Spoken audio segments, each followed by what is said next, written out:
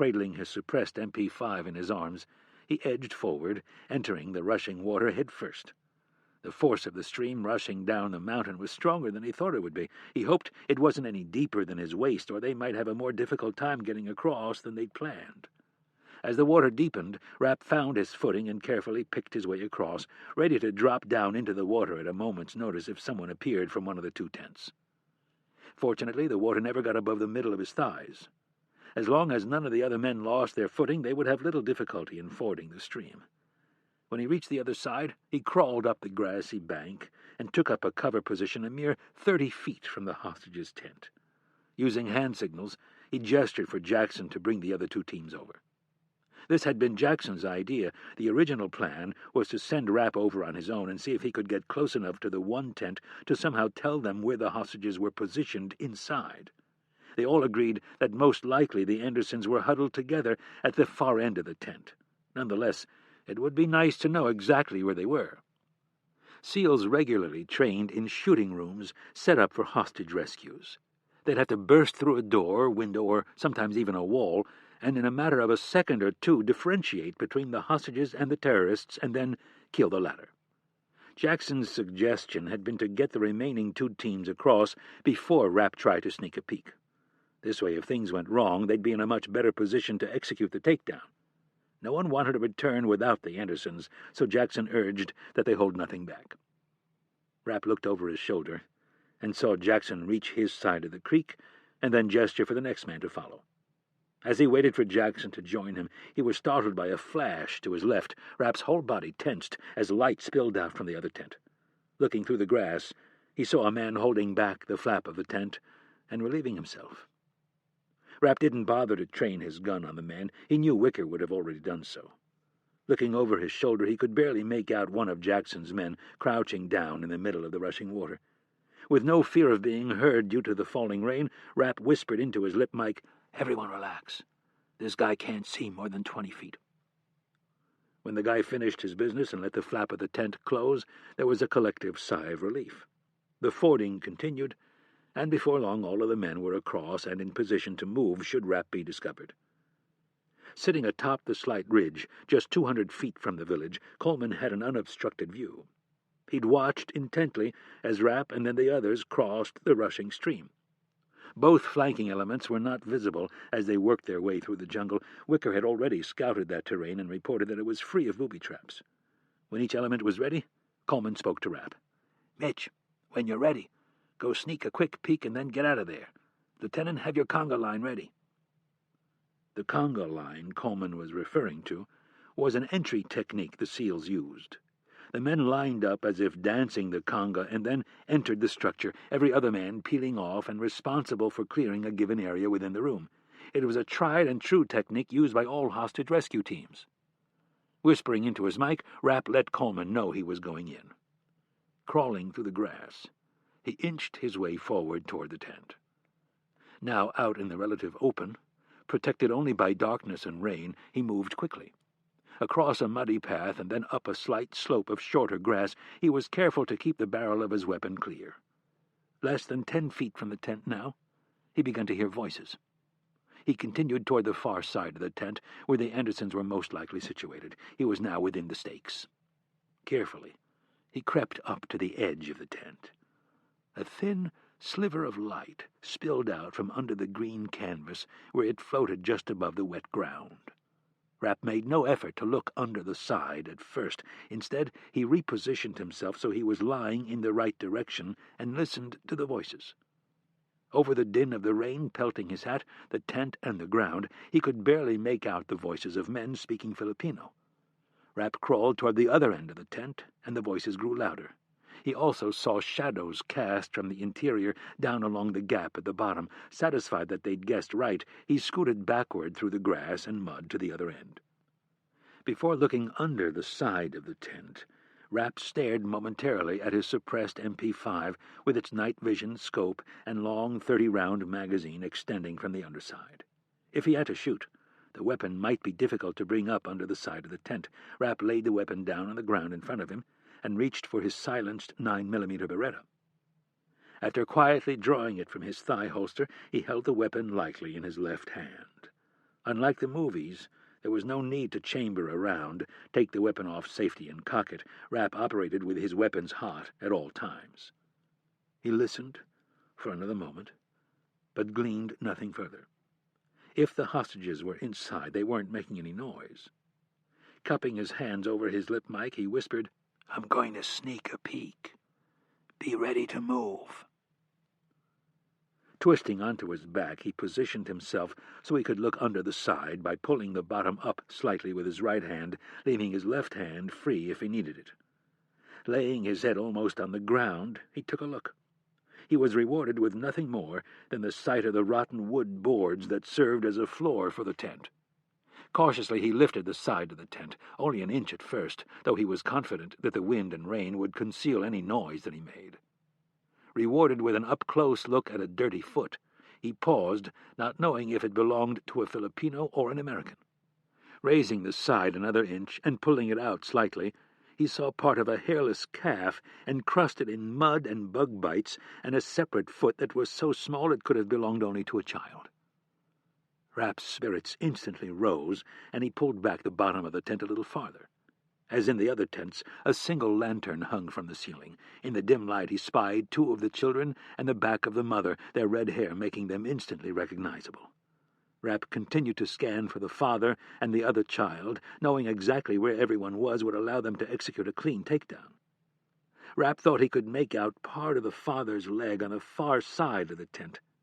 Pulling on the side a little more, he lifted his head to try to get a better angle.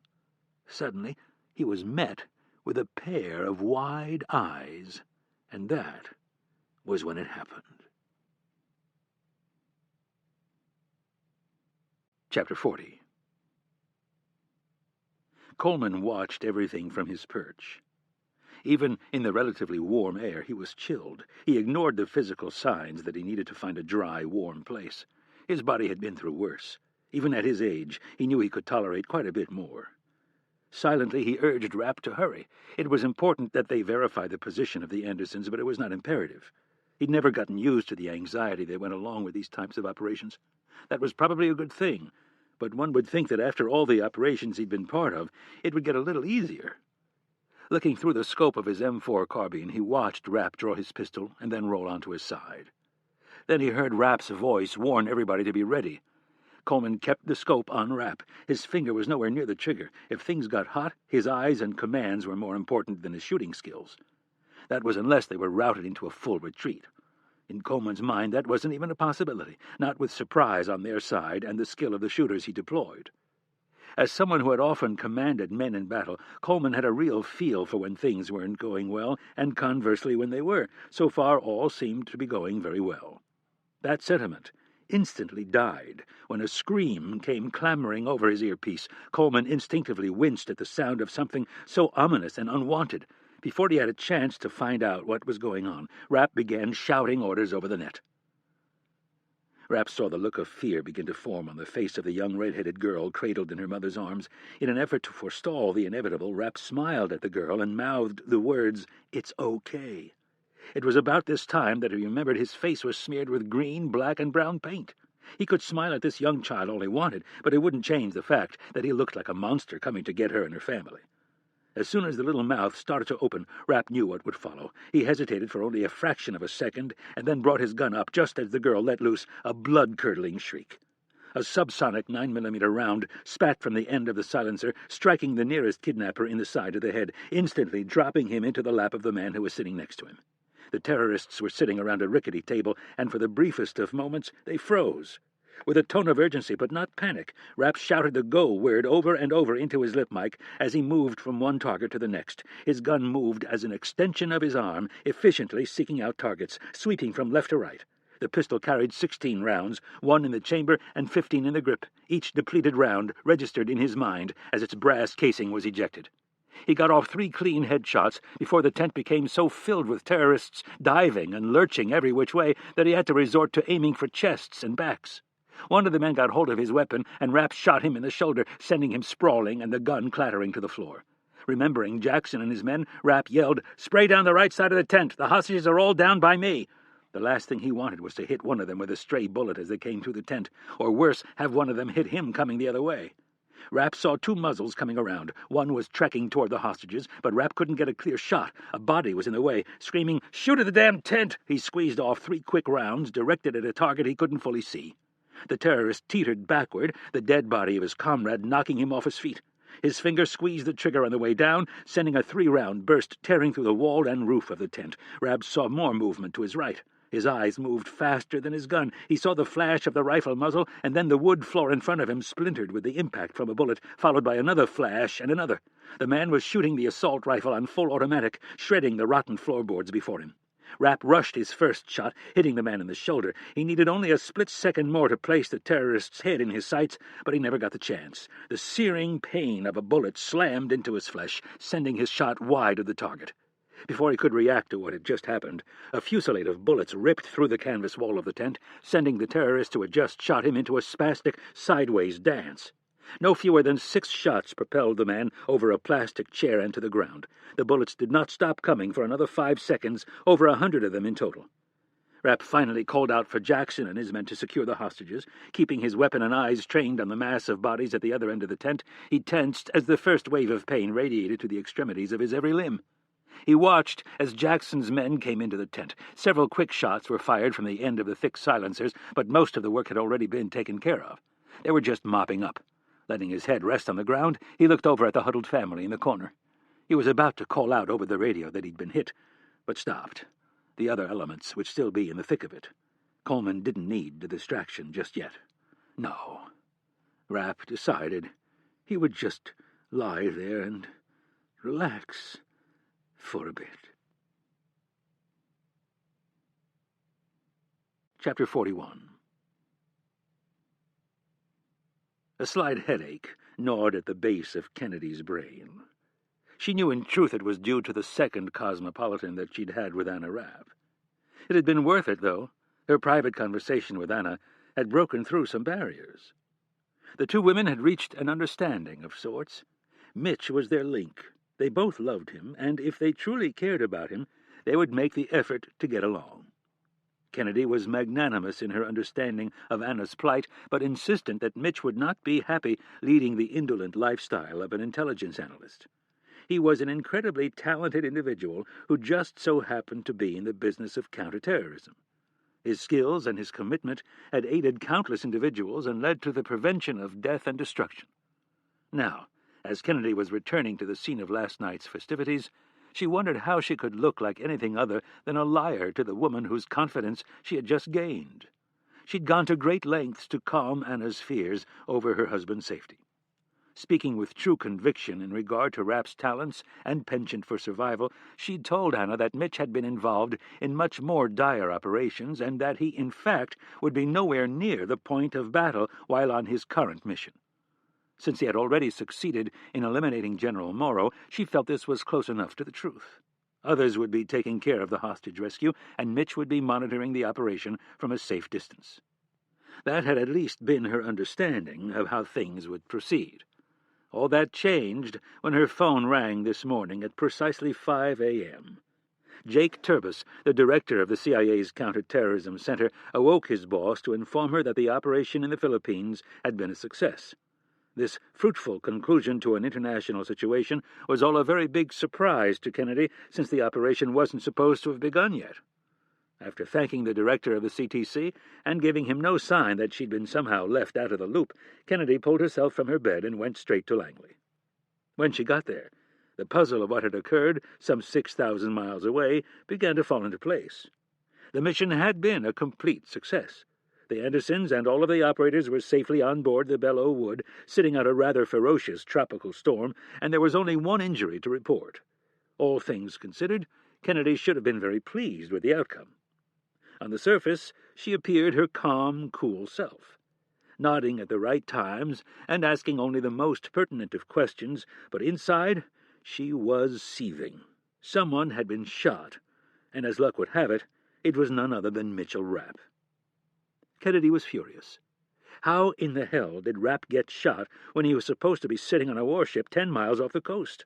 And more important, why in the hell was the timetable for the rescue operation moved up without her knowing about it? Kennedy resisted the urge to call General Flood and ask if he'd given the green light. She would need some time to gather her thoughts, and her intuition told her that Flood had also been left out of the loop. Asking half-cocked questions that she didn't know the answers to was a good way to invite inquiry into how she ran her agency. Mitch Rapp was going to have to answer some very tough questions when he got back.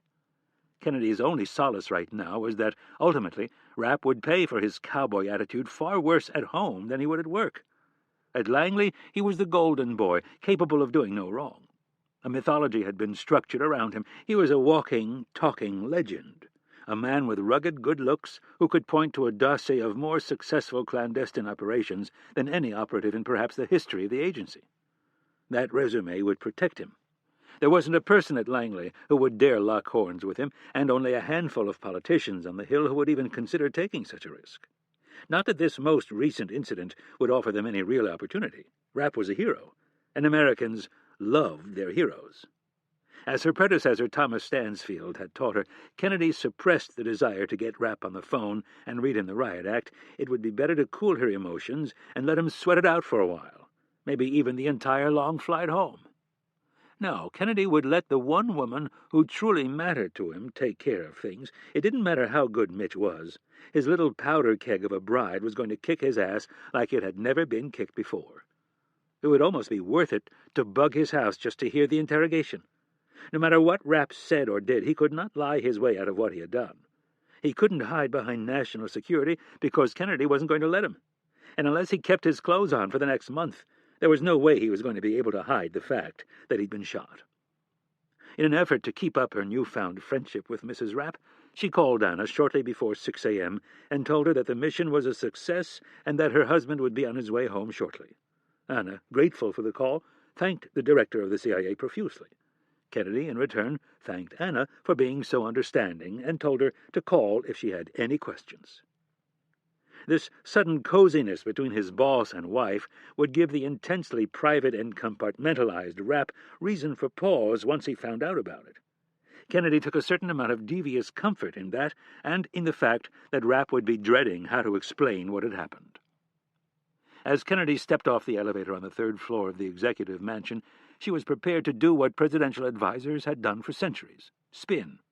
She didn't care for the tactic, but one of her most trusted and loyal employees had put her in the awkward situation of having to do so. The alternative would be to tell the president the stark truth, which could potentially have some ramifications that she didn't need to deal with right now. The outcome of the operation was just what the president had wanted. The Andersons were safe, the United States had suffered no casualties, and a message had been sent to the terrorists. Using Rapp's line of logic, or defense, as Kennedy was more inclined to say, it didn't much matter how they got there, just so long as they got there. Kennedy entered the fitness room and, after sidestepping a weight bench, approached the president, who was hunched over the console of a stair-stepper. Hayes tore his eyes off one of 3 TVs mounted on the wall in front of him. He'd seen Kennedy enter the room in the reflection of the mirrored wall. With sweat pouring from his face, he snapped, "What in the hell happened in Israel last night?" Kennedy was only momentarily caught off guard. On her way over from Langley, she'd scanned the Presidential Daily Brief, a top-secret document compiled by the CIA that kept the president and his top national security advisors apprised of what was happening in the world. "I've already put a call into Ben Friedman, but he hasn't gotten back to me yet." The president frowned at the mere mention of Friedman's name. He was well acquainted with the head of Mossad. He, in fact, detested the man, and if it wasn't for Kennedy, the president would have demanded that Prime Minister Goldberg fire the bastard. The president wiped a film of sweat from his face with a towel and growled, "It still burns my ass that he has a job." Kennedy instantly regretted mentioning Friedman's name. The previous year he had been caught giving intelligence to and aiding one of the president's chief political adversaries. It had taken a great deal of skill to convince the president that it would be better to keep Friedman in his post and use his guilt as leverage. Hayes looked at the clock. "What time is it over there?" "They're 7 hours ahead of us, sir. It's 2:20 in the afternoon." "How long ago did you call them?" "About 30 minutes ago." Kennedy folded her arms in front of her. She'd actually put in the call about an hour ago, but saw no reason to get the president more agitated than he already was. "Well, call him back again," snapped Hayes, "and tell him I want some answers." Pointing at one of the TVs, he said, "They leveled an entire city block, and they're saying the death toll could surpass 100 people, for Christ's sake." Kennedy looked awkwardly at the floor and then back at the president's reflection in the mirror. He had grown considerably more irritable lately. "Sir," she continued, "you know the Palestinians always inflate those numbers." Hayes gripped a black bar with one hand, and with the other he lowered the speed of the machine. "Have you seen the footage?" he asked, a little less confrontationally. "Yes. And you don't think it looks bad?" "Yes, it does, sir, but let me get some more information before we jump to any conclusions." Hayes nodded and began to breathe a little easier. Realizing he'd been a little hard on one of his most trusted advisers, he asked, "So, did you have a good time last night?" "Yes, I did. It was a very nice party, sir." "Good." He mopped his brow again and asked, "What's happening over in the Philippines?" Kennedy forced a smile and adjusted her glasses. "I have good news.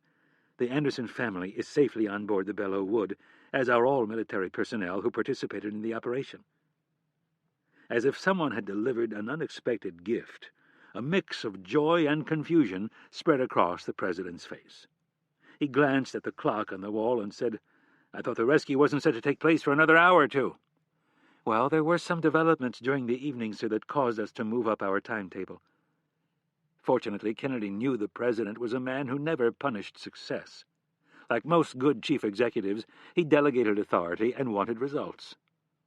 "A tropical storm blew in," she continued to explain, "threatening to ground our aircraft. At the same time, the rain provided the cover needed to sneak our ground forces into position earlier than we had anticipated. Not wanting to lose the opportunity, we gave the green light, and it went off without a hitch." Kennedy was tempted to mention that Rapp had been shot, but for now she wanted to keep that little nugget of information to herself. The president's face lit up. "That's great. When will they be arriving stateside?" The politician in him was already looking forward to greeting the family. "They have to wait for the storm to break, and then they'll start back. They could be here as early as tomorrow or Monday." "And how are they doing?" "Fairly well," answered Kennedy. "A little malnourished and covered with insect bites, but otherwise stable." The president stopped the machine and climbed off. He moved over to a treadmill and climbed on. "How are they psychologically?" Hayes pressed several buttons, and the tread started moving. Kennedy could only guess at the horrors they had suffered. From her intelligence reports on other kidnappings, Abu Sayyaf and MILF were fairly humane in the sense that they seemed to avoid rape and torture, especially of Americans. But still, being held captive thousands of miles from home in extremely primitive conditions would have taken its toll. "I'm not sure, sir. For now I bet they're just happy to be free." "Yeah, I suppose." The belt picked up speed, and the president began walking faster. He pumped his arms and said, "Do me a favor and brief Valerie on this." The president glanced at the wall clock. "She's usually in by 8 on Saturdays." The president needed his chief of staff. Kennedy understood better than most how Washington worked. Political effectiveness rose and fell with the tide of positive or negative media attention. This was too good of a story not to manage properly. Kennedy would brief Valerie Jones, and then Jones, in turn, would mobilize the formidable White House communications and press people. They would prod and squeeze this story into a 5-point jump in the polls. "Anything else, sir?" The president hesitated and then sighed. "I suppose we should have the NSC meet for a full briefing." Kennedy nodded. If the president hadn't suggested it, she would have. The various cabinet-level departments needed to be brought up to speed, especially the State Department. Somebody needed to tell President Quirino in the Philippines what the United States had just done, and in light of the sensitive subject, it would be wiser if that person were the Secretary of State rather than the President. "What time would you like me to schedule it for?" "Let's say 11 o'clock downstairs. And, if you talk to Mitch before then, thank him for me." Kennedy nodded. "He's an amazing man." Kennedy did not hesitate to reply.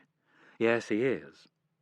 Any man brash enough to usurp the authority of the director of the CIA, the Secretary of Defense, and the President, all in one evening, was an amazing man indeed. Chapter 42. Trust was a word that David wasn't very fond of at the moment. Ben Friedman had broken their agreement. There could be little doubt, based on the news reports, that the head of Mossad had wanted his newest informant to die in the attack that had taken place on the previous eve.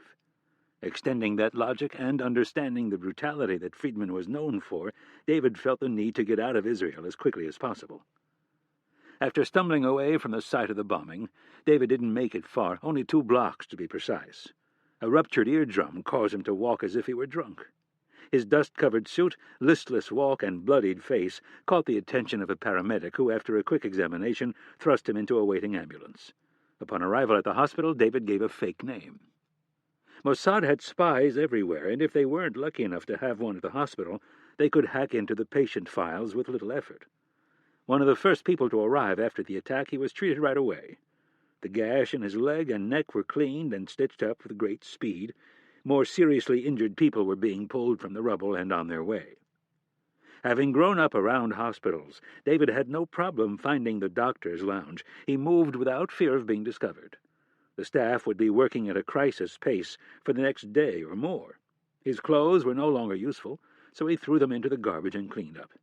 The only thing he kept were his undergarments, shoes, and a money belt that contained cash and documents for an assumed identity. Next, he searched the lockers until he found one that contained clothes roughly his size.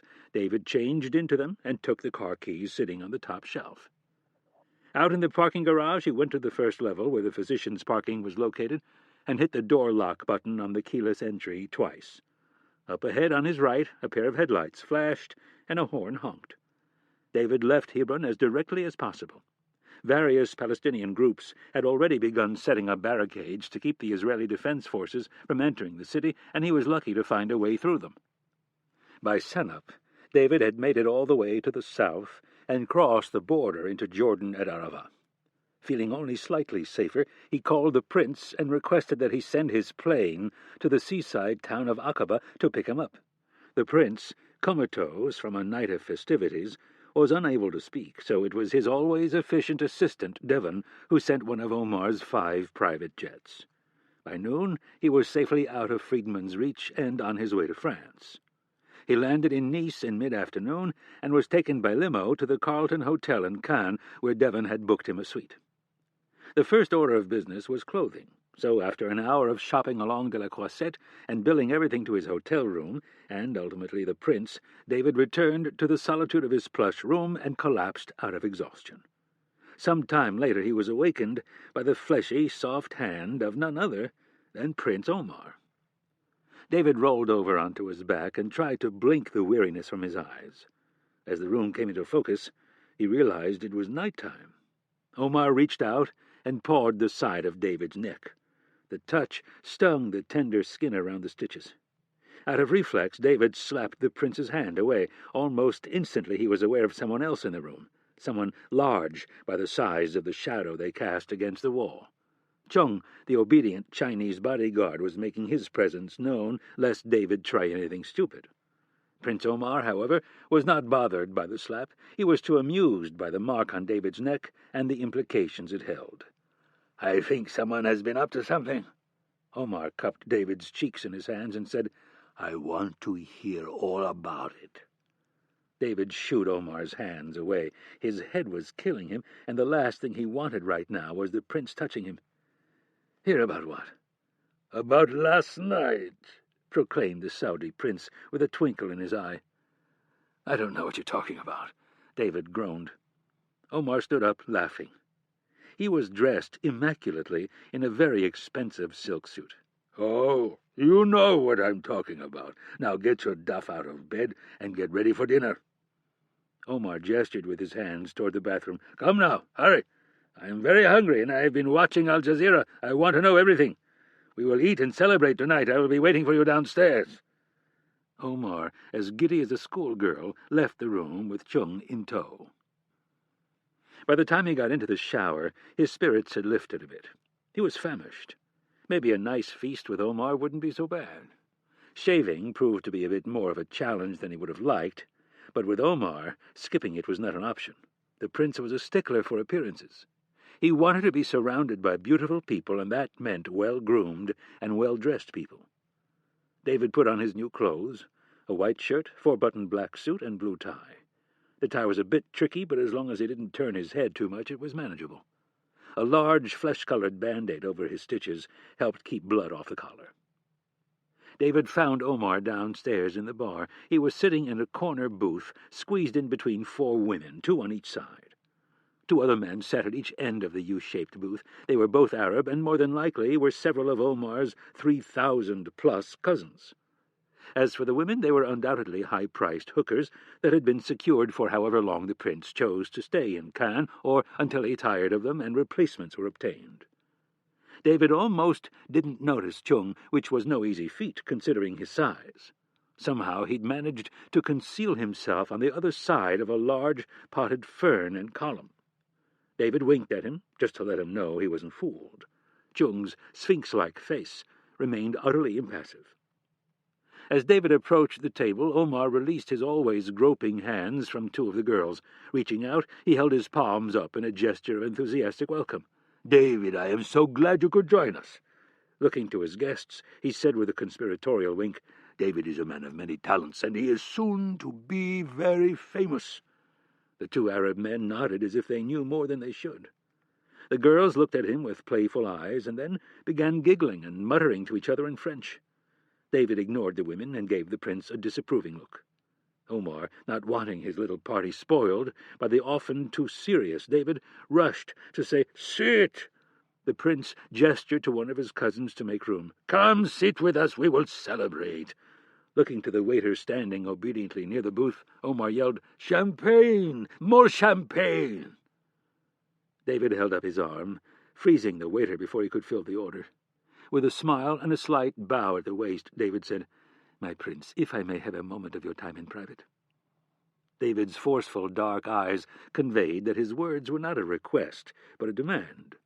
"Of course." Omar clapped his hands twice and gestured for the table to be removed. He was not about to slide his plump form out of the booth.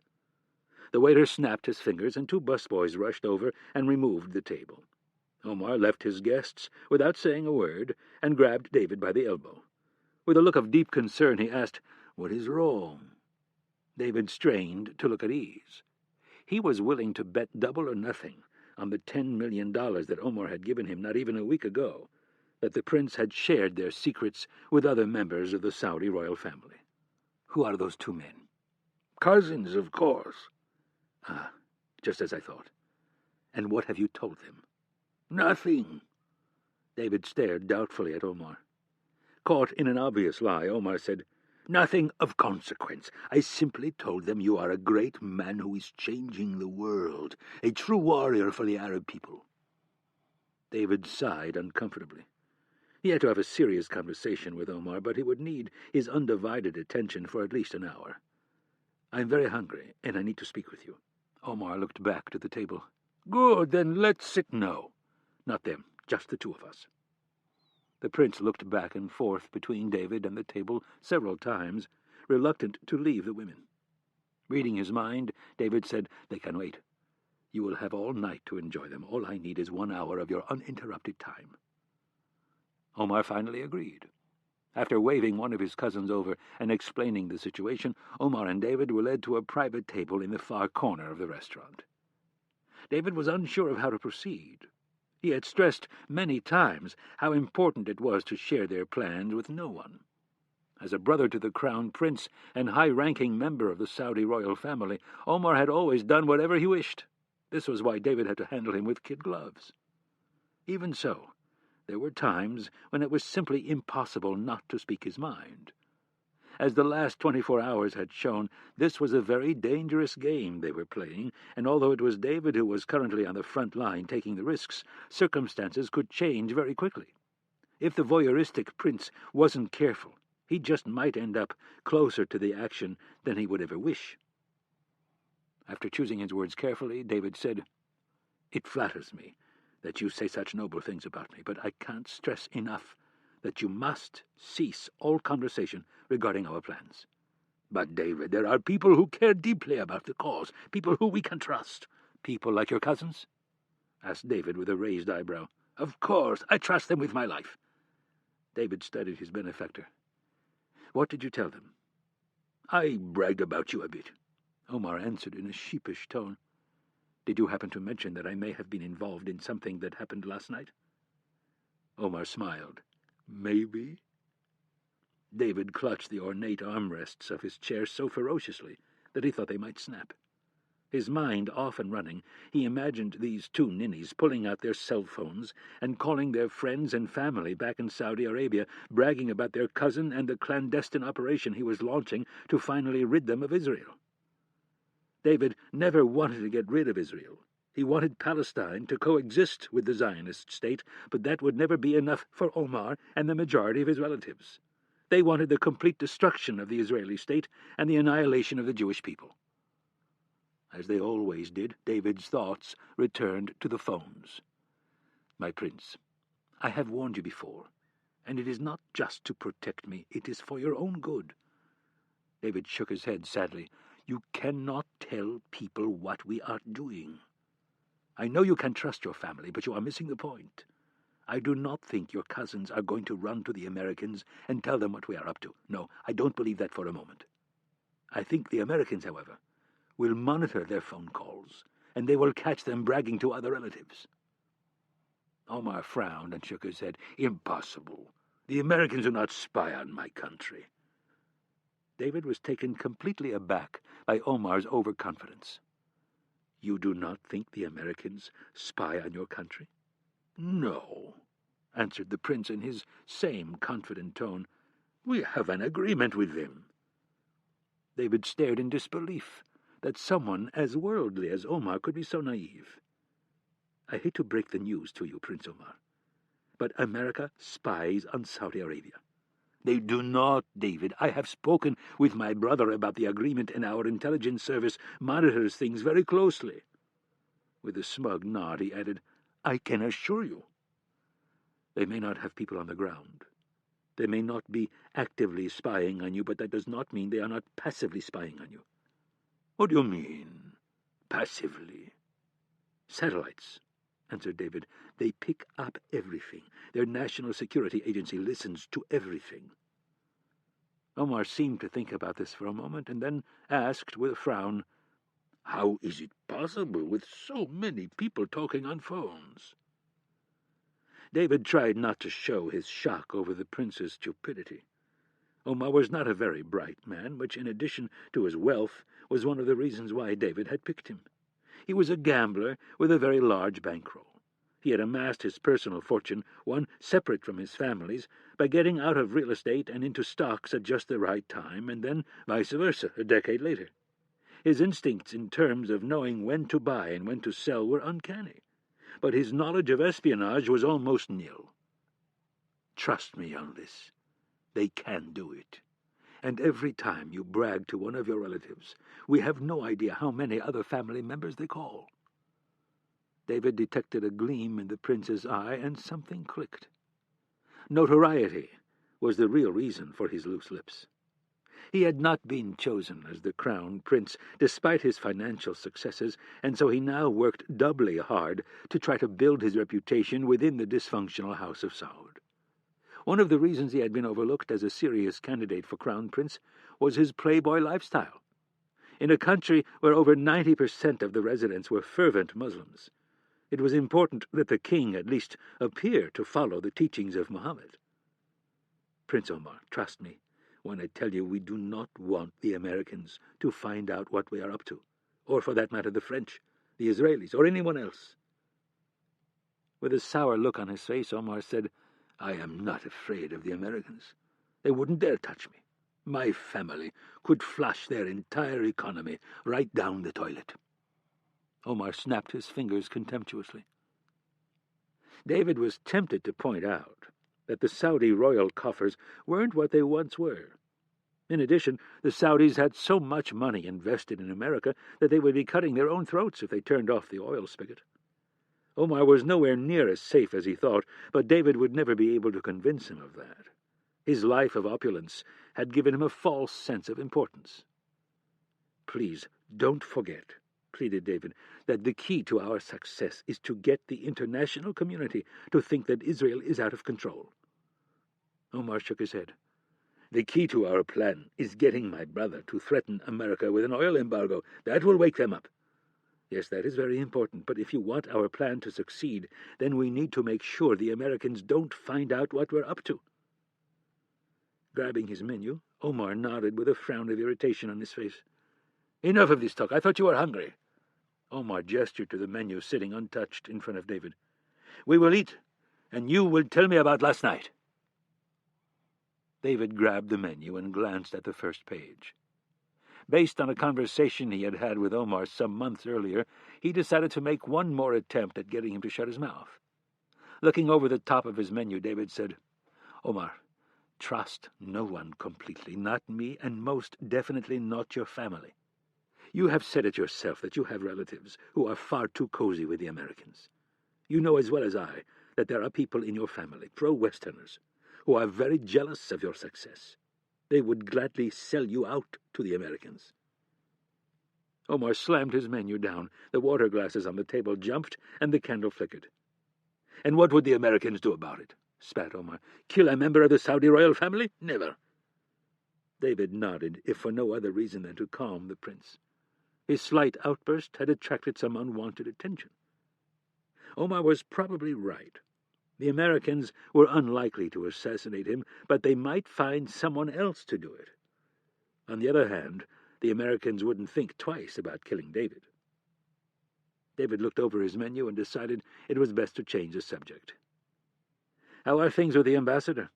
"Fine," snapped Omar. "Devon has already wired him half the money, and he will get the other half on Monday. We own him." David was pleased to hear this. The ambassador would be a vital part of their overall plan.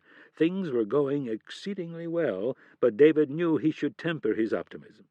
Hebron had worked out beyond David's wildest dreams.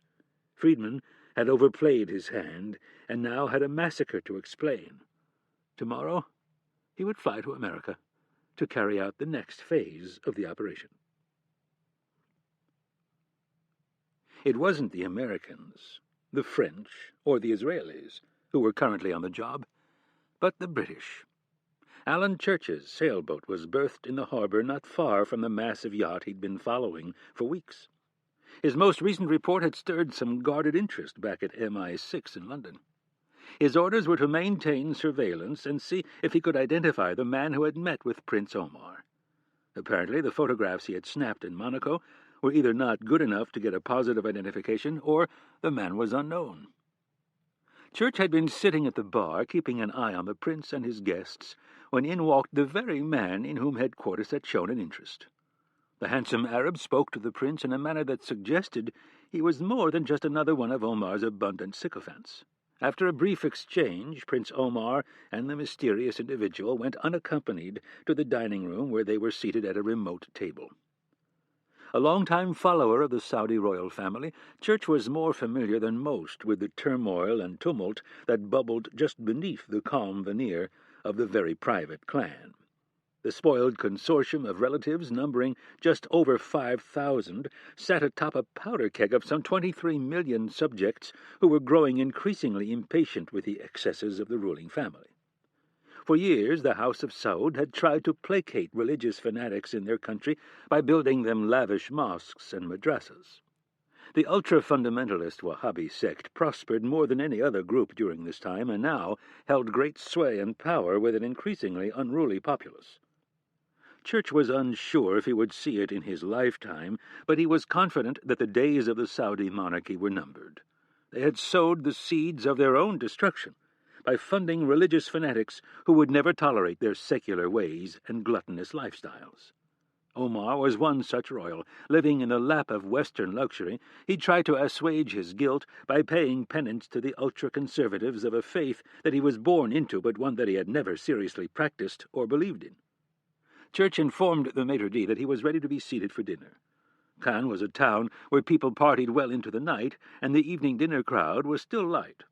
The man escorted Church through the restaurant to a table that was surprisingly closer to the prince than he would have liked. Church noticed the prince's guest give him a suspicious glance. Knowing the limitations of his listening device, and not wanting to raise undue suspicion, Church stopped the maitre d' and pointed to a table that was closer to the bar and farther away from the subjects. The two men reversed course and left Prince Omar and his guest to talk without fear of being heard. Sitting with his back to the wall, the British agent now had a perfectly good view of both the bar and the prince and his acquaintance. Personally, he was more interested in the four women the prince had left in the bar, but duty was duty, so he turned his attention to the matter at hand. He retrieved a case from the breast pocket of his suit coat and donned his reading glasses. After fumbling with the case for a second, he placed it on the table, with the open end pointed directly at the two men conversing in the far corner of the restaurant. With the tiny directional microphone and recorder now doing the tough work for him, Church opened the wine menu and began searching for a nice, expensive bottle of Bordeaux, courtesy of the British government. Chapter 43. Kennedy was back at Langley, sitting in her large corner office on the 7th floor. It was nearing 3 in the afternoon, and on most Saturdays she would not be in the office this late, but it was pouring outside, and her son Tommy was at a friend's house until 5. Her 7-year-old was getting more and more independent, which to Kennedy was both good and bad. Good, because he was a little less demanding of her time, and bad, because he was a little less needy of her affection. At 7, Tommy was coming out of his shell. His reserved manner had worried his teachers more than it had his mother. Others assumed it was the divorce that had caused young Thomas to be so shy, but Kennedy thought it had more to do with the fact that his mother didn't really speak for the first 5 years of her life, and to this day opened her mouth only when she really needed to. Kennedy looked at her son's shy demeanor as a positive. Just like his mother, he was very cautious around strangers, slow to anger and deeply introspective. The boy had a wonderful imagination and was capable of playing by himself for hours on end. On the other hand, he was also capable of burying his mother under an avalanche of questions when it was least expected. Now in the 1st grade, he was making friends, playing sports, and getting perfect marks, which was no surprise considering the IQ of his parents. While his father may not have been the most responsible and selfless man, he was nonetheless very smart. Fortunately, he didn't come around often. In Kennedy's mind, he was a distraction from an otherwise tranquil and loving home. There were other male role models around. Tommy adored Mitch, and just so happened to have a crush on his new bride. Mitch constantly prodded her son to get involved in sports, and loved to take him up to Camden Yards to go watch the Orioles. Next summer, Mitch had promised to teach Tommy how to water ski, and now that she and Anna had reached an understanding, it was likely that they would see more of each other. There was also the quirky Frenchman a few doors down, Mr. Soucheret, who hung out in his garage all day listening to the radio, tinkering with an endless array of gadgets, and pursuing his lifelong fascination with the internal combustion engine. Thanks to him, Tommy probably knew more about cars, motorcycles, and anything that ran on gasoline than probably any 7-year-old in the country. Kennedy closed the file on her desk and put her pen down. With a yawn, she took off her glasses and rubbed her tired eyes. If she left now, she could probably sneak in a quick nap before Tommy returned from his friend's house. She grabbed several red folders off her desk and spun her chair around. After placing the files in her safe, she locked it. She was about to get up when her large, white, secure phone rang. She looked at the display and frowned. Ben Friedman was finally returning her call almost 9 hours later. The man had gall. She possessed enough information to destroy him, and still he played these games. She was sure he would have some excuse to explain why it took him so long to call her back. Kennedy looked out at the falling rain and grabbed the handset. "Irene Kennedy." "Irene, it's Ben. I'm sorry I couldn't get back to you sooner, but as I'm sure you've seen on TV, I've had my hands full over here." "Yes, we've been watching. We took out a bomb factory last night, and now we're bracing ourselves for reprisals." There were times when Kennedy wished she were more like Mitch Rapp.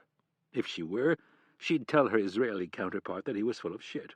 The news outlets were reporting that the Israeli Defense Forces attacked a bomb-making factory in Hebron, and that was why the damage was so extensive. The Palestinians were denying any such factory existed, and claimed the Israelis had attacked a civilian neighborhood without provocation. The truth, as always, lay somewhere in the middle. Jake Turbis from the CTC had briefed her only an hour ago that they did not think a bomb factory was the target.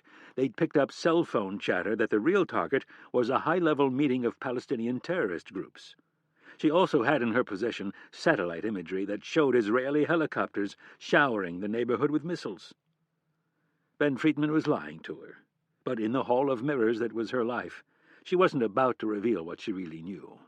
Instead, she simply said, "The President is very alarmed by the amount of people killed in the raid last night." In his standard defensive tone, Friedman said, "Irene, we had no idea that the secondary explosion would be so large. They had enough explosives there to level the whole block." Obviously, she thought. The latest intelligence reports indicated that the Israeli Defense Forces were not in control of the site. Various terrorist and militia groups around Hebron had set up roadblocks to keep the Israeli army out, and they had maintained their position just long enough for the media to show up and begin filming the carnage. The Israelis had fallen into this public relations nightmare before and immediately pulled back. Footage of tanks crushing teenagers and young men, no matter how just the cause, did not play well for the rest of the world. Friedman was playing a dangerous game here. If the Palestinians were telling the truth about the number of dead, they would have quite a case to take to the UN. When she spoke to the President, she would have to apprise him of the possibility. No sense going too far out on a limb to defend Israel if they weren't going to tell the truth to their best ally. She decided to prod him just a bit. "You know that the Palestinians are saying you attacked a neighborhood without provocation." Friedman scoffed. "I could have written their press release for them before the operation was even launched. It's the same lies every time." "Yeah, I know," Kennedy answered with well-feigned sincerity. "The only problem is," she thought, "that they in turn could have written your press release for you. You know the timing of this is very bad." There was a long pause, and then Friedman asked, in an agitated tone, "How so?" Friedman's frustration was not lost on Kennedy. Her Israeli counterpart was an unusually blunt man, but something in his voice told her that he was under a lot of pressure. He had his enemies in the cabinet, doves who wanted to disengage and start real peace talks. She was sure they were none too fond of this current operation. "The President is meeting with the Crown Prince of Saudi Arabia next week," offered Kennedy, "and the main topic of discussion was going to be a renewed peace initiative in the Middle East. But now that we have dozens of Palestinian women and children being pulled from the rubble, the whole thing might be a non-starter." "Irene, it was a damn bomb factory." "And it has taken the President months just to get the Crown Prince to sit down." "You know as well as I do," spat Friedman, "that the Crown Prince will never support real peace. The day he recognizes Israel is the day he ignites the revolution in his country and slits his own throat." "You think we don't know that?" asked Kennedy, maintaining her neutral tone. "The President wants assurances on other fronts. We want to see a real crackdown on the terrorist groups operating out of Saudi Arabia. We want to see the funding of these groups stopped." "Irene," Friedman interrupted her and let out a sigh of frustration, "we've been over all this before. I appreciate the efforts you make on our behalf, but this is our war. We are on the front line. We are the ones facing terrorist bombers every day. We will not sit on our hands. When we receive solid intelligence, we are going to act, and if these cowards insist on hiding behind women and children, then so be it." "Ben, I am well aware of your difficulties, but you can't go it alone. You need to do a better job of keeping us in the loop."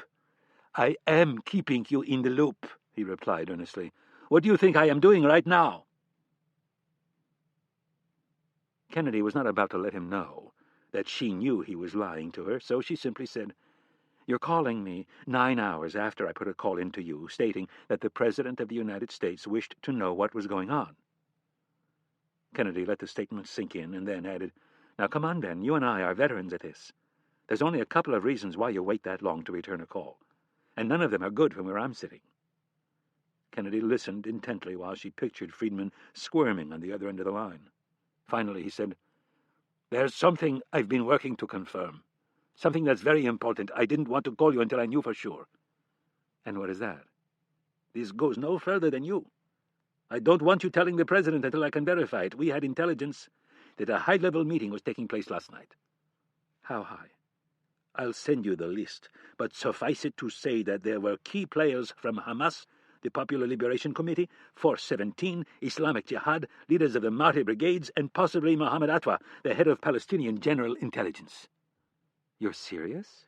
Kennedy acted surprised. So the story about the bomb-making factory is true. We did not know it was there. Our rockets set off secondary explosions that were unavoidable. Kennedy wondered why it had been such a struggle for Friedman to tell her about the real intent of the operation, and why, according to her facts, he was still lying to her about the bomb factory. When will you have confirmation on who was taken out in the strike? By tomorrow I should have a good idea. I have an asset posing as a cameraman who's photographing the dead. Those pictures, along with the intercepts we're picking up, should give us a fairly complete list. Listen now, said Friedman, reasserting control. I have to go now. If I find anything else out, I'll let you know. All right. Before she could say goodbye, Friedman was off the line.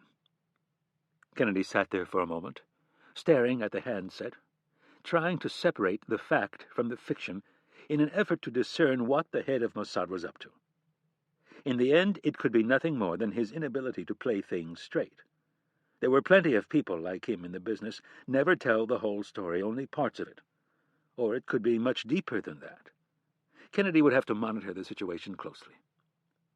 Turning to her computer, she fired off a quick email to Jake Turbis that she wanted him to personally look into the events in Hebron and do so without the aid of Mossad. She wanted clean, untainted facts by which to judge Friedman's honesty, or, more likely, lack thereof. Chapter 44. Ben Friedman sat on the porch of the house, sipping a glass of water and looking out at the rolling terrain under the moonlit evening sky. He desperately wanted a drink, but one had not been offered to him. It had been a very long day trying to manage the situation in Hebron. There were people in his government who didn't appreciate the victory he had achieved. They were weaklings, men and women who didn't have the stomach to fight for the preservation of Israel. The man he was waiting to see had the determination, though. The ranch in the Jordan Valley belonged to Prime Minister David Goldberg.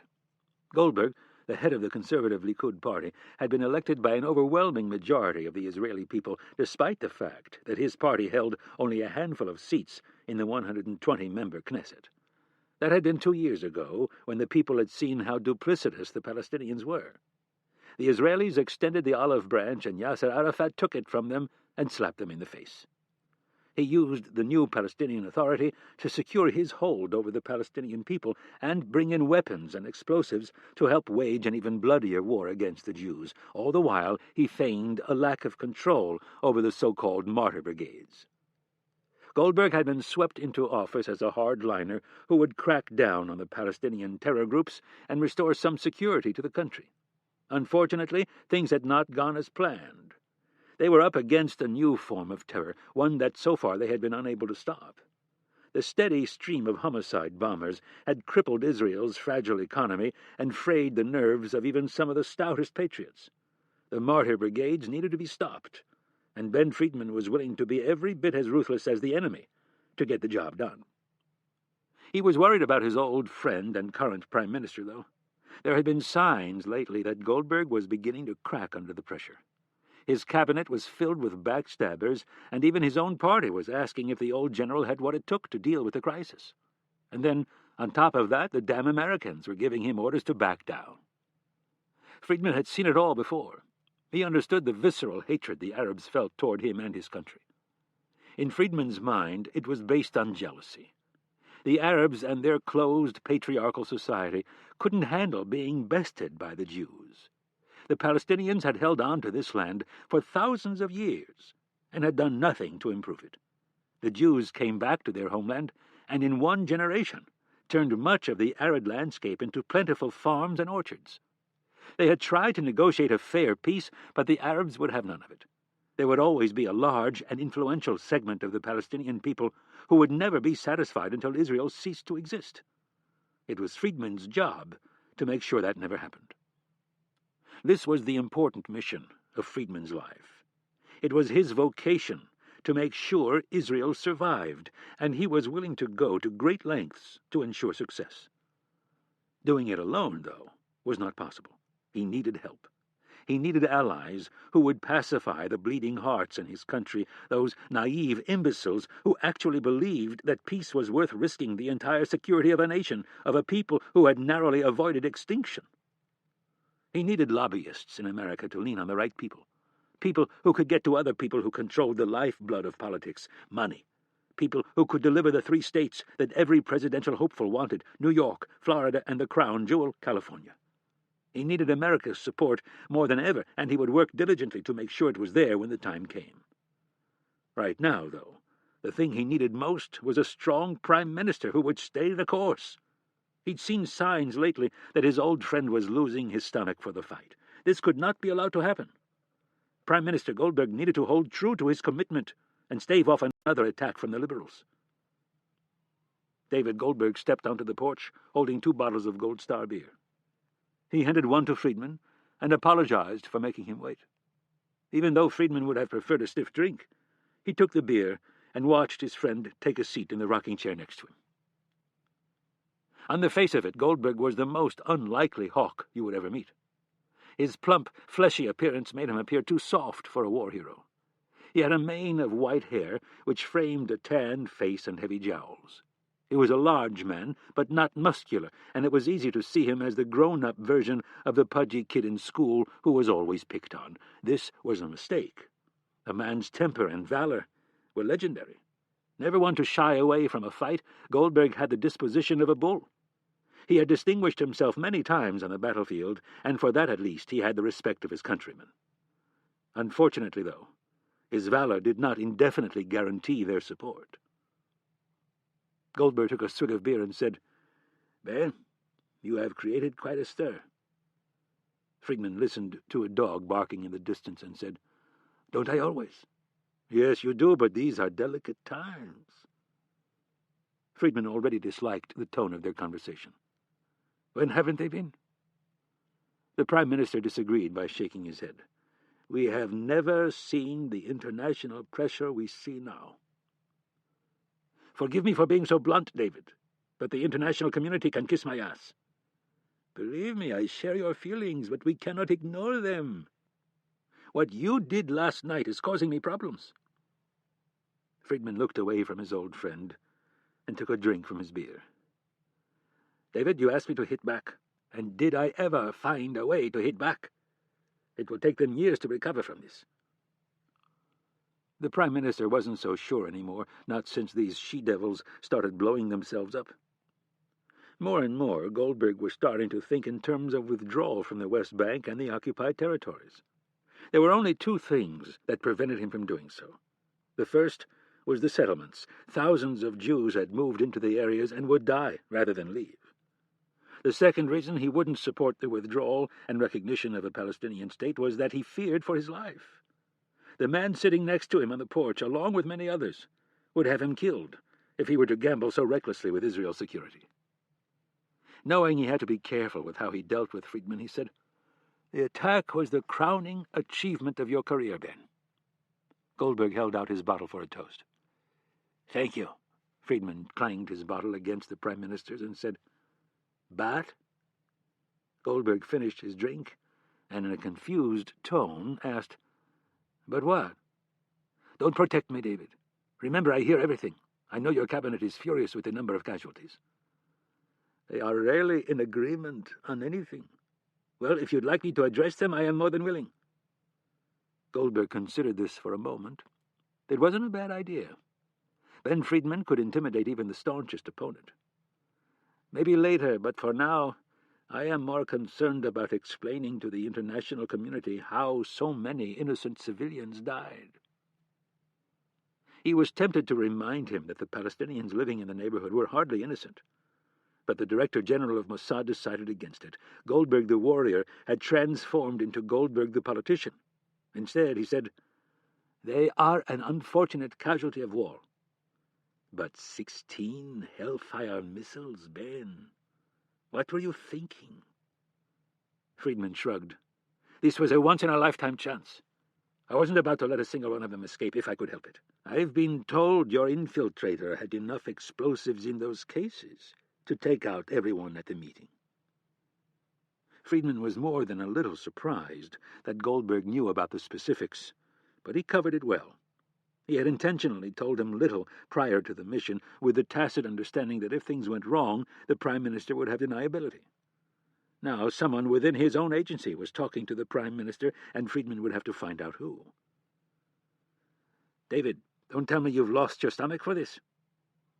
A scowl formed on Goldberg's face. "Don't confuse the issue, Ben. I'm hearing things from other sources. I'm hearing that you went overboard on this thing, that we could have avoided killing all the innocent civilians." Friedman stopped rocking and looked harshly at his old friend.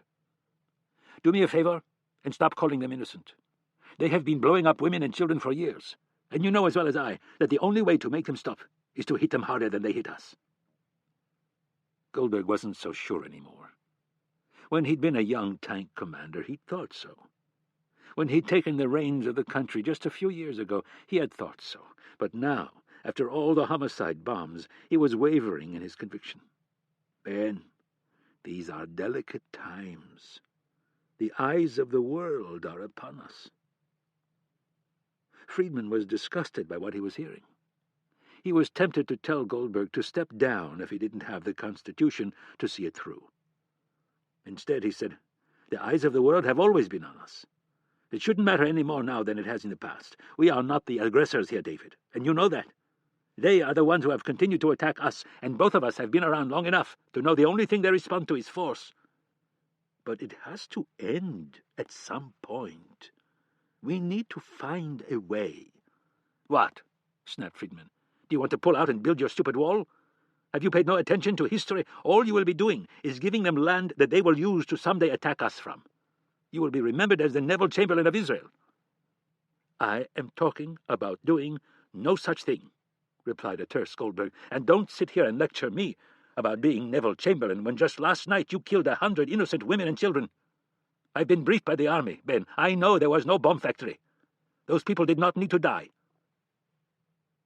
Friedman did not intend for this meeting to head in this direction, but he was not about to back down. "I will admit that some of those deaths are regrettable, but again only a few. The overwhelming majority of the people who were living on that block were either terrorists or supporters of terrorists. I will lose no sleep over my decision, and I will gladly stand before your cabinet and defend my actions." "It is not the cabinet that I am worried about," snapped Goldberg. "It is the UN, and it is the Americans. If they decide to look into this and they find out that there was in fact no bomb factory, you will have done us great harm." "They will not look into it," promised an irritated Friedman. "I can handle the Americans. I always have, and I always will, and as far as the UN is concerned, they are a bunch of impotent dilettantes. A week from now, this will all be forgotten."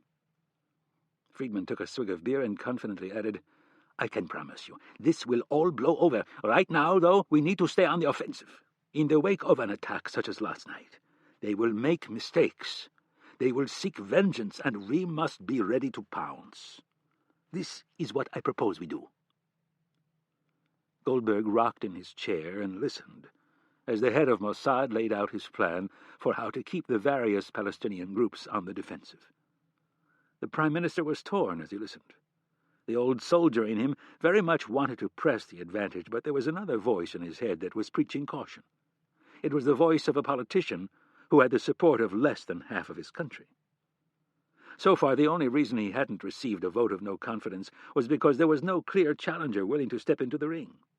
His opponents were circling, though, and it wouldn't be long before they pounced. For the time being, he would have to keep a close watch on Friedman. If the UN found out what had really happened in Hebron, his cabinet would turn on him in a second, and Israel would once again be forced back to the peace table with weak leadership at the reins of power. Chapter 45. It was Sunday night. It was late, and Mitch Rapp sat awkwardly behind the wheel of a sedan, his body contorted in such a way as to keep his right butt cheek from touching the seat. Medically speaking, the ass was not a bad spot to be shot. No vital organs, just a lot of muscle and fat. In terms of general comfort, though, it sucked. To the amusement of Coleman and his men, Rapp had flown all the way back from the Philippines, either standing or lying on his stomach. With the mission a complete success, and Rapp's long-term health not an issue, the men were able to make light of his situation. For the most part, Rapp took the ribbing well. The humor was at least a welcome distraction from having to dwell on what awaited him when he got home. Relationships, he was finding, were tricky things. He'd already learned that often his recollection of what had been said or promised varied greatly from his wife's.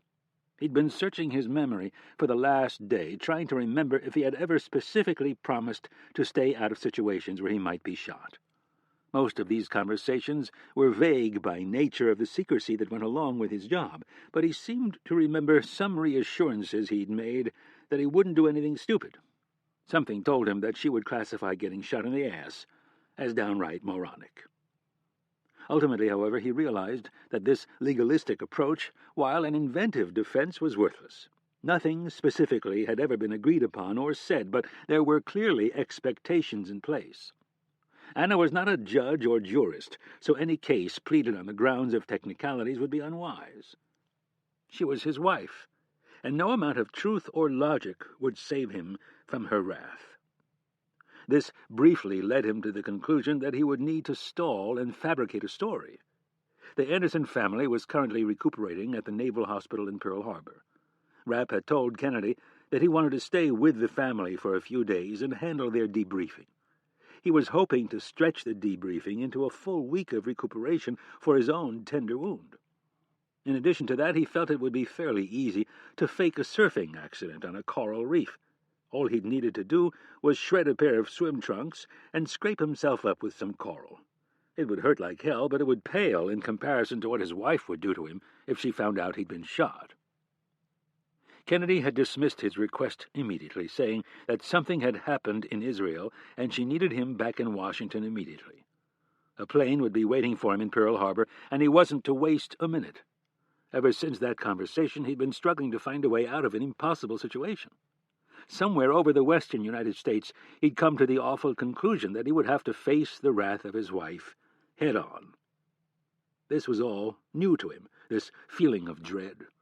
Relationships for Rapp had always been fairly uncomplicated. Since the death of his college sweetheart, he had never allowed anyone to get that close to him. Part of it was his job. Intimacy involved honesty, and his job precluded allowing any woman to really know him. There had been a torrid affair with Donatella Ron, an Israeli spy, that had lasted on and off for several years. In certain ways, Donatella knew him better than anyone.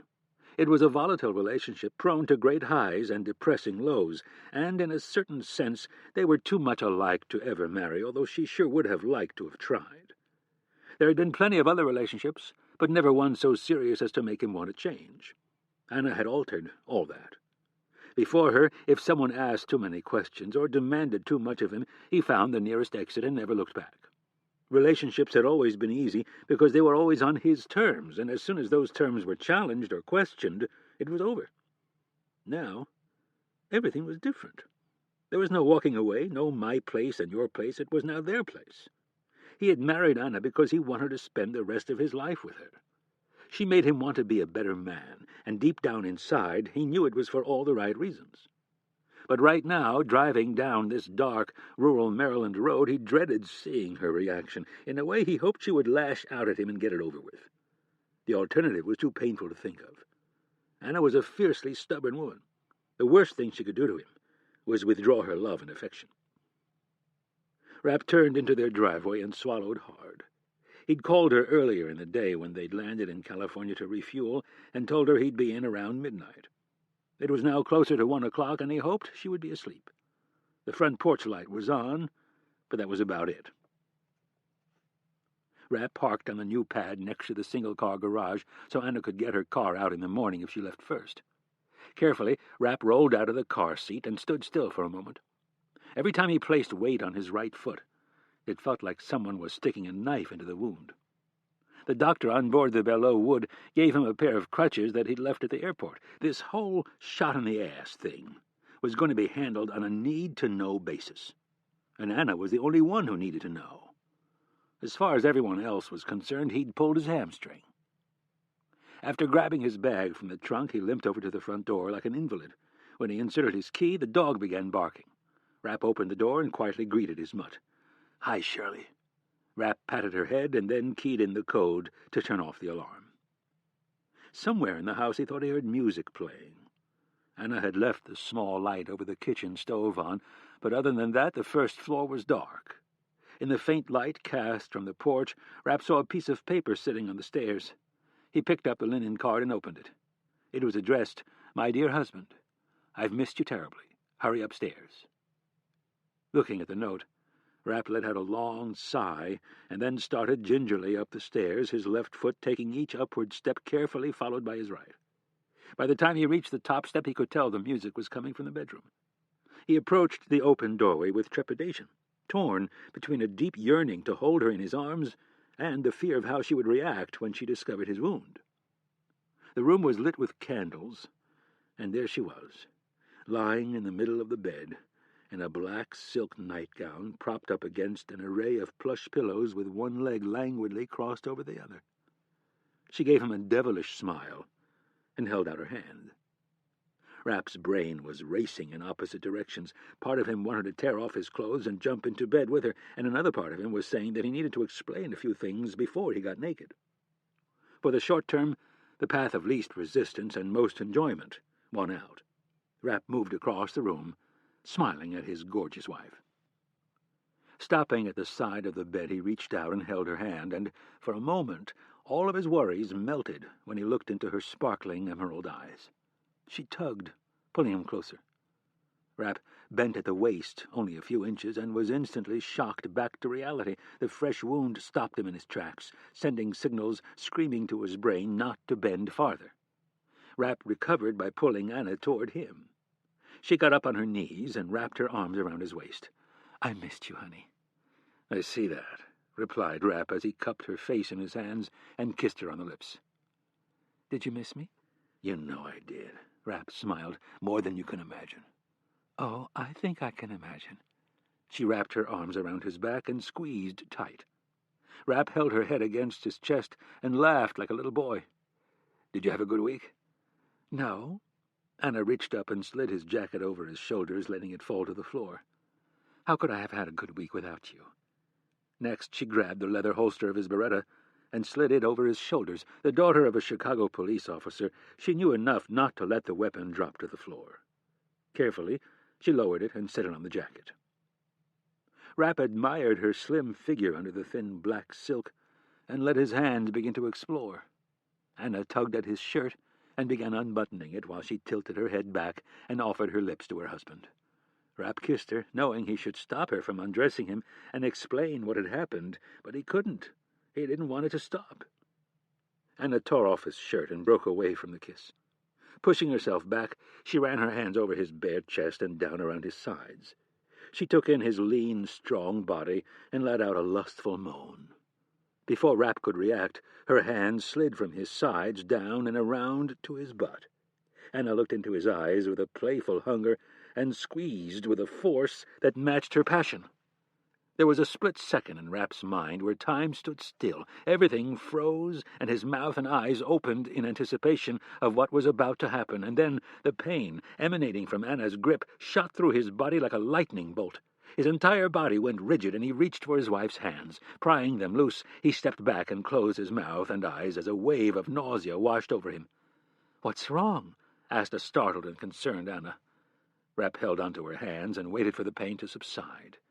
In a weak attempt to lighten the situation, his painful expression lessened into a grimace, but not quite a smile. His brain searched for the right words, but they weren't coming. "What's wrong? What did I do?" Anna stepped off the bed, holding her hands out gently. "You didn't do anything," Rapp managed to say. "It's just something that happened to me." "You're hurt?" Anna looked confused. "Why didn't you say something to me? What's wrong?" The questions kept coming as she moved closer, and he backed away in a weak attempt to buy some time. "Honey, it's not a big deal. I just suffered a little injury while I was in the Philippines." "What kind of injury? Let me see it." Rapp held onto her hands. "No, you don't need to see it. It's no big deal." Anna detected the look of guilt on his face and seized upon it. "What do you mean I don't need to see it? I'm your wife." "Honey," Rapp said in a lame attempt to calm her, "it's really no big deal." Anna released him and took a step back, placing her hands on her hips. With a menacing look, she stared him right in his face and said, "You are trying to hide something from me, Mitchell Rapp, and you'd better come clean right now, or we are going to have serious trouble." Rapp let out a nervous sigh. He was boxed in with nowhere to go. Defeated and embarrassed, he said, "I was Shot during a hostage rescue. And shot? Screamed Anna. Oh, my God, where? Are you all right? Yeah, I'm fine. Concerned and puzzled, Anna asked, So where were you shot? Rapp hesitated, and then, in a slightly embarrassed tone, said, In the ass. But don't worry, I'll be fine. It just hurts a lot. Confusion spread across her face. How did you get shot? I can't talk about that, Rapp replied with as much confidence as he could muster. It's classified. Anna placed her hands on her hips and looked angrily at her husband. Classified my ass! You're my damn husband for a week. You come home one night and tell me you have to leave town on an urgent matter and that, oh, by the way, you won't be doing any more of that James Bond stuff that you used to do. She stabbed a finger at his chest, backing him into the corner. You lie to me, Mitchell. No, Rapp kept his hands out in front of him. That's not true, honey. Don't bullshit me, Mitchell. And then to add insult to injury, I run into your boss at the White House on Friday night, and she tells me you're over in the Philippines, supervising the rescue of that family of Americans. Irene told me you were on some ship and out of harm's way. Folding her arms tightly across her chest, she added, I can't believe I was dumb enough to trust her. Rapp was completely caught off guard that his boss had confided in his wife. Shocked, he asked, Irene told you about the mission? Yes, Anna got right in his face. And don't try to change the subject or hide behind all that national security crap. If you want this marriage to survive, you'd better come clean with me right now. How in the hell did you get shot? There was no more room to maneuver. I was shot during the hostage rescue. So you weren't on the ship? You were right there in the thick of it? After hesitating for a second, he said, Yes. Anna began shaking her head. Through clenched teeth, she snarled, That bitch! She lied to me. Looking her husband in the eyes, she said, Your boss sat there and lied to me at the White House. She ordered you to lead this hostage rescue and then had the audacity to tell me you were safe. She clenched her fists and let out an angry scream. You're done working for her, and when I see her, boy, am I going to let her have it. Rapp held up his hands in an effort to calm his wife. Caring too much for Irene to let her take the heat for something she didn't do wasn't his style, and, in addition, something told him that when the two most important women in his life got together and compared notes, they would discover that it was not Irene's fault. Anna, don't blame this on Irene. Why shouldn't I? She snapped. Because, as far as she knew, I was not directly involved in the operation. Anna took a moment to try to decipher the importance of what her husband had just said. What do you mean? She's your boss. Well, she's busy. She doesn't have time to micromanage something that's happening thousands of miles away. Rapp watched nervously as his wife's face twisted into a skeptical frown. Trying to stop her from scrutinizing his words too closely, he said, Hey, the important thing is I'm home and I'm safe. Smiling, he added, I've got a little scrape that you won't even notice in a week or two. What are you talking about? Shouted an incredulous Anna. You were shot in the ass. She reached out to take a swat at his butt, but he blocked her. Honey, let's calm down. Don't honey me. And don't tell me to calm down. A couple of inches in the other direction, and you could have been hit in an artery, or maybe even your dick, you stupid macho jerk. But I wasn't. I'm fine. Don't worry about it. It won't happen again. Yeah, right, snarled Anna, without an ounce of sincerity. So tell me something, Mr. Big Shot, Mr. Tip of the Spear. Anna used her fingers to make mocking quotation marks in reference to several articles that had been written about his role in America's battle against terrorism.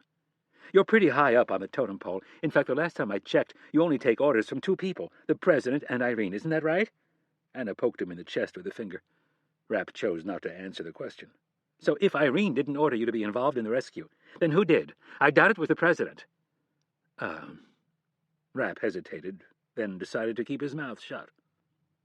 You did, didn't you? Slowly he began to nod and then said, Yeah. You asshole. You lied to me. No, I didn't, Rapp said, shaking his head. Don't even try it, Mitchell. Anna shook her fist at him. You told me you were done with this type of stuff. No, I never said that. Anna took a deep breath, trying to gain some composure, and then let out a banshee-like scream.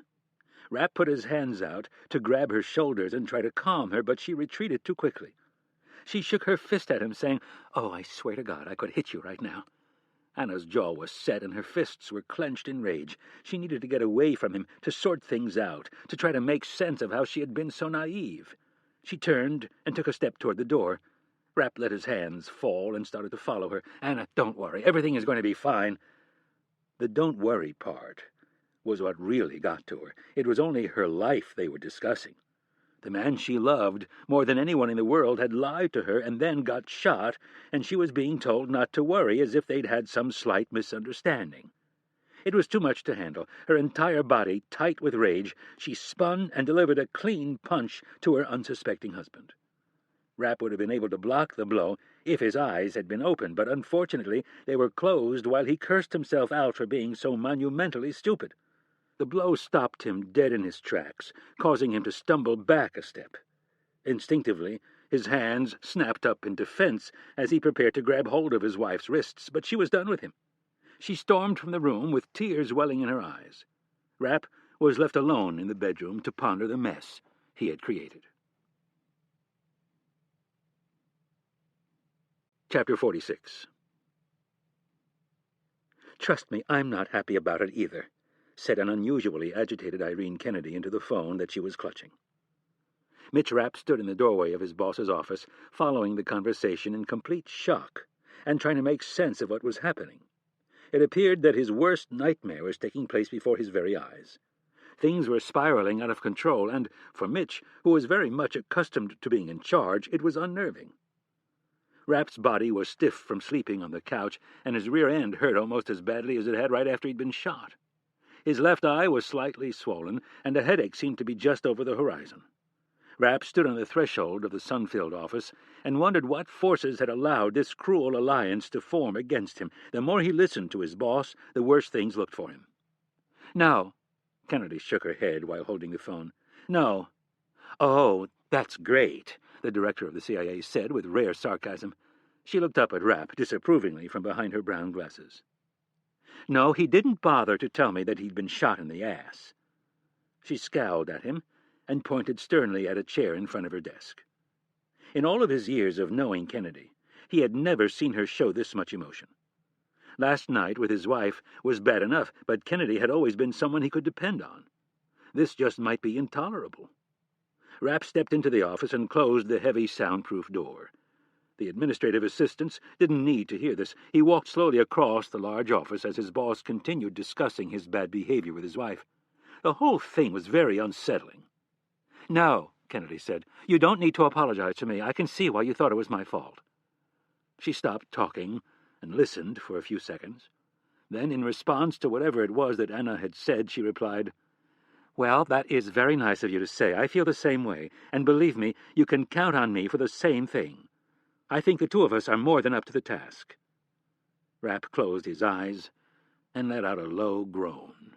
He felt like he was back in grade school, standing in the school office listening to his principal and mother conspire against him on the phone.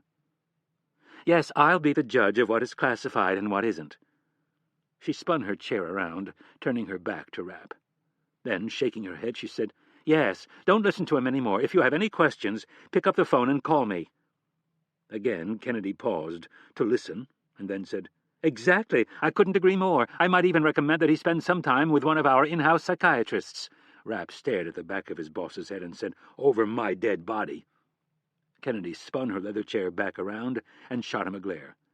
"All right, Anna, I'll see you in a couple hours, and I've got you down for drinks on Thursday at 6. Thank you. Okay. Oh, and I wouldn't worry about that other thing. He's tough, and as I already said, he more than had it coming." She nodded several times and then said, "All right. Bye-bye." Kennedy slowly replaced the handset, keeping her inquisitive eyes locked on Rapp. "Well, that was an interesting conversation." "I bet," replied Rapp, with no effort to conceal his displeasure. Kennedy looked at his face. "Nice shiner. Where'd you get it?" Doubting her sincerity, he said, "I slipped in the shower." "Really? At least you didn't fall on your behind." Kennedy pointed to one of the chairs in front of her desk and said, "Sit." Rapp shook his head. "No, thanks. I think I'll stand." "Sit," replied his boss in a voice more stern than anything he'd ever heard from her. Rapp carefully lowered himself into one of the chairs and with a fake smile said, "There. Are you happy?" "Hardly." Kennedy snatched her glasses from her face and placed both elbows on her desk. "You have got some major explaining to do." The reserved, analytical Kennedy was amazed at how good it felt to let her pent-up anger out. Rapp, put in the unusual position of having to remain the calm one, said, "I think everyone needs to relax a bit." "Nice try, but you were way out of bounds on this one. When in the hell were you planning on telling me that you were shot?" "Oh, come on, Irene. You've got enough stuff to worry about with running this place." Rapp dismissed her concerns with a wave of his hand, as if one of her top advisors and best operatives getting shot was utterly trivial. "You don't need to worry about every little injury to one of your people in the field." An offended, angry expression fell across her face. Her brown eyes focused intently on him, and she said, "That hurt." Rapp was completely mystified. His head hurt, his eye hurt, and his ass was absolutely killing him. How could a few words hurt? "What are you talking about?" "You," she started in an angry tone, "are not just simply one of my many employees. Next to my son and my mother, you are probably the dearest friend to me in the entire world, so I would appreciate it if you wouldn't insult my feelings by portraying me as some detached boss who has no concern for her employees." "That's not what I meant," said Rapp as he shook his head. "That is what you said and what you meant, and don't insult me further by trying to retailor your words." "Oh, for Christ's sake!" Rapp started to stand. "I can't take all of this estrogen." Kennedy stood abruptly and yelled, "Then take a little testosterone. Sit your ass back down, mister." "My ass hurts too much to sit, thank you very much. Don't try to turn this around on me, Mitchell. This is not my fault. When you called me, requesting that I get full authority for you to plan the hostage rescue, you knew exactly what you were doing. You waited until the real chain of command was asleep, and then you went in and launched the rescue without our final approval." She angrily pointed a finger at him and said, "And you put yourself right in the thick of it." Looking down at her desk, she picked up a file. "This is the after-action report filed by Lieutenant Jackson. Did you think I wasn't going to find out?" She threw the file down onto her desk. "You crawled into that damn camp by yourself and almost got killed." "Almost got killed," Rapp mocked her. "Where the hell have you been for the last 15 years? Every time I walk out the door, I almost get killed. That's part of my job. Not any longer. You're not 25 anymore. We have other people who can lead the charge. You're not some buck private storming the beaches. You have one of the best counterterrorism minds in this entire town, and we can't afford to lose you over some macho need to be right in the thick of it.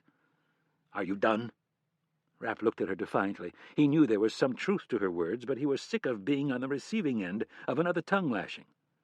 "Could you try to see past your bruised ego at being left out of the loop for a few hours and thank me for a job well done? General Morrow is dead. An entire 60-plus man force of Abu Sayyaf guerrillas has been silently exterminated. We have a new commander of the Filipino Special Forces who will vigorously take the war to the Muslim terrorists. The Anderson family has been rescued, and not a single asset was lost in the process." Rapp held up his hand. "The only problem was that yours truly got shot." Kennedy decided to remove some of the emotion from the discussion. As good as it felt at first, she knew it was counterproductive, especially when dealing with a bull like Mitch. He needed to be finessed, not pounded on. Thoughtfully, she nodded and said, "Thank you for a job well done." Rapp immediately relaxed. He did not enjoy fighting with Kennedy, especially on the heels of what had happened last night. She had always understood him, probably even better than he understood himself. "And I'm sorry if I hurt your feelings. You know I think of you and Tommy as family. It's just that—" He shook his head in confusion. "I've always been on the front line. You know that. I've always been left alone to make decisions as I see fit in the field. We handled the General Morrow thing without consulting you, and I saw no reason why I needed to call Washington and ask for the green light on the hostage rescue." "You didn't want to consult with us," answered Kennedy, "because you didn't want to hear us tell you that you couldn't go on the mission." Rapp thought about it for a moment and then admitted, "Maybe. Well, let's just chalk this one up as a learning experience. You're probably having a more difficult time transitioning into your new duties than either of us predicted." Rapp shook his head and frowned. "I'm not having any problems." "Yes, you are. In not-so-subtle ways. We need to sit down and clearly outline the parameters of your job." She watched Rapp frown and said, "Don't worry, I just don't want any ambiguity in the future. You're too valuable to this country, and too valuable to me as a friend, to be risking your life needlessly." Somewhat reluctantly, Rapp replied, "All right." In a conciliatory tone, Kennedy asked, "Is there anything else you'd like to discuss?" "No, not really. I'd just like a little less screaming and a little more gratitude. "I can work on that," Kennedy smiled. "And as far as the gratitude thing is concerned, well, I think you're going to get plenty of that." Chapter 47. Rapp had never really taken the time to look around the Oval Office. He was usually ushered in, sat where he was told, and then left as soon as his audience with the President was over.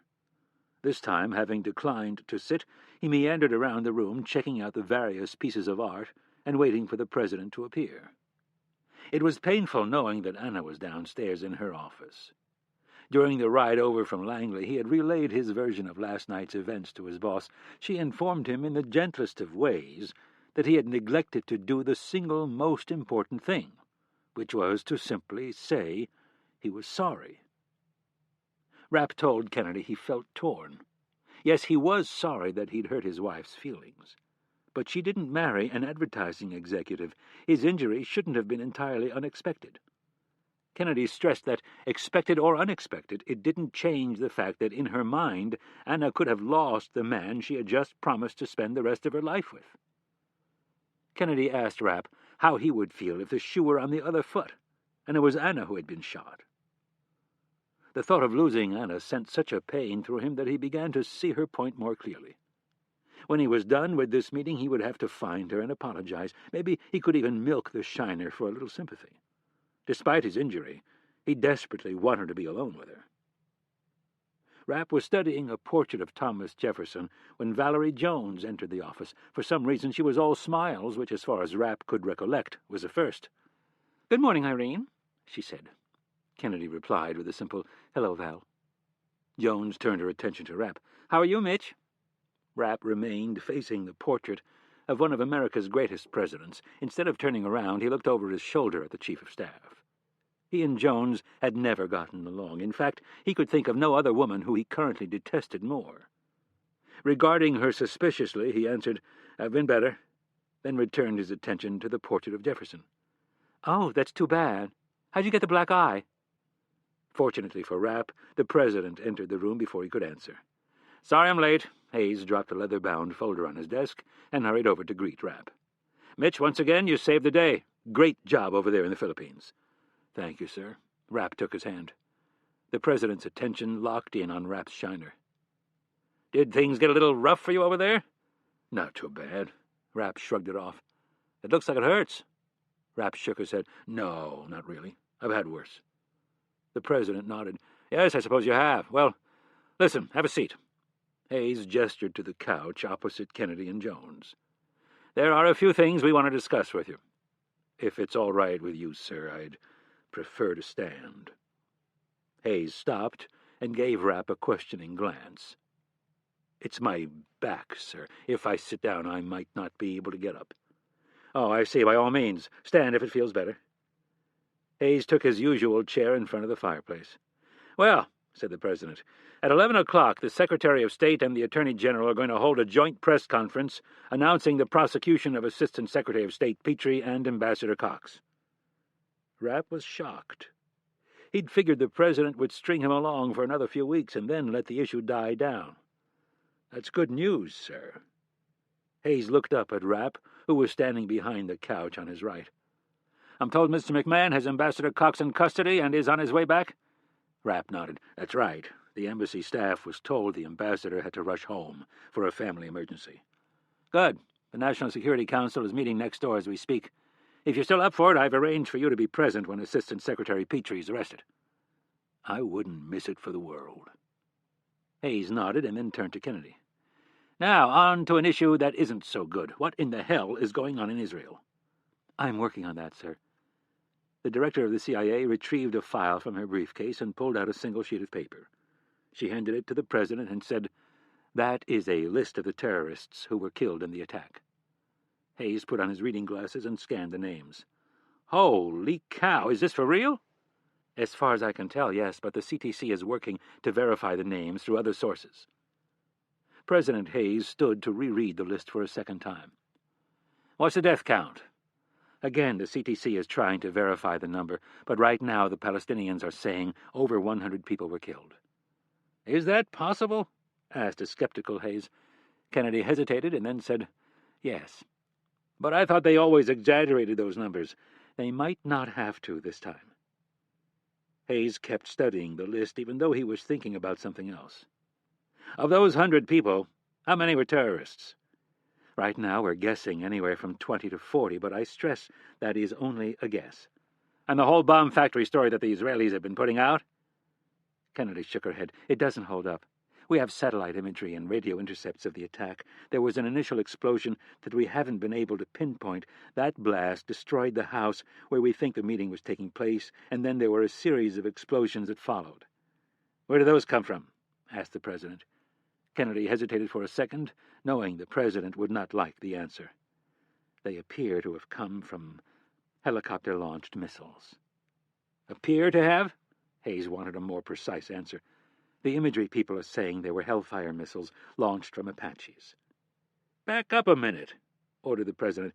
"Friedman told you that his people found out about this meeting and fired 2 missiles into the target area that ignited a secondary explosion that leveled the entire block, correct?" "That's what he told me, sir." "And now you're telling me," said Hayes with a frown creasing his brow, "there was an initial explosion that we have not been able to identify that was followed by a series of explosions that were caused by Hellfire missiles?" "Yes." "How many?" 16 of them, sir." 16? asked an incredulous President. "I'm afraid so." "Why so many?" "I have absolutely no idea." "Have you asked them?" Kennedy considered the question. "No, I haven't, sir. I wanted to discuss it with you first." "Well, by all means," Hayes gestured to the bulky secure phone on his desk. "Get him on the phone." "Sir," cautioned the director of the CIA, "I'd like to do a little more digging before we confront him." Hayes was not in a patient mood. "The Palestinian ambassador to the UN is going to address the Assembly this afternoon and demand that the UN make a full inquiry into this mess. The Saudi ambassador called me this morning to protest the slaughter of hundreds of innocent civilians." Hayes shook his fist in anger. "This thing is not simply going to go away. I can get our ambassador to delay a vote by the Security Council until the end of the week, but we will not be able to put it off indefinitely. I need real answers, and I need to know what in the hell the Israelis are up to. I also need to know what our allies know. If we know they're lying, there's a good chance a few other countries know it too." "I'll get started on it right away, sir." "And Friedman," snarled the President, "I want him to either start playing by the rules he agreed to, or we will terminate our arrangement and he can kiss his ass goodbye." Kennedy nodded, and told herself now was not the time to disagree with the President. The entire relationship with Friedman was fraught with potential disaster. The President could call up the Israeli Prime Minister and demand that Friedman be removed from his position as Director General of Mossad, but even with the evidence they had, it might not work. Ben Friedman had files on everybody. She had a sneaking suspicion that if Friedman was ever really backed into a corner, he would use those files to take down anyone and everyone. There wasn't a thing that he wouldn't rationalize if it was done to help preserve either himself or his country. In a confident voice, Kennedy told her boss, "We'll find out what really happened over there, sir." "Good." Only slightly satisfied, the President turned to Rapp. "And Mitch, I want you to take a very personal interest in this thing. You know a side of Friedman that no one else at Langley does. I want to know why he's lying to us, and I want to know what you think we should do about it." "Yes, sir." Rapp had a few ideas, but they would take some looking into. In the meantime, he was betting on his initial suspicion. Ben Friedman had only one master, his country, and no matter how closely they held his feet to the fire, he would never betray Israel. Chapter 48. The National Security Council was one of those Washington terms that encompassed many things. In its truest sense, the Council was made up of the President and a handful of very senior advisers. In a broader sense, it represented an entire staff that coordinated the flow of intelligence between various agencies and departments under the executive branch and the White House. One such group within that staff was the Counterterrorism Support Group. As their name indicated, they were charged with handling all issues involving terrorism, such as the kidnapping of the Anderson family by Abu Sayyaf. Due to the leaks that occurred at the State Department during the initial hostage rescue, the Counterterrorism Support Group had been left out of the loop during the second and successful hostage rescue. This intentional breach of procedure was missed by no one. In a town where being in the know was the ultimate sign of power, there were a lot of bruised egos. The rumors had been fast and furious as to why, and through a few well-designed leaks, all were led to believe that their exclusion was due to a power play by none other than Mitch Rapp. These leaks, and his reputation in general, were the cause of the icy reception that awaited Mitch Rapp when he entered the National Security Council conference room on the 4th floor of the old executive office building across the street from the West Wing. The attendees, over a dozen of them, all stopped what they were doing and looked up at the unannounced visitor. The Department of Defense, the FBI, the CIA, the State Department, and Homeland Security were all represented. These were people just 2 rungs from the top. They carried great responsibility, they worked tirelessly, and they received very little public recognition. Of the people in the room, only Jake Turbis from the CIA knew Rapp. They all knew of him, to be sure, but not a one of them had ever said more than hello to him. Some of them respected him, a few despised him, mostly due to the embarrassment they were now forced to endure, but to a one they all feared him. Here in their midst was a cold-blooded killer who had dealt with the national security issues they wrestled with every day in a much more real and final way. He was a man who came to meetings unannounced and rarely spoke. He was a man who had the president's ear, respect, and gratitude. He was a man who each feared could end any of their careers if he so chose. So, when he entered the long, narrow room, all of the attendees squirmed a bit, and to make matters worse, instead of taking a seat at the table, he remained standing. Rapp positioned himself in such a way that he could observe Assistant Secretary of State Amanda Petrie. Of all the attendees, only 2 besides Rapp had any idea what was in store. Jake Turbis of the CIA and Don Keene of the FBI were both in the know. Rapp kept himself from making eye contact with them and instead looked to Patty Hadley, the Deputy National Security Advisor. He nodded for her to continue with the meeting. She smiled a bit awkwardly and said, "Well, you're just the man we were looking for." Her comment was followed by some uncomfortable laughter. Rapp allowed a wry smile to form on his lips. His problem was not with Hadley. "Fire away." "We're all trying to figure out why we were kept in the dark on this one." Rapp directed his response to Hadley. "The decision was made to keep this operation as close to the vest as possible." She listened to the answer, and then after a moment asked, "Why?" "Let's just say that our previous rescue attempt didn't go over so well." After a long moment of silence, Steve Gordon, the coordinator for counterterrorism at the State Department, was the first to speak. His pride had been damaged enough that he felt he had to speak for the group. "I hardly think the people in this room were responsible for the failure of the first rescue attempt." "Really?" asked Rapp, his tone a bit menacing. Gordon was slightly taken aback. He mustered up a bit more courage and reiterated his point. "Yes." "I wouldn't be so sure," said Rapp as he leaned against the wall and folded his arms across his chest, a red file shoved under his left arm. "Any other questions?" This time he looked directly at Amanda Petrie. He knew her type. Her righteous indignation would never allow his accusation to go unchallenged. She looked back at him, barely able to conceal her contempt, and completely oblivious to the role she'd played in the disaster of a week ago.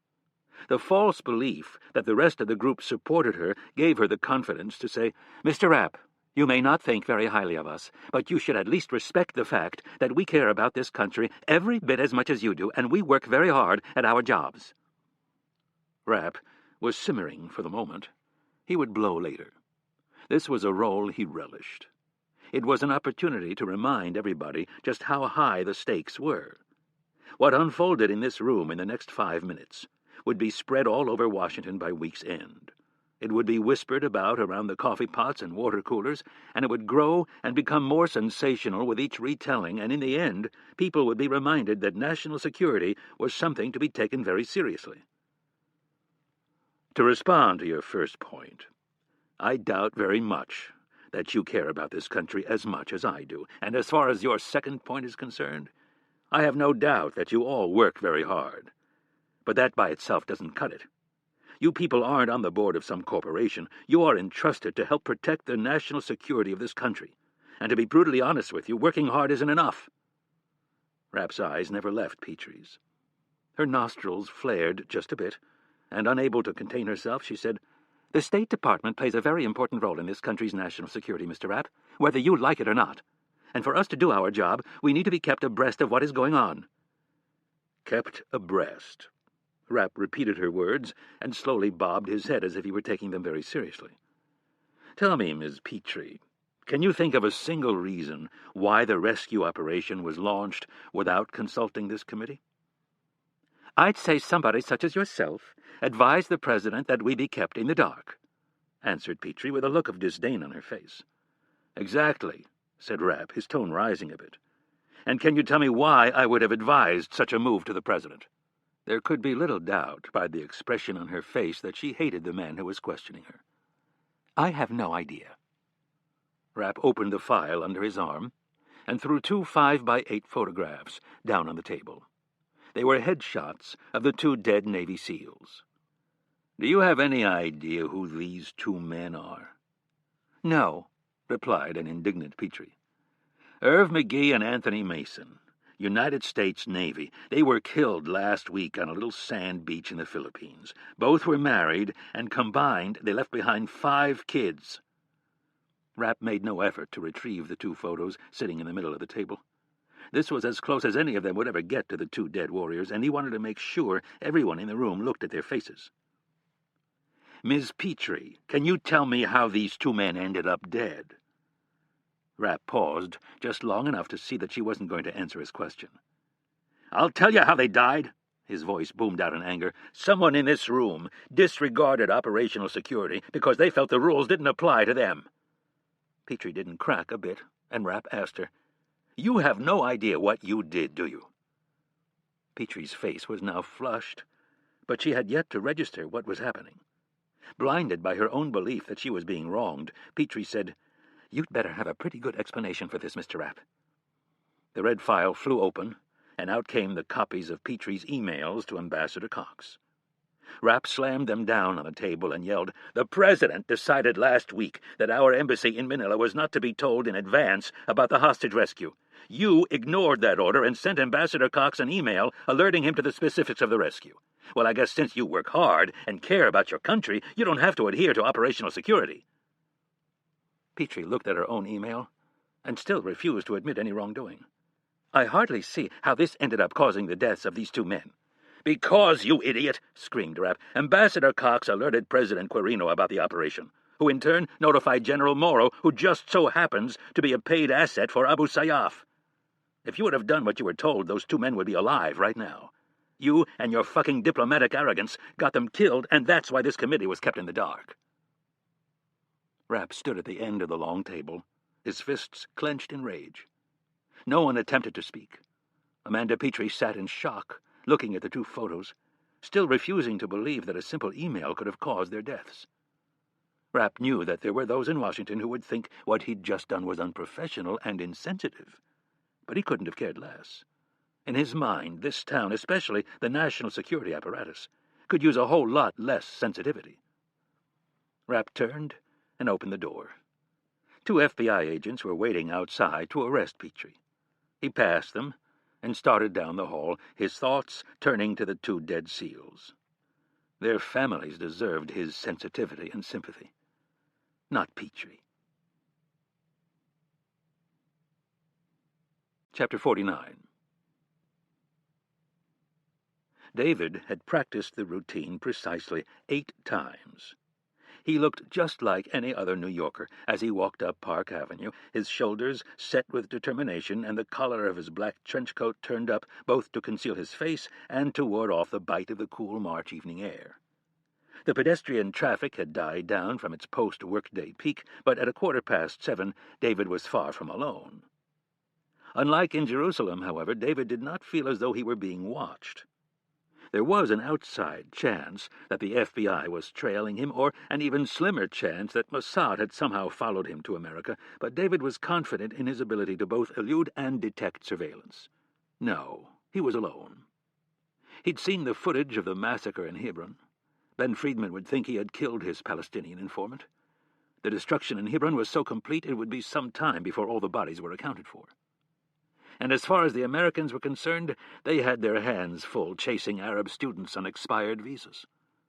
David had already changed identities twice since leaving Hebron and was now traveling with a French passport. His first-class ticket from Nice to Paris to New York had been purchased with an American Express card that matched the name on his passport. He was now Charles Utrillo, a mergers and acquisitions specialist in town to meet with J.P. Morgan. The cover was not deep. If he was arrested and the FBI looked into his credentials, they would quickly discover it was a sham. The passport and credit card were merely there to ensure entrance into America without raising any suspicion. This portion of his plan had been relatively easy to put together. The West Bank was rife with arms merchants, and for the right amount of cash almost anything was obtainable. David's purchases were never very large or exotic, mostly small arms, silencers, ammunition, and one very expensive rifle. He preferred dealing with the Russians. They were hungry for cash, and despite their recent cooperation with the West, they were still capable of keeping their mouths shut and records closed. Getting the weapons to the United States had been a little more difficult, but not much. The import-export business worldwide was known for not asking too many questions. David had shipped a crate of rugs to a warehouse in Philadelphia and picked it up back in January. Broken down and rolled up within the various rugs were 2 handguns and a Russian-made VAL silent sniper rifle. The weapon fired a 9mm subsonic heavy bullet and was capable of defeating standard body armor at distances up to 400 yards. According to David's information, his target wouldn't be wearing anything so cumbersome. The man had reason to celebrate this evening, and he wasn't about to put on a bulletproof vest to dine at his favorite restaurant. As David crossed 65th Street, he glanced to his right. Halfway down the block stood an old brownstone with bars and steel mesh over all the windows. In front of the house, on the sidewalk, the New York City Police Department had erected a blue and white guardhouse large enough for only one person. A police officer manned the post 24 hours a day, 7 days a week, just to make sure no one tried anything. David knew this was more to deter protesters and pranksters. The real security was inside the house. David had been invited there as a guest on many occasions. The brownstone was home to the Permanent Observer Mission of Palestine to the United Nations. The Palestinian ambassador was a friend of David's, or, more precisely, a business acquaintance. Ambassador Hamed Ali was a childhood friend of Yasser Arafat's. The posting had been given to Ali as a reward for a lifetime of commitment and loyalty to Arafat. Ali was 75 and had a smoker's hack that made it abundantly clear to anyone who cared to listen that he was not long for this world. That helped to ease David's conscience a bit. That and the fact that in his younger days Ali had sown plenty of death and destruction. The Palestinian Authority, due to its inability to raise money through taxes or tariffs, depended greatly on foreign aid and charity. David had proved his worth by personally delivering to Ambassador Ali $250,000 in the first 3 months of the year alone. Ali often complained to David that being an ambassador was a very expensive job. Diplomacy was almost always conducted under the pretense of a meal, and never a cheap one. David responded by opening an account for the ambassador at his favorite restaurant, La Goulue. The French restaurant, one of New York's finest, was only 2 blocks from the ambassador's residence. David just so happened to know that Ali would be dining there this evening. He had spoken with the ambassador earlier in the day, congratulating him on his address to the UN. David had intimated that a celebration was in order. Ali agreed and invited David to join him and several friends at La Goulue. David noted the time, but turned down the invitation. He told the ambassador he needed to catch a flight to the West Coast. Ali had spoken to a rapt General Assembly, proclaiming that for a real and lasting peace in the Middle East, the UN must intercede. He decried the unprovoked attack of innocent Palestinians by the Israeli aggressors over the weekend and demanded that the UN make a full investigation. In response to Israeli claims that the number of casualties had been grossly exaggerated, Ali read off a list of independent journalists and aid workers who were all reporting a death toll in excess of 100 people. As soon as Ali was finished, the Israeli ambassador took the floor and assured the Assembly that as a sovereign nation, Israel was more than capable of conducting their own investigation into the matter. In a parting shot, the Israeli ambassador recommended to Ali that in the future they should locate their bomb-making factories in less populated areas so as to avoid so much bloodshed. The ambassador's quip was met with jeers and catcalls by the various Arab delegations. Right on cue, Ambassador Joussard of France took to the floor, pleading for civility and decorum. In the end, He promised the truth would be known. With the eyes of the international community focused on Hebron, France would work with the other permanent members of the Security Council to get to the bottom of what had happened. When David was finished tonight, the UN would be that much closer to intervening. And once an international force was on the ground, a Palestinian state would be that much closer to a reality. David crossed 66th Street and looked up at the towering behemoth before him. The 7th Regiment Armory was a colossal architectural throwback. Planted between Park and Lexington Avenues and 66th and 67th Streets, the 19th century building was built to house New York's 1st Regiment sent to fight in the Civil War. The massive building was no longer home to just the National Guard. It housed a women's shelter, various local and state social services, a restaurant, several non-profits, and a catering business that could handle groups of up to several thousand people. David turned up the front steps behind a man roughly his age. Taking the steps one at a time, he was very conscious of what was under his trench coat. When he entered the building, the first thing he noticed was the roar of a crowd coming from the drill hall straight ahead. He didn't bother stopping to investigate. Earlier in the day, he'd read the marquee announcing a class reunion for Brooklyn Prep. David kept moving, turning to his left and going to the end of the hall, past the torn and battle-scarred regimental flags, past the elevator, and into the stairwell. In all of his previous visits, he had yet to run into someone on the staircase, which was a bit of a surprise, considering the condition of the elevator, and the fact that there was a good chance you'd have to share the small metal cage with someone who either suffered from a mental illness or an addiction to crack. He reached the top floor and then continued up another half-flight, where he was confronted with the locked door that led out onto the roof. David paused, turning on the two-way radio in his pocket and donning a flesh-colored earpiece. The digitally encrypted device was already programmed to monitor the same channel that the ambassador's security detail was using. David listened for a moment. There was no chatter, so he checked his watch. It was 7:21. Ali's reservation was for 7:30, but the man almost always ran 5 to 10 minutes late. David retrieved a lockpick from his jacket and went to work. He worked the tumblers to perfection. Having done it before, he knew where each one would fall. With the door opened, he stepped out of the dim stairwell and into the dark night. After placing a strip of duct tape over the metal frame, he allowed the heavy fire door to close. Standing in the glow of the city lights, David casually lit a cigarette. Several apartment buildings looked down on the armory. If any of the occupants cared to look out their windows, all they would see was just another desperate smoker trying to enjoy his vice. Slowly, David moved over toward the turret jutting out from the southwest corner. He puffed on the cigarette and looked around, scanning the adjacent buildings for anyone who might be watching him. So far, so good. He had it down to a science. It took Ali anywhere from 83 seconds to 3 minutes and 48 seconds to walk from his residence to the restaurant, depending on whether or not he made the lights at Lexington, Park, and Madison. David had time. It took him just 20 seconds to assemble the rifle, 15 if he was really pressed. He would wait until they were on the move before he did that. If by chance someone was watching him, he didn't need them to call the cops. At 7:29, David heard the familiar voice of one of Ali's bodyguards come over the earpiece. The man was going out to check the street. David took a deep breath and reminded himself of his cause. To make peace, one often had to make war. He repeated the phrase over and over. Men like Ali and Arafat and Friedman would never agree to a real peace.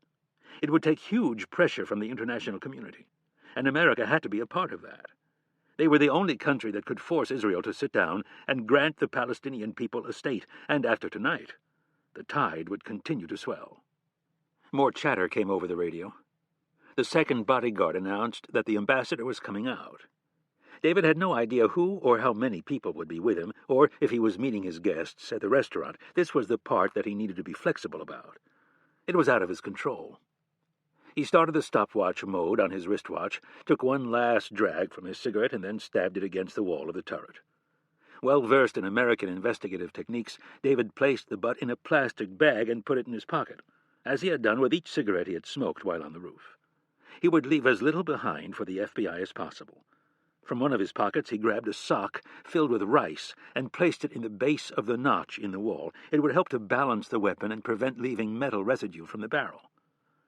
David opened his trench coat, grabbed a thick black barrel, and undid the Velcro that held it in place. He slid the barrel into the receiver and twisted it 90 degrees until it clicked into place. Next came the 10-power Leupold scope and a 20-round magazine.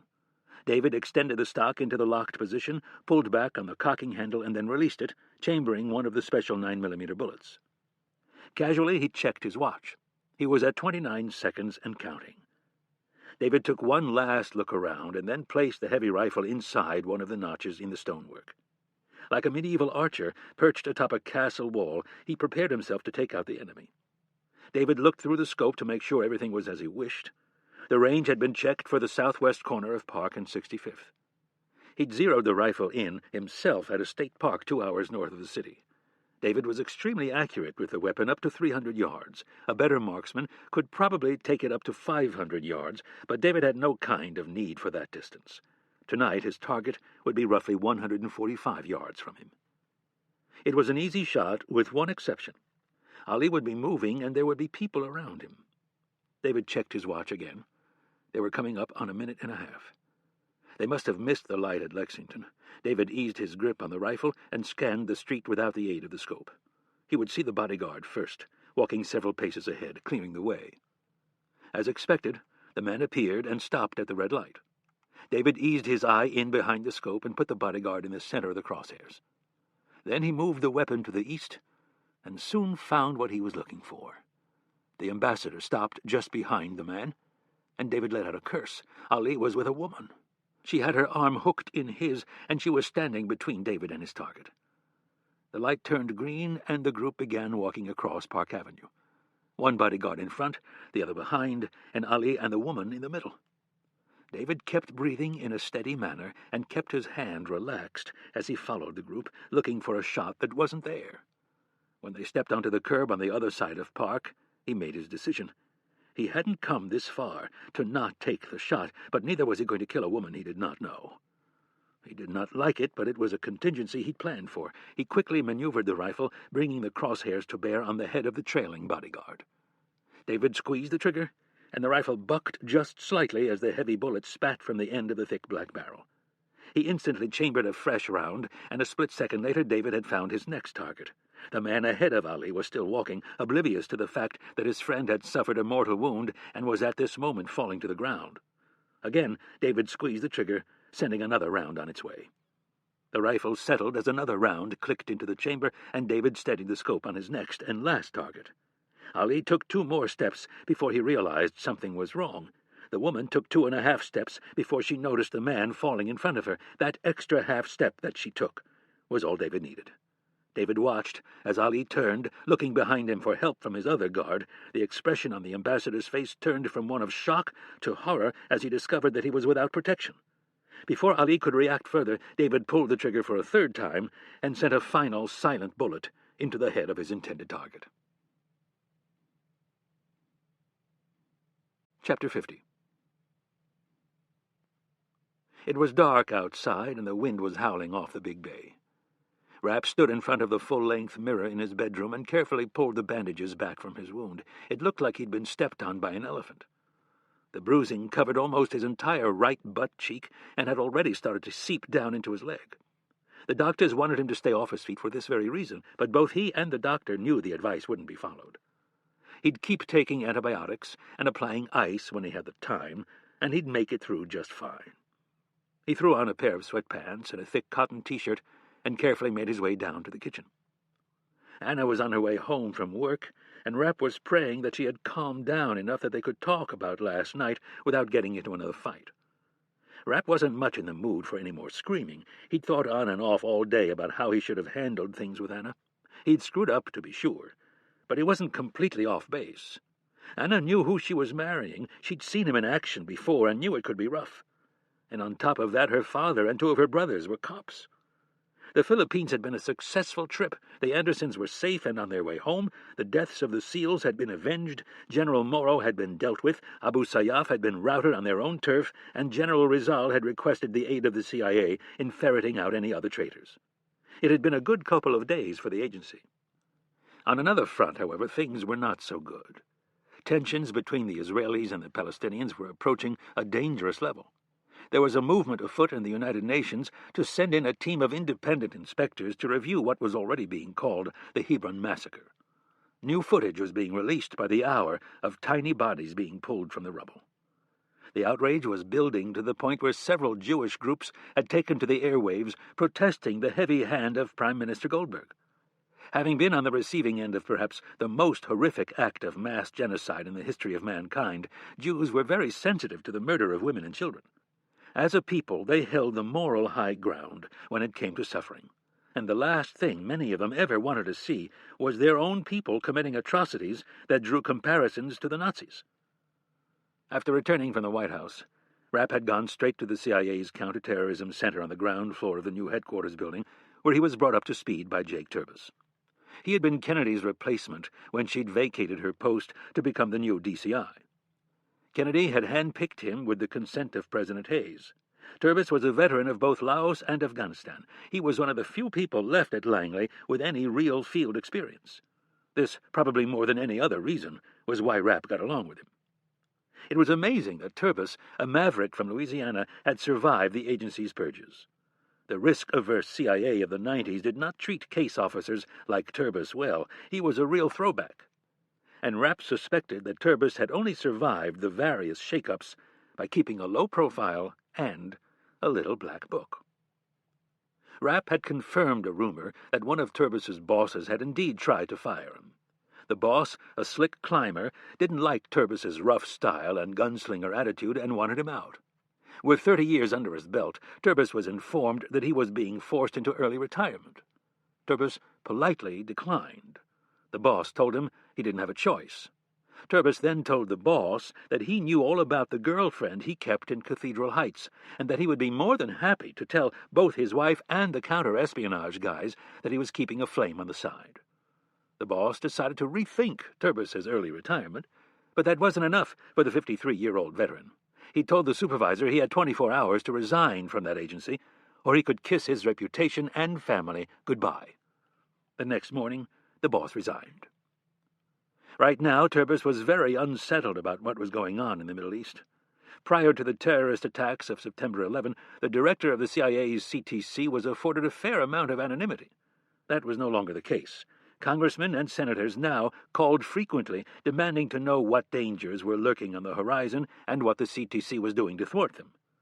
Turbis had been forced to hire 6 extra people just to handle all the increased liaison duties between the Hill and the various federal departments. Turbis agreed with the belief that intelligence wasn't any good unless it was shared with the people who might be able to do something about it, but the politicians, by and large, did not fall into the category.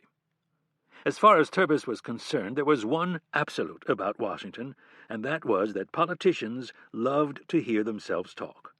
No matter how many times you told them that something was classified, there was always someone else they felt they could confide in. A wife, a girlfriend, a staffer without the proper security clearance. The list was almost endless. There were a few rare exceptions. A select number of senators and congressmen could really keep their mouths shut, and they were the people who, for the most part, had gravitated toward serving on the intelligence committees.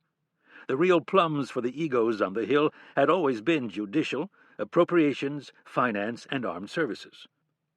These were the committees that were most likely to garner them airtime and enable them to funnel pork back to their districts.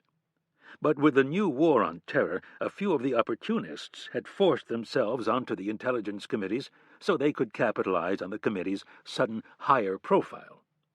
Turbis kept a close eye on these people and had shared many of his concerns with Kennedy and Rapp. Just today, he had sat on 2 pieces of intelligence that were so inflammatory he didn't feel he could trust them with the committees until Kennedy gave the go-ahead. Kennedy had agreed wholeheartedly and had already scheduled an early meeting at the White House so they could brief the president. The first piece of intelligence involved the gruesome murder of an Iraqi general in the Middle East and counterfeit money, and the second involved the most taboo subject in the entire Hayes administration, the Saudis. Rapp knew when the president heard what they had to say, he was going to blow his lid. OPEC, for the most part, went the way of the Saudis, and a warm relationship with the Saudis could go a long way toward keeping oil prices stable.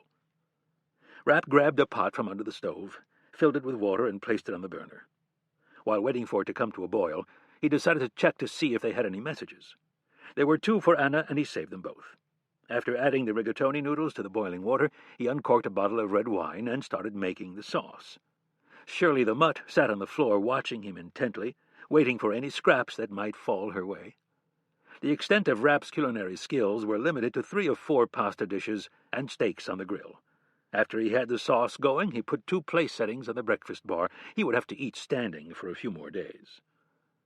Anna arrived home just as the noodles were coming off the stove. She greeted Shirley, and then set down her heavy black bag. After hanging her coat in the front hall closet, she entered the kitchen with arms folded and stopped on the other side of the small center island. Looking down, she fingered a stack of mail, most of it junk. Rapp dumped the noodles into the colander sitting in the base of the sink and looked through the rising steam at his wife, who so far had not acknowledged him. Deciding to take Kennedy's advice, he said, "Honey, I just want to let you know I'm very sorry about last night. I shouldn't have blindsided you like that, and in the future I'll try to do a better job of letting you know what's going on." Anna did not look at him. She kept her eyes down and continued to finger the stack of mail. She had her hair pulled back in a tight ponytail, and slowly she began to nod. It was less of an acceptance of the apology than an acknowledgment that she'd hurt him. Rapp watched her intently, not quite sure how this little game was supposed to proceed. With each passing second of her silence, he grew a bit more irritated. He'd made the first step, and she could at least thank him for trying. In a voice void of his earlier conciliatory tone, he asked, "Is there anything you'd like to say?" She shrugged her shoulders and continued looking through the mail. "I don't like this," she said without looking at him. "I don't like being so out of control. No one has ever made me this angry. This is not who I am." Rapp wasn't sure if he should reply, but something told him he should just keep his mouth shut and listen. "I've never known anyone like you. There's no relationship book out there on how to be married to a spy." Rapp smiled. "I'm not a spy." "You know what I mean." She kept her arms folded and looked him in the eye for the first time. Rapp nodded in silence. "I understand that I didn't marry a businessman. I know who you are, and I respect you and love you for everything you've done. But you have to remember you didn't marry a nincompoop who waits dutifully for you to come home every night and never asks a single question other than, 'How was your day?'" Anna pointed to herself. "That's not who I am. That's not who my mother was. I'm not going to live a separate life from you. I need to know what you're doing. I need to be kept in the loop." She paused at the sight of her husband frowning. "Mitch, contrary to what you think, I know how to keep my mouth shut, and I'm sure as hell not going to say anything to anyone that might jeopardize your safety." "What about national security?" he asked. "I'm not asking to know the names of the CIA's informants in Iraq. I want to know about you. The hardest part about all this is having no idea where you are or what you're doing."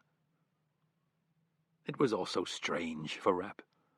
He'd spent his entire adult life never having to explain to anyone anything about his job. It was something that he'd always kept tightly segmented from his personal life. The entire idea of opening up and sharing any of it with anyone was foreign to the point of making him almost claustrophobic. Even though he felt this way, he knew she made sense.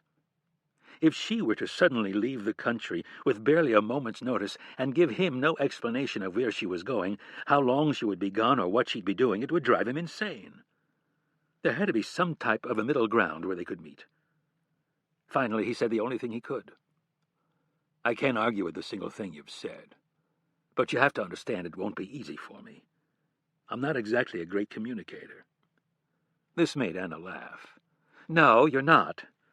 But admitting it is half the battle." Seeing her smile made him feel better almost instantly. "Well, I promise I'll work on it, but you have to promise me you won't push too hard. Spouse or not, there are certain things I can't tell you. And you need to promise me that you're not going to lead any more commando raids." Rapp sighed and agreed. Anna and his boss were right. Though his job would never be a safe one, though he would certainly find himself in the eye of the storm again in the future, it had been plain stupid and unnecessary to involve himself so directly in the hostage rescue. It just wasn't his job anymore. "I promise." He held out his arms, and Anna came to him. He grabbed hold of her and held her tight. "I'm sorry, Anna. I know you are. Anna embraced him and kissed his chin. I'm glad you're home, and now you're never going to leave again. Rapp ignored her and asked, Are you hungry? I'm starving. Good. Have a seat. Rapp pulled out a bar stool for her and poured a glass of wine. Efficiently, he prepared 2 plates of steaming noodles and added a healthy dose of red sauce to each. He grated a little Parmesan cheese and sprinkled it on top of each plate. Giving him one of her piercing looks, she said, So, what do we have to do to make sure you never get involved in something like this again?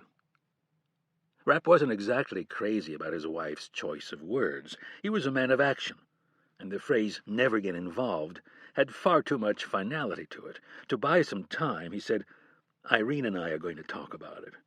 Go over some guidelines for what I should and shouldn't be involved in. Hannah took a drink of wine. I know this isn't easy for you, honey, but you've sacrificed enough. It's time to let some other people carry the load. My dad's been a cop for over 30 years. He didn't spend all of them kicking down doors and chasing bad guys. Rapp knew she was probably right, but it didn't mean he had to like it. If the Philippines had proved anything to him, it was that he wasn't ready to call it quits. Somehow he would have to sort all this out before another assignment came up, or he would make the same mistakes. Anna was about to say something else when the phone rang. Rapp walked over and looked at the caller ID. The call was from Langley. He grabbed the handset. Rapp speaking. He listened for a moment and then said, Jesus Christ, you can't be serious. After listening again for a few seconds, he said, All right, I'll be there as soon as I can, and then hung up the phone. What is it? Asked Anna with genuine concern. Someone just assassinated the Palestinian ambassador to the UN. Chapter 51. The last train for Washington, D.C. left Penn Station at 10:05 p.m. and arrived at Union Station at 1:20 a.m. David had purchased the ticket earlier in the day with cash and then gone about preparing for the evening's focal point. With the Palestinian ambassador now dead, he was ready to move on to the next part of his plan.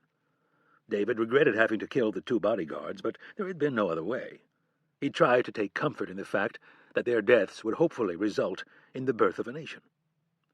After leaving the armory, David had calmly walked back to the Sheraton Hotel on 7th Avenue, just a few blocks south of the park.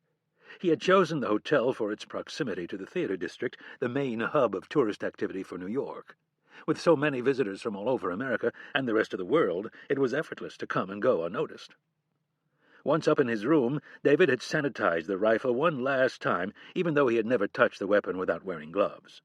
Each piece was placed individually in large green garbage bags, wrapped tightly, and then packed in the outside compartments of his wheeled suitcase. At 8:30 he left the hotel without bothering to check out. The room was under a credit card and would be billed automatically. He'd spied several construction dumpsters on 52nd Street earlier in the day, and he headed west in search of them. As he approached the first dumpster, he checked to see who was about, and then casually unzipped one of the outer compartments of the black-wheeled case. When he passed under the scaffolding that protected pedestrians from falling debris, he found himself alone. David hurriedly threw 2 of the plastic bags into the cavernous receptacle. A moment later, he found himself standing next to the second dumpster. Quickly, he chucked the other 2 bags up and over the side, where they landed with a thud at the bottom. David continued west and caught a cab on 9th Avenue. He placed his suitcase in the trunk and then settled into the cramped back seat. The cabbie asked him where to and was visibly disappointed when David told him Penn Station rather than one of the airports. David settled in for the short ride and ignored the recorded voice of some celebrity he'd never heard of telling him to buckle his seatbelt. The easy part was over. Now he had to go to Washington and execute the most difficult aspect of his plan. Chapter 52. Mitch Rapp had seen the president in various states of anger, but this morning he appeared to be especially upset. Michael Hake, the president's national security advisor, had put out the word. President Hayes wanted everyone at the White House by 7 a.m. sharp. Kennedy had brought along Rapp and CTC Director Jake Turbis. She made it clear to both of them that she wanted them to keep a low profile during the initial meeting with the president's national security team. The information that the CTC had collected would be discussed later when the group was of a more manageable size.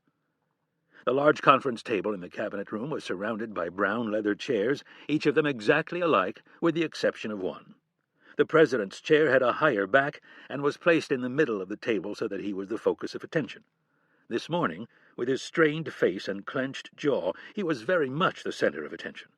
Bloodshed in the Middle East was one thing. It wasn't good, it wasn't acceptable. But it wasn't a surprise, either.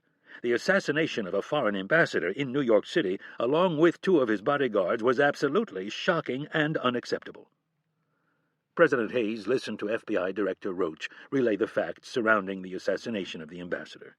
When Roach was done, the president tapped his pen on a legal pad for a few seconds, and then asked in a very disappointed tone, "That's all we know?" Director Roach, the consummate professional, looked back at the president stoically and admitted, "For now, that's all we have, sir." In an unusually testy tone, Hayes replied, "I learned that much reading the Post this morning." Dismissing the FBI director with a shake of his head, Hayes looked one person over to Roach's boss, Attorney General Richard Lloyd. "Dick, I want this case solved, and I want it solved in a timely manner." The president stared at his old friend and added, "I don't care what it takes. Find out who did this, and put them on trial, and do it quickly." The president then shifted his gaze back in the other direction and settled on Irene Kennedy. Rapp watched all of this from a few chairs down.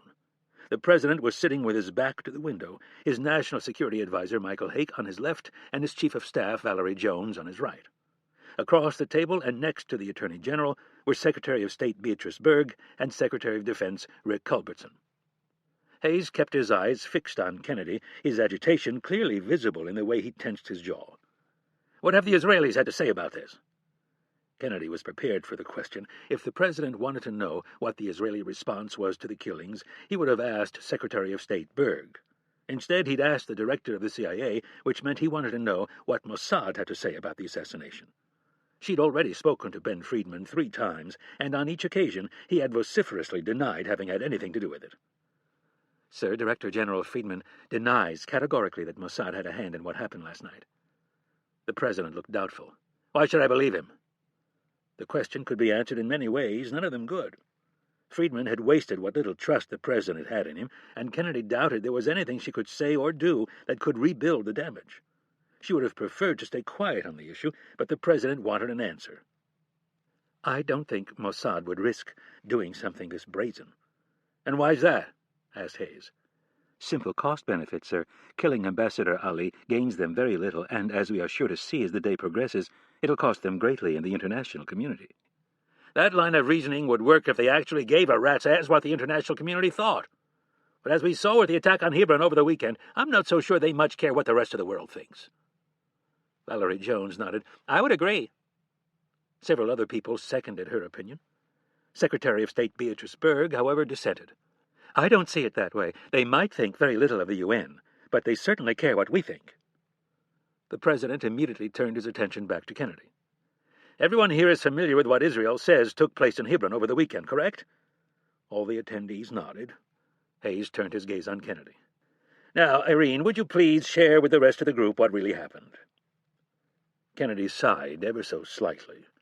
This was compartmentalized information, and she had no desire to disseminate it to the various agencies represented in the room. She knew, though, that any attempt to try to convince the president otherwise would be useless. Reluctantly, she began. "Through assets on the ground and reconnaissance photographs, we've discovered that there was no bomb-making factory in Hebron." Kennedy looked through her glasses at the confused expressions of the other high-level officials. "The damage that was done was not caused by a secondary explosion." "And what in the hell was it caused by?" asked Secretary of Defense Culbertson. After a brief hesitation, Kennedy said, 16 Hellfire missiles were fired into the neighborhood." With a confused frown on his face, Culbertson asked, "Why?" "That's the million-dollar question," replied the president in an unfriendly tone. "Well, what does Friedman have to say about all of this?" The president leaned back in his chair and looked to Kennedy for the answer. "He's sticking with their story that there was a bomb-making factory." "How sure are we," asked Secretary of State Berg, "that there was no bomb factory, that all of the damage was caused by the missiles?" "The evidence is pretty clear-cut." "How clear-cut?" Kennedy thought about the satellite images and the reports she'd received from their people on the ground. She normally preferred to avoid going too far out on a limb, but on this one she felt confident. I'd say the evidence we have convincingly contradicts the story that is being put out by the Israeli government. So what you're telling us, interjected Culbertson, is that we can't trust what our only ally in the region is telling us. The president nodded. That about sums it up. Beatrice, what does the Israeli ambassador have to say about last night? Berg had not called Prime Minister Goldberg, nor had she called the Israeli ambassador. In the skilled game of diplomacy, the higher-ups avoided asking questions of each other that might force lies to be told. So one of Berg's underlings had called the deputy chief of mission for an unofficial response to the assassination of the Palestinian ambassador. The ambassador's number 2 man had dismissed any involvement by Israel as ludicrous. This was only the first round, and the answer was expected. As the drama unfolded, tougher questions would be put to people with more weighty titles. The embassy, started Berg, is saying exactly what we'd expect them to say. That they had no involvement, answered the president. Berg nodded. Irene, asked the president, what do we know about Ali? Is there any reason that we know of why the Israelis would want him killed, or more precisely why Ben Friedman would want him killed? As with all things between the Israelis and the Palestinians, there is ample motive. Ali grew up in Gaza and was an active member in the terrorist group Force 17, and then later with the PLO. The Israelis claim that, like Arafat, he was a terrorist and still is a terrorist. More recently, there have been accusations of fundraising for the martyr brigades and some questionable acquaintances with people who run in the wrong circles. What kind of circles? Asked Hayes. People who deal in arms trafficking. Valerie Jones, who had been quiet up until now, asked, Is that information we collected on our own or intelligence that was provided by the Israelis? That's information we gathered through our own sources. So, began the president, do you see anything in Ali's recent history that would warrant Mossad wanting to kill him? The president was fixated on Friedman, and Kennedy couldn't really blame him. Despite Friedman's denials, Kennedy had been thinking quite a bit about the possibility that he had ordered the assassination of Ali. There were many logical reasons why Friedman should not have ordered such a bold move, but on the other hand, recently he had proven to be increasingly unpredictable and brazen. The president was looking to Kennedy for an answer, and she settled on an honest, if somewhat cautious, course. A year ago, sir, I would have not thought Ben Friedman capable of such a drastic move, but today I'm not so sure. Kennedy hesitated for a moment as if she were about to say something else, and then stopped. The president picked up on this and said, What is it? I'm trying to step back and see the big picture from the Israelis' point of view. It's been a bloody couple of years for them.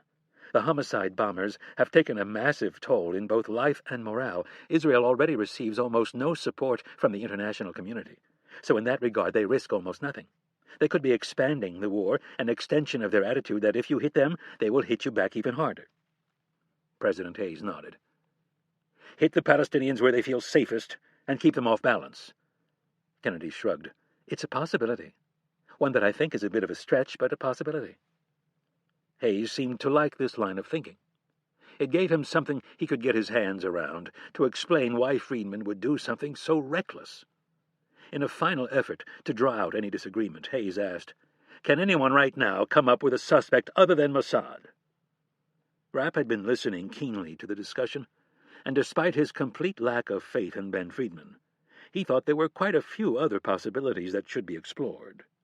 He also knew a few things that the others didn't, but under orders from Kennedy, he was to keep his opinions to himself until they were alone with the president.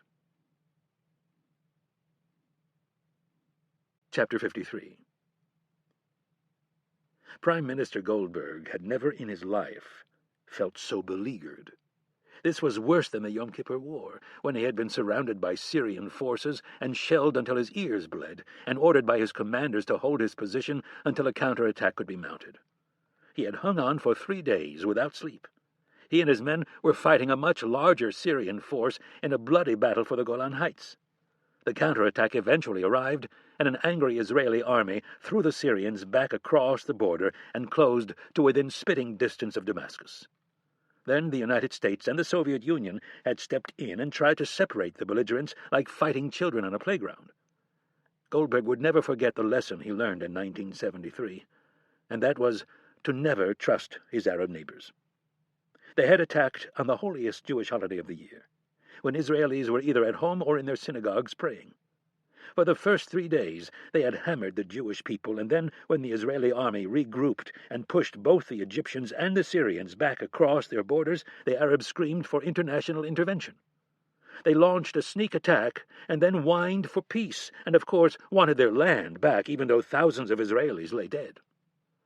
Under the pressure of an Arab oil embargo, the United States had forced Israel to pull back and concede much of the land they had captured in a war they did not start. How many times did the world have to see proof that Arabs could not be trusted? It frustrated Goldberg to no end that the leaders of Europe refused to see things as they were. It saddened him deeply that despite everything his people had been through on that cursed continent, that they did not come to the aid of Israel. All Goldberg wanted for his people was a safe place to live. And if things weren't already bad enough having to deal with suicidal Palestinians and bigoted heads of state, he now had to contend with dissenters within his own government. He was tired. The years of leading the fight had taken their toll, and Goldberg's energy was beginning to wane. At the rate things were going, there was a good chance he wouldn't survive the week without being subjected to a vote of no confidence. To start with, the UN and a healthy number of his cabinet members were up in arms over the events in Hebron, and now someone had assassinated the Palestinian ambassador in New York City. One of Goldberg's aides had briefed him on the assassination during breakfast, and his private reaction to the news had been one of desperate fear. The very first person who came to mind was his old friend and the Director General of Mossad, Ben Friedman. Goldberg had been asking himself all day if Friedman was capable of launching such a disastrous operation on his own. The answer was a startling yes, which made him all the more uncomfortable with the meeting that was about to take place. The Prime Minister would have preferred to let the problem fade away. There was enough bloodshed in the Palestinian-Israeli conflict that the ambassador's death would fade to the background sooner than one would think. But, unfortunately, for the next month or two, things were sure to get worse. It was still early in America, but Goldberg had no doubt that as the day progressed, President Hayes, or more likely, Secretary of State Berg, would be on the phone demanding assurances that Israel had had no hand in the brutal act. Goldberg was tempted to bury his head in the sand, but that would be foolish and contrary to his character. He needed the truth from Friedman, and then, after that, he could decide what to say to the Americans. He ran a frustrated hand through his thin white hair and looked at his wall clock. It was approaching 2:30 in the afternoon. Friedman was late, which was not a surprise. The head of Mossad came and went as he wished. It was a few minutes later that Friedman finally arrived to find a nervous Prime Minister sitting behind his desk. Friedman knew what this was about. He was the prime suspect in the assassination of Ambassador Ali. In contrast to the Prime Minister's suit, Friedman was dressed casually in slacks and a loose-fitting, short-sleeved dress shirt. As always, the shirt was untucked to conceal the .38 caliber revolver he carried in a belt holster at the small of his back. Friedman never went anywhere without it. Slowly he lowered himself into one of the two armchairs opposite Goldberg's desk. The beleaguered expression on his friend's face did not go unnoticed. "David, you do not look good." Goldberg had the type of face that had surrendered to gravity almost completely. It was hard to believe that this roly-poly man had served in combat. He shook his head, heavy jowls sagging. "I am in the fight of my life." Friedman interpreted this comment as the exaggeration of a politician who had lost perspective. In a voice void of any compassion or sympathy, Friedman said, "This is nothing." Looking up under hooded eyes, Goldberg studied the supremely confident head of Mossad and felt a bit of anger spark from within. "Maybe you haven't noticed lately, Ben, but my cabinet is about to fall apart. The UN is screaming for inspectors to be sent into Hebron, and after what happened in New York last night, it's a foregone conclusion that they will pass a resolution." "And you can tell them to stick their resolution." Goldberg slammed his fist down on his desk, cutting Friedman off. "I will be able to tell them no such thing," he yelled, "because I will no longer be Prime Minister. Thanks to you, I will be long gone before the first inspector arrives." "You're exaggerating," responded Friedman, with a disgusted shake of his head. "Exaggerating?" snapped Goldberg. "I'm doing no such thing. You have gotten me into this mess due to your overzealous actions in Hebron." "Don't criticize me for being overzealous. The whole reason you were elected was because the Israeli people wanted someone who would be overzealous." "You didn't need to level the whole damn neighborhood," Goldberg shot back. "Yes, I did," screamed Friedman. "Remember Farid al-Din? We sent a missile right into his car and he walked away. I wasn't going to make that mistake again. So you destroyed an entire neighborhood. You're damn right I did. This is a war. Goldberg let out a frustrated sigh and through gritted teeth said, I know it's a war, but there are other issues to consider. Like what? Like our allies. You mean our allies who firebombed Dresden and Tokyo and then dropped atomic bombs on Hiroshima and Nagasaki? Friedman stared back at the Prime Minister with righteous conviction. They'd had this discussion many times before, and their views were identical. War is ugly, and sometimes you save more lives in the long run by being more brutal than your enemy. We should expel every Palestinian from the occupied territories and not allow them back until every major Arab state signs a peace treaty with us, and damn the international community. The Prime Minister shook his head. You know better than that. The political will to launch such an operation isn't there. Why don't we find out? Goldberg was angry at himself for getting so far off track. Friedman had once again shown that he was willing to go to great lengths to get what he wanted. Maybe, Goldberg thought, he would even be so devious as to put me in a position where I had no choice but to lash out. He looked hard at the Director General of Mossad and wondered just how far he'd go to get what he wanted. The answer, he knew, was that he would go very far indeed. Look me in the eye and tell me what role you had in the death of the Palestinian ambassador. It was easy to offend some people, but not Ben Friedman. Goldberg might as well have asked him what he'd had for lunch. I had absolutely nothing to do with Ali's murder. Goldberg searched for some hint that his old friend was lying to him. After only a second or two, he knew it was a worthless exercise. He'd seen the man on too many occasions lie with the same impunity as he told the truth. Did Mossad have anything to do with the ambassador's death? Friedman shook his head. I might be crazy, David, but I am not stupid. Why would I be so dumb as to kill the Palestinian ambassador to the UN while he is in America? He frowned dismissively. I do not mourn Ali's death. He was a two-bit thug dressed up as a diplomat.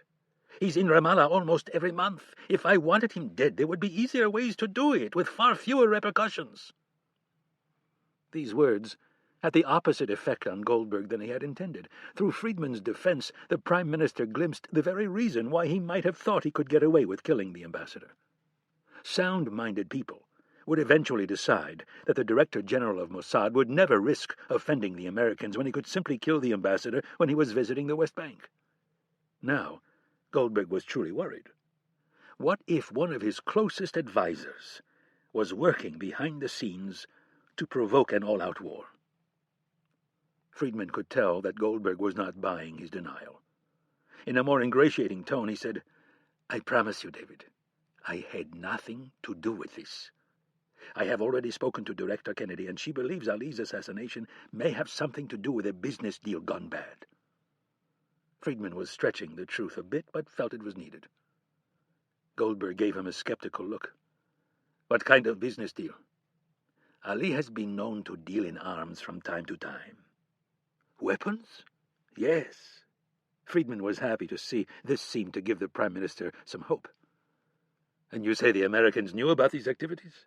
Yes, as do the French, British, Germans, Russians, and I'm sure quite a few other intelligence agencies.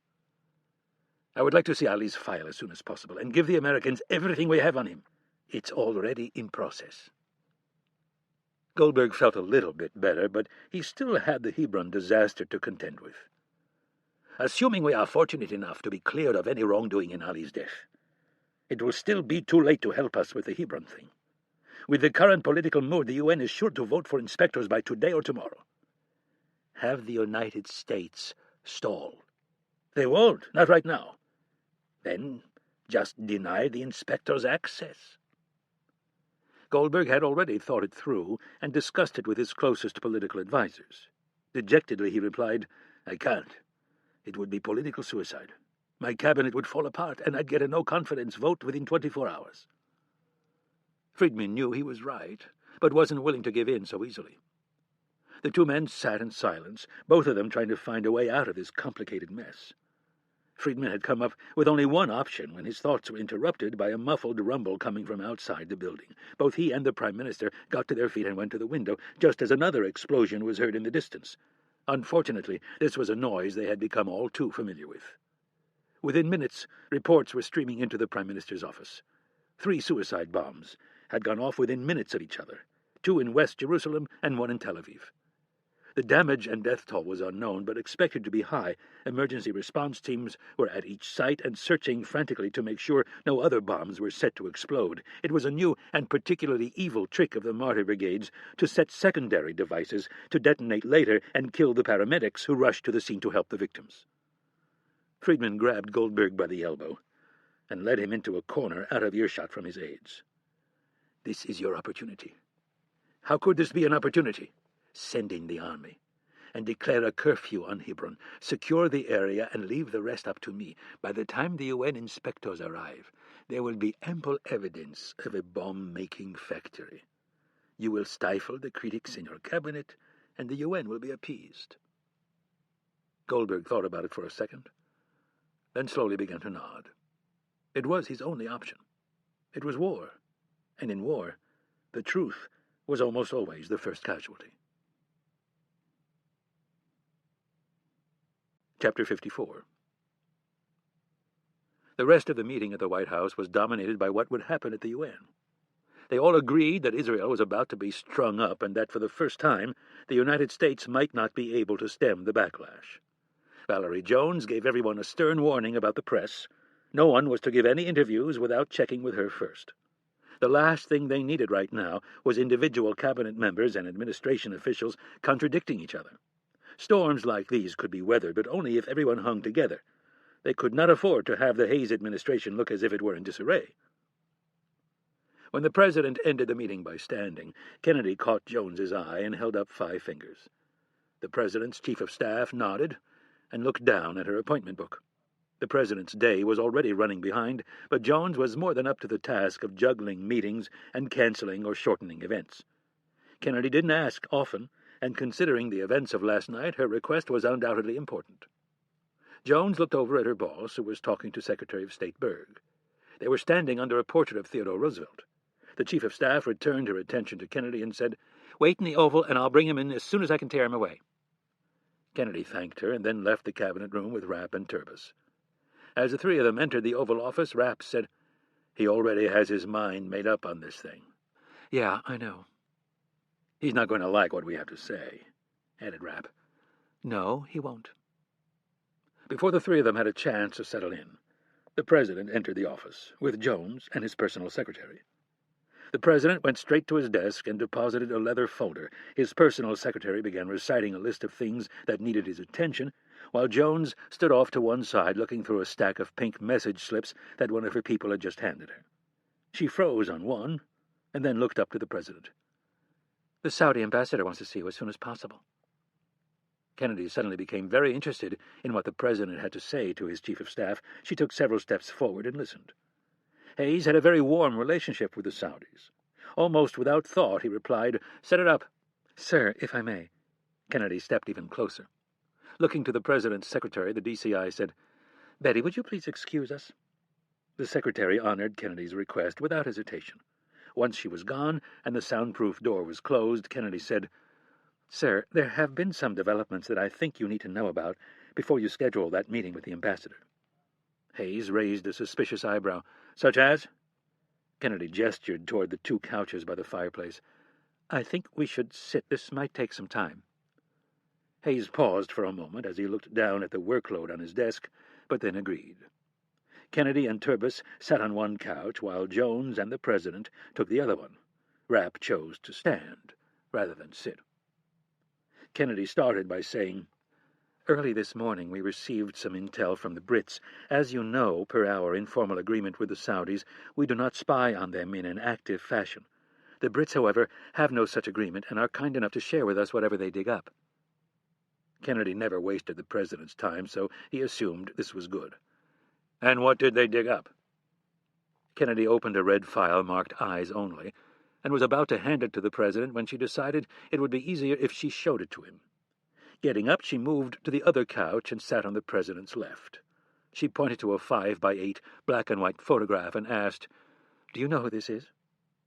Hayes studied the photo of a plump man wearing a suit and walking into a hotel surrounded by several people, including one very large Asian man. It was obvious from the quality of the shot that it was a surveillance photograph. There was something oddly familiar about the man in the suit, but the president couldn't place him. After a moment he shook his head and said, "No." In a way this surprised Kennedy, and then again it didn't. Prince Omar had a very strange relationship with his royal family. Kennedy had yet to figure out if his lack of official association was by choice or by the edict of his brother, the Crown Prince. His name is Prince Omar. He's a bit of an outcast from the royal family. Why? He's led a very flashy life over the years. He's a big gambler, a womanizer, and recreational drug user. He sounds like quite a few of the other family members. Yes, but he's the direct brother to the Crown Prince, and 15 years ago was in real contention with his brother to become king. He's very outspoken, and unlike many of his cousins, uncles, and nephews, he's actually made a fortune all on his own. That is unusual, admitted the president. The 5,000-plus Saudi royal family was notorious for their lavish spending habits, not for their ability to support themselves. How did he make his money? Banking and real estate. Hayes looked at another photo of the prince and said, "So why is he an outcast?" He's very critical of his brother in regard to cooperating with the West in the war on terrorism. Hayes nodded knowingly. He was no stranger to the hypocrisy of many of the Saudi royals. They were educated in the West. They vacationed in the West. They spent as much time as possible in the West, enjoying the fruits of free democratic societies, and then returned home to bash the West and pander to the neoconservative mullahs and imams. So why are you bringing him to my attention this morning? In light of what happened in New York last night, I thought you should see this right away. Kennedy reached over and flipped through a few more photographs until she found the one she was looking for. Last week, Prince Omar's yacht was anchored at Monte Carlo. MI6 had him under surveillance and photographed this man being ferried to his yacht. "Why do they have him under surveillance?" asked Jones. "The Brits didn't offer and I didn't ask. But if the opportunity presents itself, I'll find out." "Who is this guy?" asked the president. He pointed to a photograph of a handsome man sitting on the back bench of a power launch. "That, sir, is what we are trying to find out. The Brits were able to pick up some low-quality audio of the prince talking with this unknown individual, and it's very interesting. The prince was easier to understand because he was louder." Kennedy flipped the photo and revealed a typed transcript of the discussion between Omar and his visitor. The president donned his reading glasses and followed along. Subject 1. "Your Highness, I am. Implement your plan. There are things to be done, little room for error. Prince Omar. How close? Subject 1. Close. Prince Omar. When will it start? Subject 1. Within week." Kennedy passed over several paragraphs as they were unimportant and found the next important passage. Subject 1. "There is, you could, for me." Prince Omar. "Would that have money?" Subject 1. They, driven into action by rage, I give them." Prince Omar. "How much more do you need?" Subject 1. Response unintelligible. Prince Omar. 10 million. You have become far too greedy. Subject 1. Response unintelligible. Prince Omar. 5 million. Subject 1. Prince Omar. What one thing you most pleasure in? Prince Omar. To see Israel destroyed. Subject 1. Exactly. 10 million. Pittance. And for it, self-destruction, Zionist state.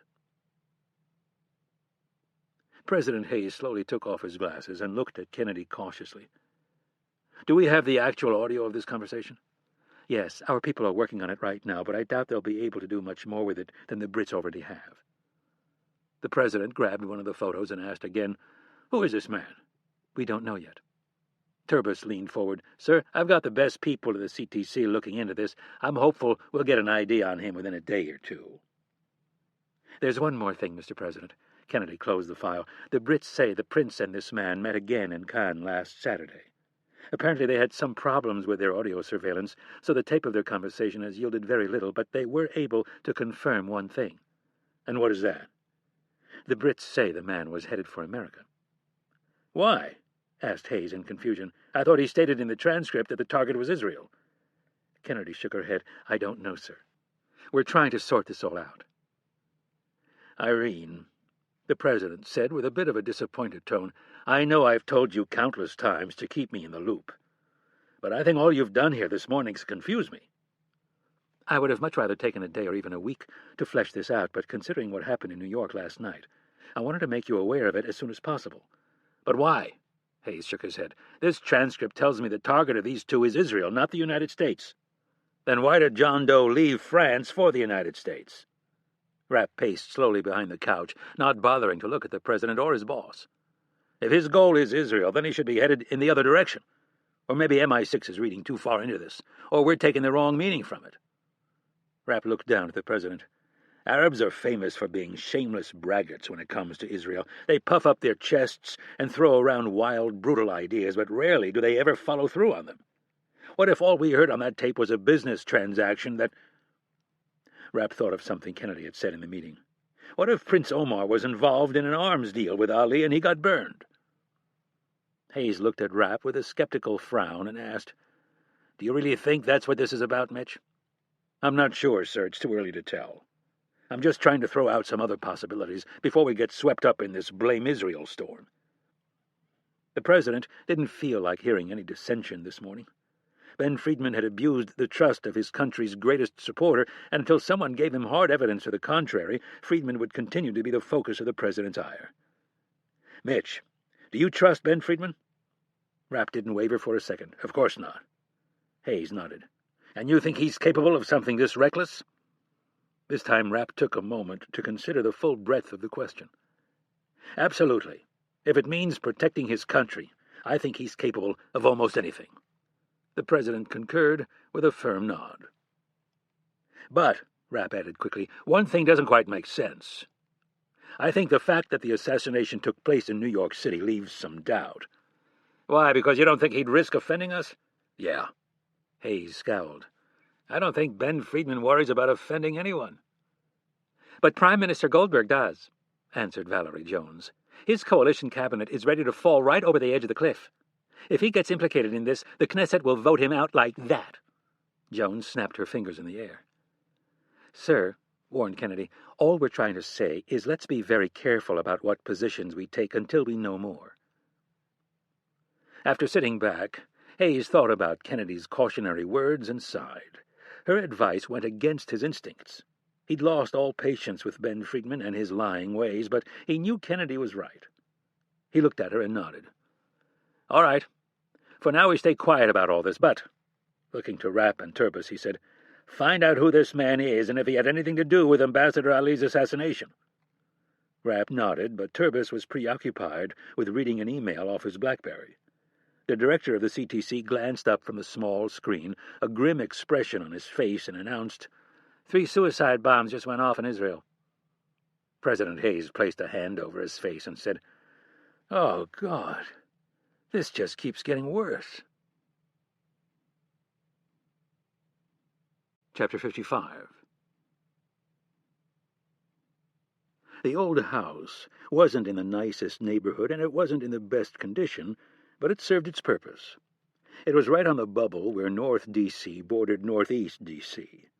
Compared to the southeast quadrant of the city, the neighborhood was tame, but trouble could still be found if you didn't pay attention to where you were going at 2 a.m.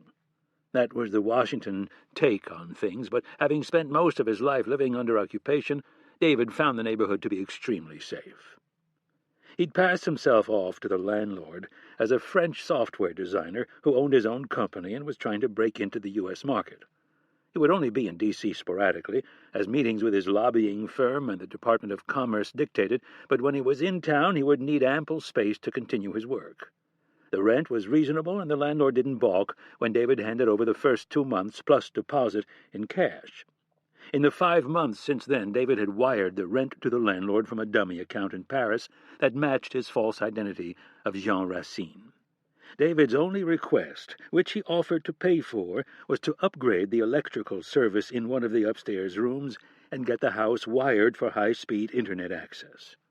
The landlord, who lived a little more than a mile away, objected to neither, and stayed true to his promise that he wouldn't bother David as long as David was a quiet and respectful tenant.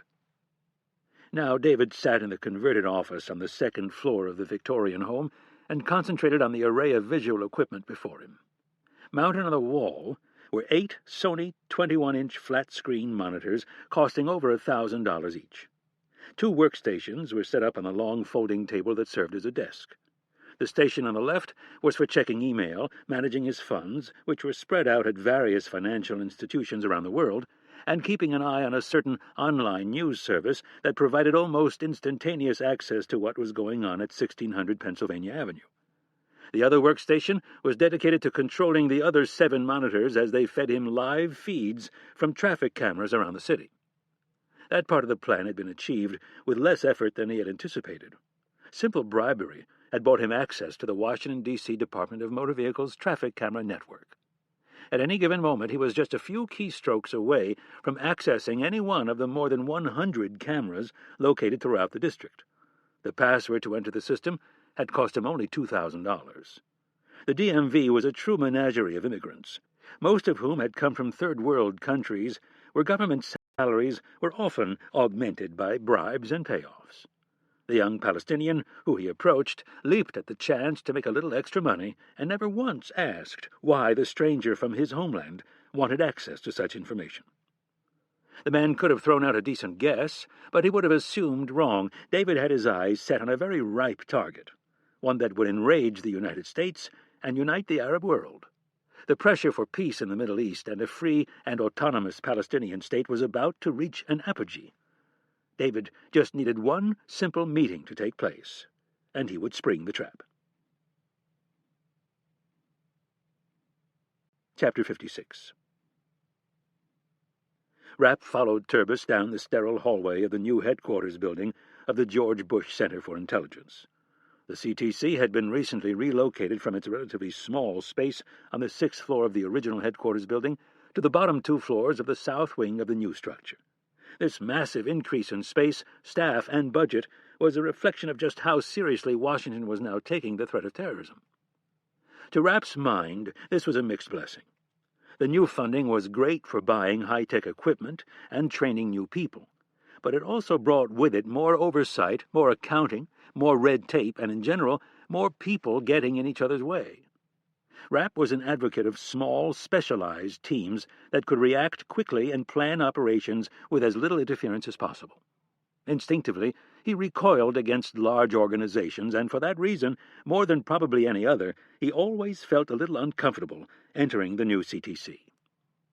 Turbis stopped at a door and slid his ID through the magnetic card reader, while Rapp loosened the knot of his tie and undid the top button of his dress shirt. They had barely entered the CTC, and analysts were already lining up to have a word with Turbis.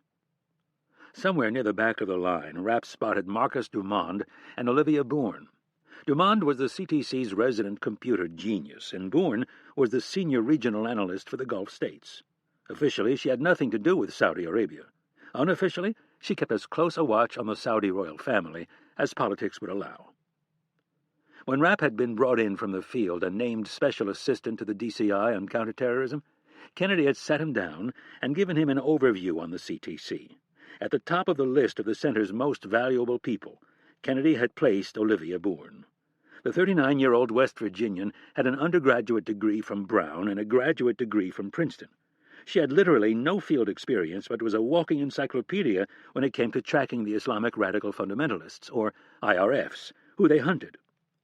Kennedy hadn't bothered to brief Rapp on Marcus Dumond, since it was Rapp who had recruited him. Rapp had met Dumond while he was a graduate student at MIT with Rapp's brother.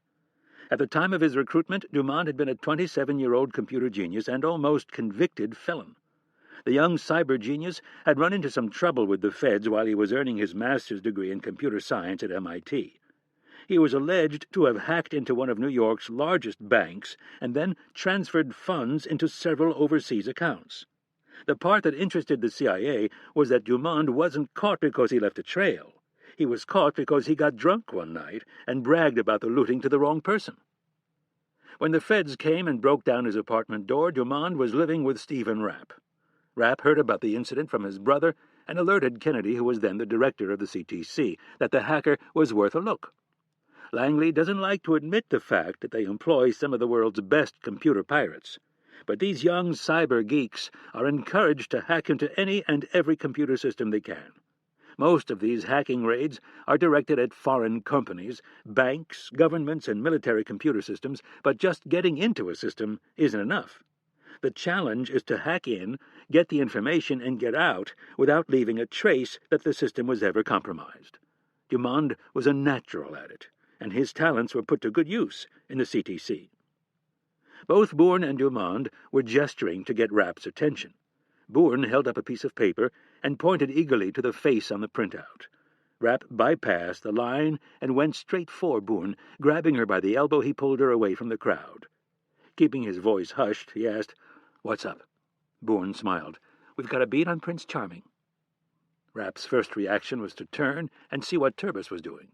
It looked like two CTC employees were wildly explaining a problem to the head boss in hopes that he would referee their dispute. Rapp looked to Dumond and Bourne and said, "Follow me." The three of them walked down the side aisle of the large open room that held a sea of cubicles. The maze of plastic and fabric dividers was affectionately known as the bullpen to those who worked counterterrorism. When they reached Rapp's office, he unlocked the door with a key and then entered.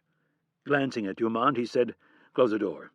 Once it was shut, Rapp turned to Bourne, who spoke both Arabic and Farsi fluently, and asked, "What did you find?" Bourne handed over the printout. "Our boy flew from Nice to Paris to JFK on Sunday." Rapp looked at the grainy black-and-white image. "Where'd we get this?" "Custom surveillance camera at JFK. We scanned the Brits' photos into the facial imaging recognition system and let the computers go to work. We started with our in-house database on known or suspected terrorists and came up blank. So before checking with our allies, I decided to run a search with Customs on the hunch that if this guy had anything to do with the Palestinian ambassador, he would have had to enter the country on Sunday or Monday at the latest." Rapp nodded and looked at the grainy photo. "Are we sure this is him?" 98.63% sure, replied the hyper-analytical Dumond. Holding the photo up, Rapp asked, "Does he have a name?" "Charles Utrillo," Bourne replied. Rapp turned his attention to Dumond, knowing his little hacker would have already done a full background check. "I suppose that's not his real name?" "Nope," Dumond shook his head. "I checked several French government databases and came up with nothing." Dumond handed over a printout. "Here's the information on the credit card he used to pay for the plane ticket. We're running a search on rental cars and hotels within a 100-mile radius of New York City. If he used the card again, we'll know sometime in the next 30 minutes. "Are you tracing the card on the other end?" asked Rapp. "Yeah, it was set up for automatic payments from a bank in Paris. The account has a little less than $8,000 in it." Unfortunately, Rapp thought he knew the answer to his next question, but he asked it anyway. "And how did that money get into the account?" 4 separate cash deposits." Rapp cringed. This guy was covering his tracks like a real pro. Speaking from experience, Rapp said, "The name's a dead end. Wherever he is now, he's using a different identity." "Even so," asked Bourne, "do you want us to flag his passport and alert the FBI?" "Flag his passport," answered Rapp, even though he doubted it would do any good. "But hold off on the FBI for a bit. Let me talk to Irene first and see what she wants to do." Rapp paused and put himself in the shoes of the assassin for a moment. He tried to guess what the man's next move would be. His options were to either stay in New York and wait until things settled down or leave immediately. If it was Rapp, he would have left immediately. Canada would have been his first choice, and then head back to Europe, or if he had time, head west. "Start checking security cameras at the 3 major airports from 8 last night until this morning. Concentrate on outgoing international flights, especially anything bound for Canada." "We're in the process of doing it right now," answered Bourne. "Do you want me to check with the DGSE or Mossad and see if we can get a match on the photo?" Normally, Rapp wouldn't think twice about checking with either the French or Mossad, but given the current situation, he hesitated. "Not yet. I need to run this by Irene first." He checked his watch and then asked, "Anything else?" "Yeah," said Bourne. "Ask her if we can bring the feds and local law enforcement in on this." Rapp nodded. Remembering something, he asked Dumond, "How are you coming with the prince's finances? $10 million is a lot of money. There has to be a sign of it moving from one account to another." Dumont shook his head in frustration. $10 million is nothing to a guy like this. It'll take me the rest of the day just to try and identify all of the various accounts he uses, and even then I could miss a few that I'm sure he keeps hidden. I don't care what it takes. Get it done. Pull all the people you need for the busy work, and I'll get Irene to authorize it. I want to know who this guy is, and unless Olivia gets lucky, the best way to catch him is to follow the money trail. Chapter 57. The sun was down, and rush hour was over as Rapp turned onto the chain bridge and hit the gas. His turbo Volvo S80 shot across the low-slung bridge like a rocket. When he reached the other side, he hung a right and again floored it. He was already 15 minutes late for his 8 o'clock dinner date with his wife. At Reservoir Road, he hung a left and shot across a lane of traffic and into a residential neighborhood just north and west of Georgetown University. Anna had picked the restaurant. It was in Glover Park on Wisconsin Avenue. Austin Grill was a little hole in the wall that served great margaritas and decent Mexican food. Unfortunately, Rapp wouldn't be drinking any margaritas tonight. As soon as dinner was over, he'd have to head right back to Langley. They were no closer to finding out who Prince Omar's minion was than they were 8 hours ago. Kennedy had given them the green light to bring in the counter-terrorism people at the FBI, but had decided against alerting France or Israel. Bourne had done a routine search through Interpol's database, shuffling John Doe's photograph in with a half-dozen others they were interested in. The intent was to make Interpol think it was a standard query and nothing to get excited about. Against everyone's hopes, the search came up empty. The pressure from the White House wasn't helping. If they didn't know more by tomorrow morning, Rapp was prepared to get on a plane and fly to France. He had a few ideas about how he could crack this thing open, and his best hope lay with Prince Omar's personal assistant, the effeminate Devon Leclerc. The Brits had provided a brief bio of the man, and it appeared he was the most likely person to handle Omar's nefarious activities. Rapp was willing to bet he could get the guy to crack inside of 5 minutes. In the meantime, he'd given Dumont orders to take a close look at the Frenchman. Rapp took a left onto 37th Street, braking for several students who were lollygagging in the crosswalk, and then accelerated up the hill. Less than a minute later he turned, heading south onto Wisconsin Avenue, and grabbed the first available spot. Climbing out of the car, he winced slightly as he put weight on his bad leg, and then did a quick 360-degree check of the area. Rapp entered the bar with the collar of his jacket turned up and his head down, trying to look as inconspicuous as possible. He squeezed past the young crowd that was bellied up to the bar. Even on a Tuesday night, the place did great business. With every step, he scanned faces and checked things out. He headed for the balcony, where they always sat, and hobbled up the stairs. Just like a good girl, he found his wife sitting in the corner with her back to the wall. Rapp smiled without hesitation, his deeply tanned face showing a pair of creased dimples. He hurried over to her and said, "Sorry I'm late, honey." Anna smiled and offered her lips. She was usually the one who was late, so she couldn't complain. Rapp kissed her and took off his jacket, careful not to let his suit coat open too far and alarm any of the other patrons by revealing the gun in his shoulder holster. He took a seat next to his wife, so they both had their backs to the wall. Taking her hand, he asked, "How was your day?" Anna took a drink of water and said, "Pretty hectic. People are really freaking out about the Palestinian ambassador." "Tell me about it," responded Rapp. "I heard the president went ballistic when he found out." Rapp thought about it for a second. He wasn't happy, but I don't think I'd describe it as going ballistic. Anna wasn't sure if her husband was spinning her or telling the truth. "You guys have any idea who did it?" "We've got a few leads." "Nothing you can talk about," finished Anna. Rapp smiled and kissed her again. "You're figuring this game out." She laughed and said, "Oh, I'm not done with you yet." Staring at him with her emerald eyes, she said, "The word on the street is that the president thinks the Israelis are responsible." Inside, Rapp felt his gut tighten. The president had no business letting a rumor like this get started. At this point, any suspicion aimed at Israel was based on the president's hatred and distrust of Ben Friedman and nothing more. What little evidence they had pointed in a very different direction, and one that he could not share with his wife. "We have very little to go on right now, but I don't think the Israelis did it." A waitress showed up at the table and dropped off a red, white, and blue swirly margarita. She asked Rapp what he wanted, and as tempted as he was to follow suit, he settled for a bottle of Lone Star beer instead. When the waitress was gone, Anna asked, "Why don't you think Israel did it?" Rapp frowned. Let's change the subject. How's your mother? Anna took a sip of her drink and said, You never ask about my mother. That's not true. How is she doing? She's fine. Now tell me why you don't think the Israelis did it. Rapp was about to put up the stone wall and then remembered where it had gotten him lately. She was his wife, and as long as he didn't get into details, there was probably no harm in explaining his opinion. I know a lot of Israelis, and although they're a little crazy at times, they are far from stupid. Unless there's something about Ambassador Ali that we don't know, I see no benefit to Mossad taking him out. Unless, said Anna, they feel so isolated their only choice was to lash out. Rapp was already shaking his head. Not here in the United States.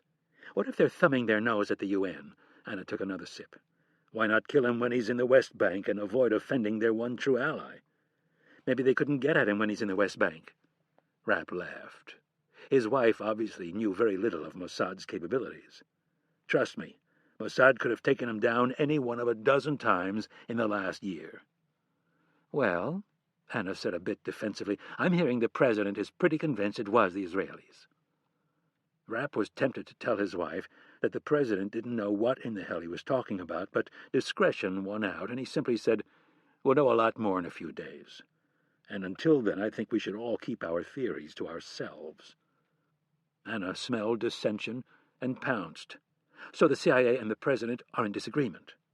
Smiling and shaking his head, he said, You're awful. I never said any such thing. You asked your husband his personal opinion, and that's what I gave you. In no way does it reflect the official opinion of either the President or the CIA. Anna made a funny face while sucking on her straw. When she came up for air, she said, Nice try. I'm going to lead the news with it in the morning. She held her drink in front of her mouth like a microphone. Using her fake on-air voice, she said, Breaking news here at the White House. Major dissension between President Hayes and the CIA. Rapp almost took the bait and then caught himself. By the way, aren't you wondering how my ass is doing? Anna shook her head. Nope. Your current ailment is nobody's fault but your own. You'll get no sympathy from me. Rapp pulled a woebegone face. My doctor tells me I might never be able to have sex again. Anna tried her best not to smile. The divorce papers will be on your desk in the morning. Rapp burst out laughing. It was the first time in several days, and it felt great. As he looked into his wife's eyes, he wished he didn't have to go back to the office, but he did. He had to find out who this guy was, and when he did, he would demand that the President allow him to launch an operation that set an example, an operation that would send a warning to people who wanted to finance terrorism. He knew the President would be reluctant to grant him the authority to do what he wanted, so he would have to work that much harder to make sure he had overwhelming evidence and sound reason on his side. Chapter 58. It wasn't quite 7 on Wednesday morning when David entered the tiny garage behind the house he was renting. Inside was a stripped-down white Ford minivan with no seats or windows in the rear passenger area. David had done all of his dry runs without the van. Even though he was confident the bomb wouldn't go off unless it was armed, he erred on the side of caution and kept it locked up in the garage. As he slid the key into the ignition, he couldn't help but catch himself worrying that starting the engine might bring about a premature end to his plans. The concern was foolish. He'd read all the manuals ad nauseum. There were ample materials available on explosives if one was willing to look, and besides, his people had become experts on bombs over the last 2 decades. The more difficult aspect of the plan had been obtaining the amount of explosives he needed and then getting them into the United States. The now-deceased General Hamza had been kind enough to supply him with 3 separate shipments of Iraqi-made Semtex, a very powerful plastic explosive, and then, using a series of export companies, he had shipped a large cargo container from Jordan to Indonesia and then finally to the busy port of Los Angeles. From there, the container had made its way east to Richmond, Virginia, where it sat in a storage facility for 2 months, while David made sure it wasn't being watched. 12 40-pound blocks of the clay-like Semtex sat in the back of the van under a canvas painter's tarp. Underneath the tarp was a maze of det cord and blasting caps that would ensure the near-simultaneous detonation of the 480 pounds of explosives. David backed up slowly until he reached the street and then headed south. Due to all the government jobs, D.C. was not a city of early risers, and the traffic was still light. He cut down a cross street and then turned the van onto Georgia Avenue. A short while later he passed Howard University, and then Georgia turned into 7th Street. He was now less than a mile from the White House. After stopping for a red light, he took a right onto Rhode Island and continued in the right lane, avoiding as many potholes as he could. He was more nervous now than when he had killed Ali. There was something about D.C. All the cameras and various law enforcement agencies each presented the possibility of capture. To David, it was truly unbelievable that a city with so many cops in it could have such a high murder rate. But that was America. He tried not to be overly optimistic about his odds of succeeding. He'd covered his tracks diligently and monitored the FBI's website hourly, waiting for a photograph of him to appear at any moment. But it hadn't. They had no idea who he was, and if the papers were to be believed, the entire world, even the Americans, believed that the Israelis were responsible for the assassination of Ambassador Ali. Everything was going according to plan. Now all he needed to do was make one last grand statement, an act of pure violence that would force Israel to concede. He turned onto the desired street, less than a quarter mile from the White House, and slowed for a car that had abruptly pulled out in front of him. David continued north for 2 more blocks in search of the optimal parking place. Much of the credit for this last bold move had to be given to Omar. He had convinced David that the best way to force Israel to the table was to enrage the Americans, spill blood on their soil, and watch them lose their patience with Israel. Now, more than ever, David was convinced it would work. The French ambassador to the UN was scheduled to bring a resolution for Palestinian statehood before the Security Council at 11 this morning. So far, everyone was on board, minus the United States, but unfortunately that wasn't enough. As a permanent member of the Council, the American ambassador had veto power. As things stood right now, the Americans were not ready to back the French resolution, but that was about to change. After David was done this morning, the vote would probably have to be postponed, but its odds of passing would be greatly increased. David carefully parallel parked the van, and then plugged the meter with enough quarters to last into the afternoon. Standing next to the parking meter, he took one last look at the van and made sure he'd done everything. The tabs were up to date, the meter was full, and the bomb could not be seen from the front window. As casually as his nerves would allow, he turned and began walking away from the vehicle. He would wait to arm the bomb when he got back to the house, after he was sure his target was on the way. Chapter 59. Rapp stepped out of the shower in the men's locker room of the new headquarters building and grabbed a towel. He'd managed to sneak in a few hours' sleep on the couch in his office, and right about now he was wondering if that had been such a good idea. Due to his wound, he'd had to sleep on his side, with his head up on the armrest. The contorted angle of his neck had given him a kink that a steaming hot 15-minute shower had done nothing to fix. As he dried off, he told himself to ignore it. There were bigger problems to deal with, like finding this prick who worked for Fat Omar. That's what Rapp had taken to calling the Saudi prince, refusing to grant him his regal title. With the aid of a full-length mirror, he taped a new bandage over his wound and got some clean clothes out of his locker. It was common for those who worked in the CTC to keep a change of clothes at work. When a crisis erupted, there usually wasn't enough time to sleep, let alone go home and get changed. Rapp was standing in his boxers when the locker room door flew open, and a disheveled Marcus Dumont burst in, yelling Rapp's name. "Mitch! Mitch! Over here!" yelled Rapp. Dumont skidded to a stop at the end of the aisle. "You gotta get upstairs. Olivia found something." Rapp pulled his pants on. "What?" "She's got a lead on this guy, and you're not gonna like it." Rapp stood over Bourne's shoulder, his thick black hair wet and uncombed, staring at the flat screen monitor. For the 3rd time in a row, he watched the man walk across the expansive floor of Penn Station, and for the 3rd time in a row he asked Bourne, "Are you sure it's him?" She smiled confidently and said, "Yep, the software mapped his face and gave us a lock on the surveillance photos the Brits provided." Rapp watched the man in the dark trench coat. The times worked out. Kill Ali, get away from the area, dispose of the weapon, and then catch a train out of town. Or go to the station and make everybody think you got on a train, then duck back outside and disappear. Rapp had used the trick himself on more than one occasion. Have you checked to make sure he didn't turn around and come back out?" "No need to," replied a confident Bourne. She made a couple of keystrokes, and more black-and-white surveillance footage came up on the second monitor. Bourne handed Rapp a printout that showed the schedule of trains leaving Penn Station for the night in question. Rapp looked down at the one she had circled and squinted to read the small type. "Going off of that," offered Bourne, "I pulled the footage at Union Station. The train left New York at 10:05 and pulled into D.C. at 1:20 in the morning." Bourne hit her enter key like a concert pianist, striking the final note of a glorious performance, and then, sitting back, she crossed her arms and watched the digital video stream play across her screen. "That's our guy walking across the lobby right there." Rapp didn't bother to ask if she was sure this time. "The bastard's in D.C." He mumbled more to himself than Bourne. His mind instantly seized, not on who he should call or where the man might be, but rather on who he was after. When you stripped away all the bullshit, Rapp was an assassin. He was also much more than that, of course, but in the most raw, blunt way he was an assassin. He understood the thought processes involved in running an operation virtually alone. It was his preferred mode. That way, he didn't have to worry about anyone other than himself screwing up. This guy looked like he was operating alone, and if Rapp was guessing right, there was only one reason why he would come to D.C. He wasn't done killing. "Do we have any more footage on him?" "No, this is it." "Damn it," swore Rapp. "Have you told Jake?"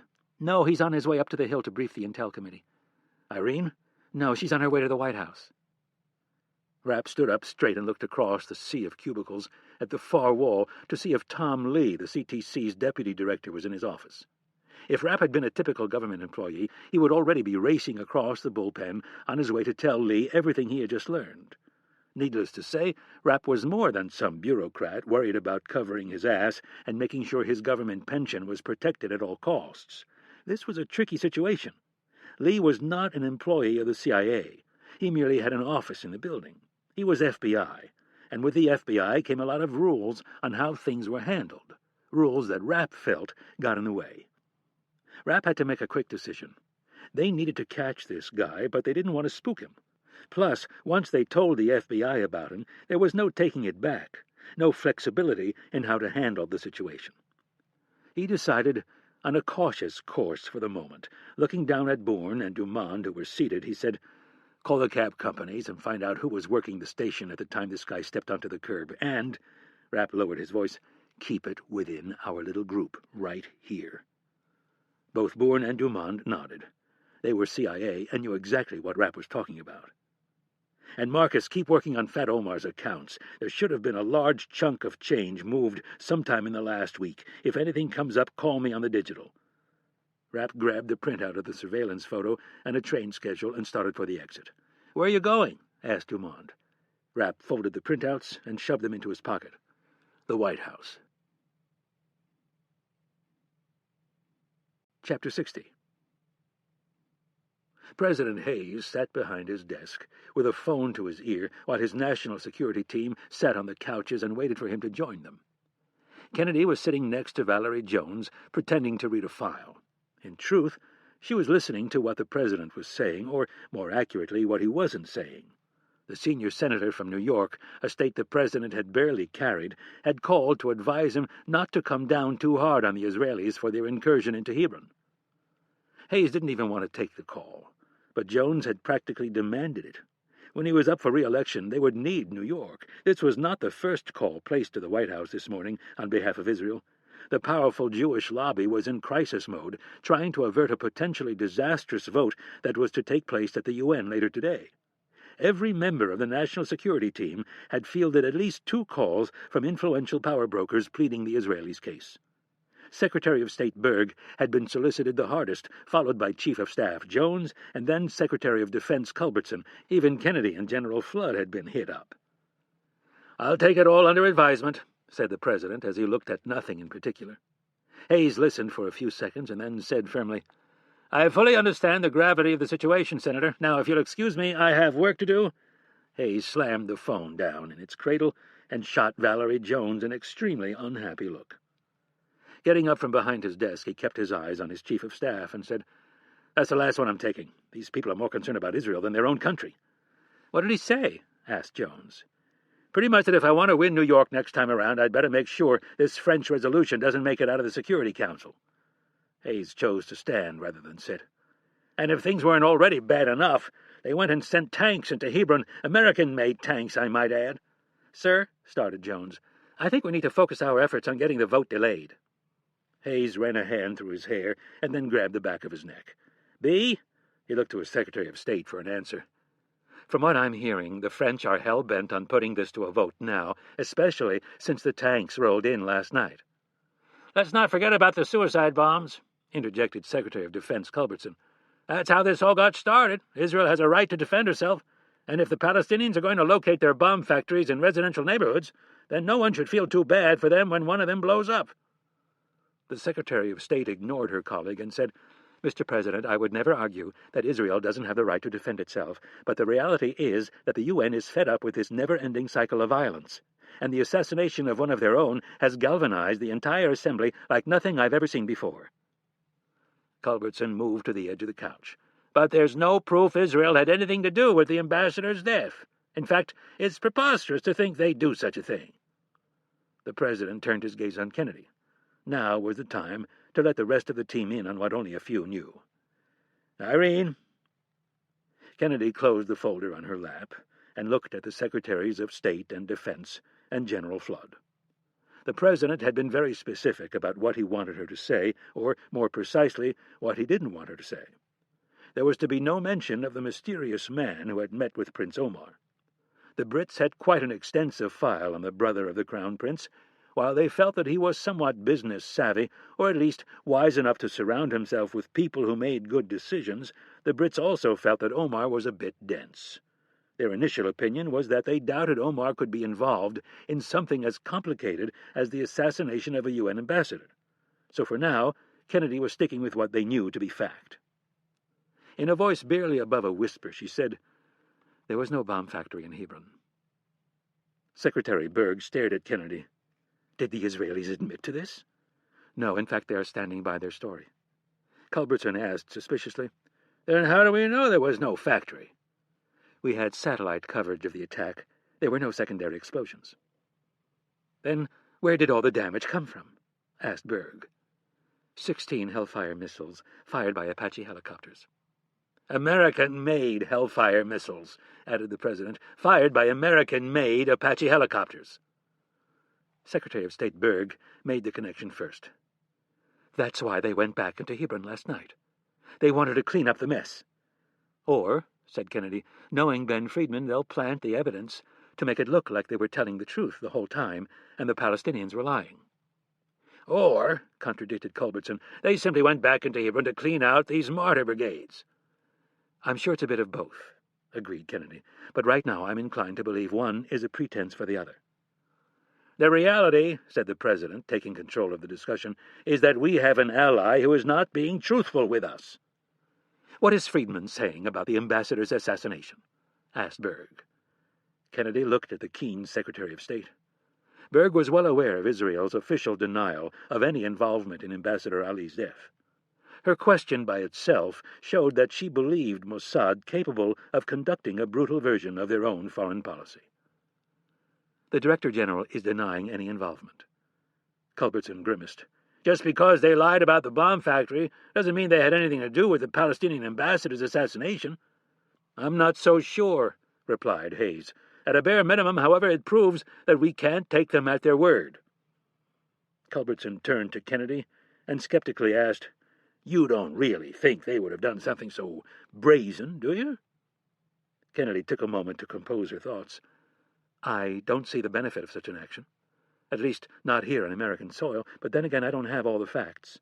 For all I know, this could be the start of an all-out offensive on Israel's part to clean out the West Bank once and for all.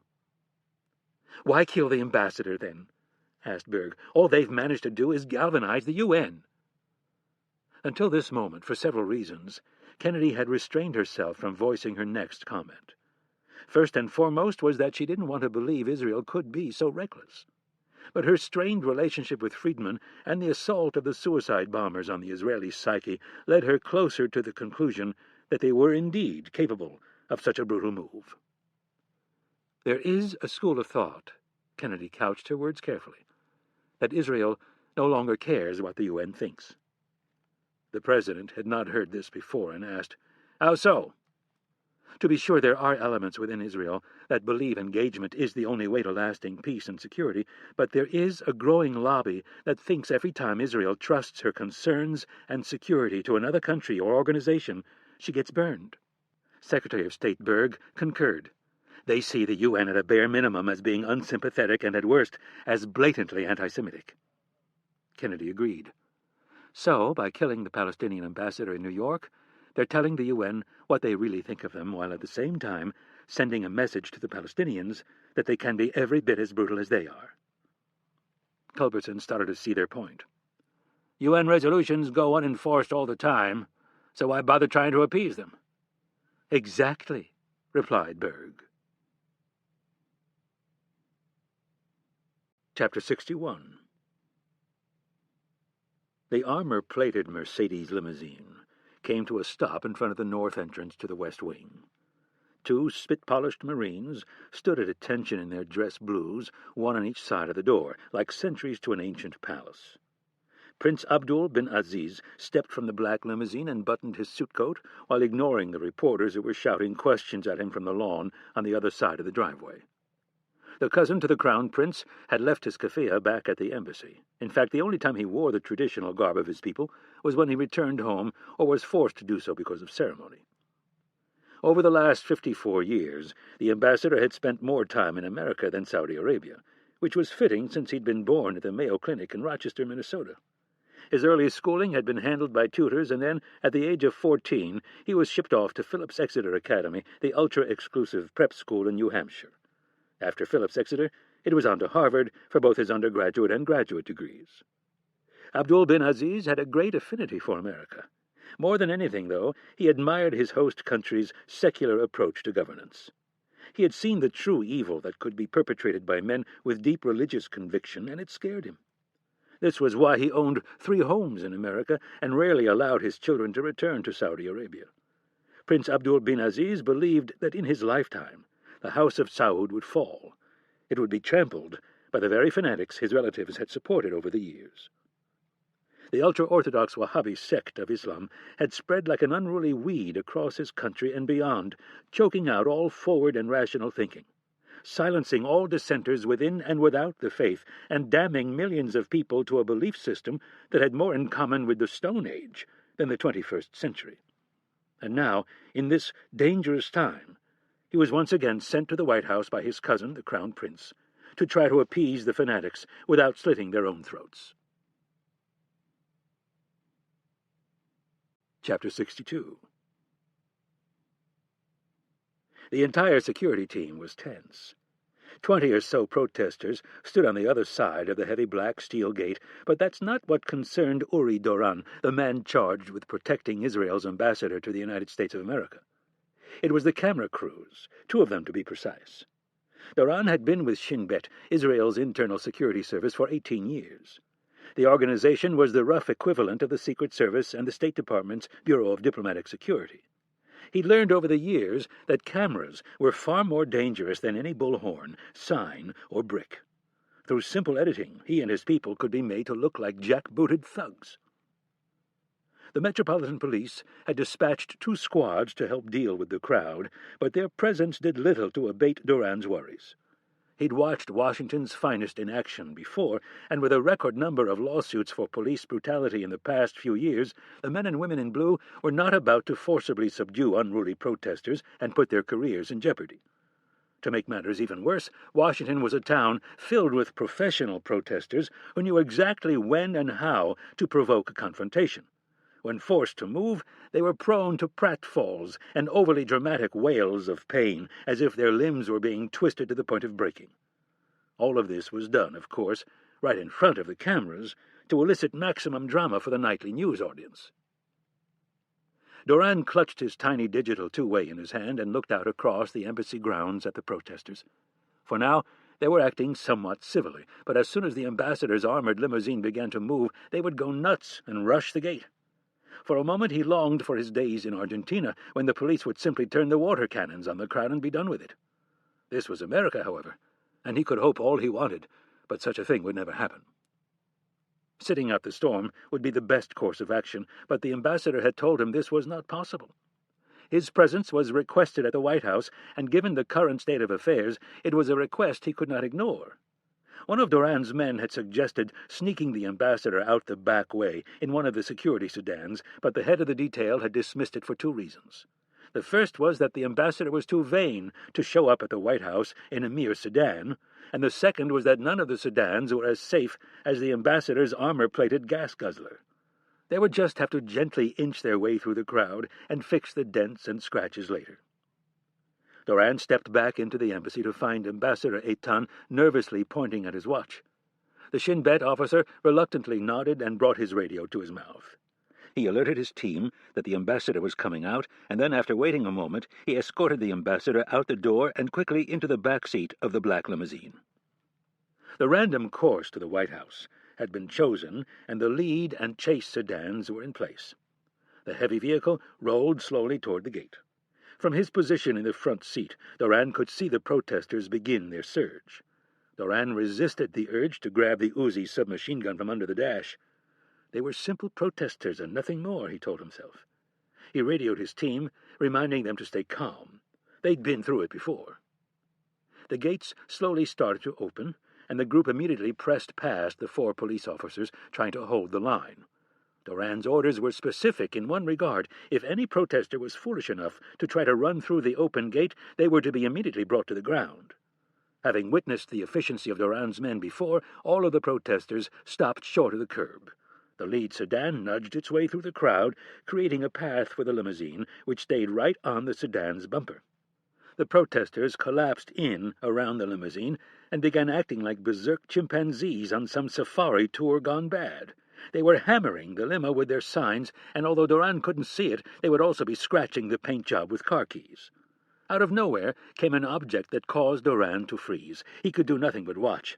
It was against all standard security procedures to open the door. The metal cylinder was hoisted over the shoulder of one of the police officers, and then a mist of bright orange paint began to coat the front windshield and the side of the car as the limousine kept moving.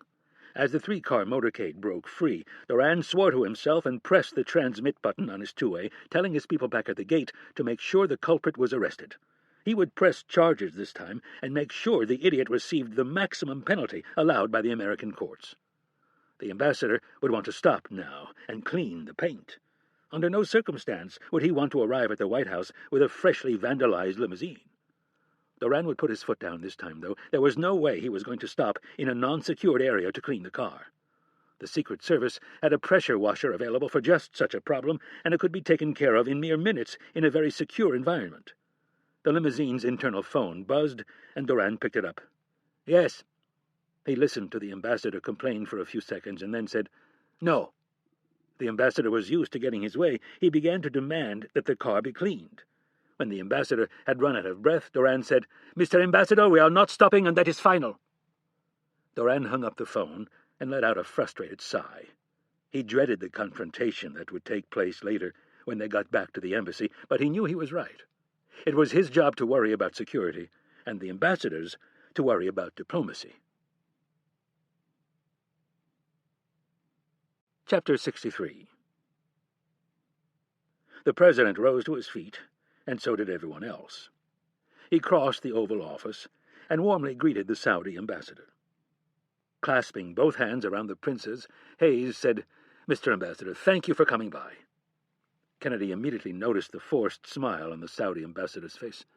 He was not looking forward to whatever it was that he'd been sent to say.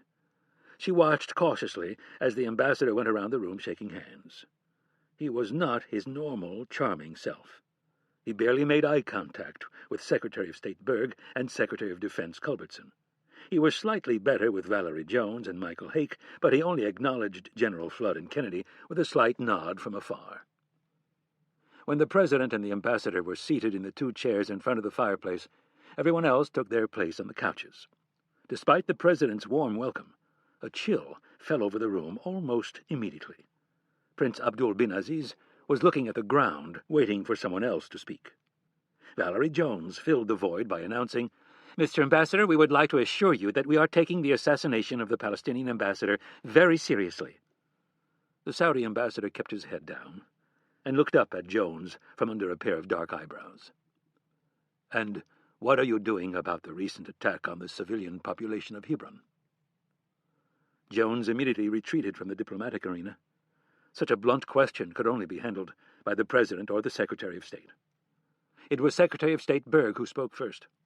"Mr. Ambassador, we are not happy with the recent developments in Hebron and are putting as much pressure on the Israelis as we can." The ambassador was careful to give Secretary Berg a skeptical but respectful look. "Madam Secretary, you either underestimate your influence over your allies, or you have yet to exert the proper amount of pressure." "Trust me, Mr. Ambassador." Berg glanced at the President for a second and said, "We are exerting a great deal of pressure on Israel." "Then why, may I ask, is Hebron still under military occupation?" Before Berg could respond, Secretary Culbertson said, "Because 3 suicide bombs killed 31 Israelis yesterday, bringing the 12-month total to 178 dead and over 500 injured." The Secretary of Defense let the cold statistic hang in the air. Aziz clasped his hands and sat up a little straighter. The violence is never ending. Somewhere, somehow, it must stop. "I agree, Mr. Ambassador," replied President Hayes, "but you must agree that Israel is not acting without provocation. The other night, when they bombed that neighborhood, killing hundreds," Aziz shook his head, "they were not provoked. No one in the room dared use the Israeli excuse that they were taking out a bomb factory, and it was a good thing they didn't, because after a long moment of silence, the Saudi ambassador added, 'We have received intelligence reports that say there was no bomb factory, as the Israelis have claimed.'" Ambassador Aziz turned his dark eyes from Secretary Culbertson to Kennedy and asked, "Director Kennedy, can you confirm or deny this?" Kennedy was caught off guard by the ambassador, but didn't let it show. Not wanting to appear a bald-faced liar, she said, "We have heard the Palestinians' claims, but so far have been unable to verify them." He kept his gaze locked on Kennedy. "And what of the Palestinian ambassador to the UN?" Kennedy badly wanted to tell Aziz that his cousin, Prince Omar, was a suspect, but that would be unwise. Besides, they had nowhere near enough evidence to make that connection. As recently as this morning, Kennedy and Rapp had discussed the possibility of Friedman sending one of his agents to Omar and setting him up. Friedman had made a career of running very complex operations that looked like one thing and turned out to be something very different. If Omar was about to be the patsy for an Israeli operation, they would know soon enough. Answering the question put to her, Kennedy said, "We have absolutely no idea who killed Ambassador Ali, but are running down every possible lead." "Including that the Israelis may have done it?" "Including that the Israelis may have done it," answered Kennedy. President Hayes cleared his throat. "Abdul, I value your friendship, and I value the friendship of your country. We have made great strides as of late, and I think we need to keep moving in the right direction." "And what is that direction, Mr. President?" Hayes looked momentarily miffed by the question. "Peace and prosperity. We need to continue to open up our markets to each other and work toward forging a long-lasting relationship." "And what of the Palestinian crisis?" "I've made myself very clear that this administration supports a Palestinian state." Secretary of State Berg quickly added, "as long as Israel is recognized by the Arab states and her security is guaranteed." Hayes nodded earnestly. "Good," said Aziz. "Then we can count on you to vote for the French resolution this afternoon." The silence was deafening, and after a long, awkward moment, the ambassador began to shake his head. "Must you always favor Israel?" He said this in a desperate voice that was barely loud enough for the room to hear. "Mr. Ambassador," said Secretary Berg as gently as possible, "you know better than anyone how complicated this is." "Yes, I do," he sighed, "and unfortunately, it is about to get a great deal more complicated." Aziz turned to President Hayes. "My government is requesting that as a token of our friendship, you vote for the French resolution for Palestinian statehood this afternoon." President Hayes swallowed hard and began to sadly shake his head. "Abdul, I need time." "For what, Mr. President? So you can try to convince the French to table their resolution?" It was now Aziz's turn to shake his head. "The time has come, Mr. President, to stop the bloodshed. The time has come for you to show that America can be even-handed in this regard. I plead with you, Mr. President. The Arab people need to see that you will break with Israel when they are wrong." Berg tried to draw Aziz away from the President. "Mr. Ambassador, I can assure you that the American people want peace in the Middle East, but it cannot be rushed." "Madam Secretary, I can assure you, in turn, that the Arab people want a Palestinian state, and they are tired of waiting." Aziz turned back to Hayes, and with genuine sorrow said, "Mr. President, I take no joy in telling you this, but I have been asked to inform you that if America vetoes the French resolution this afternoon, there will be severe repercussions." "Such as?" asked Hayes.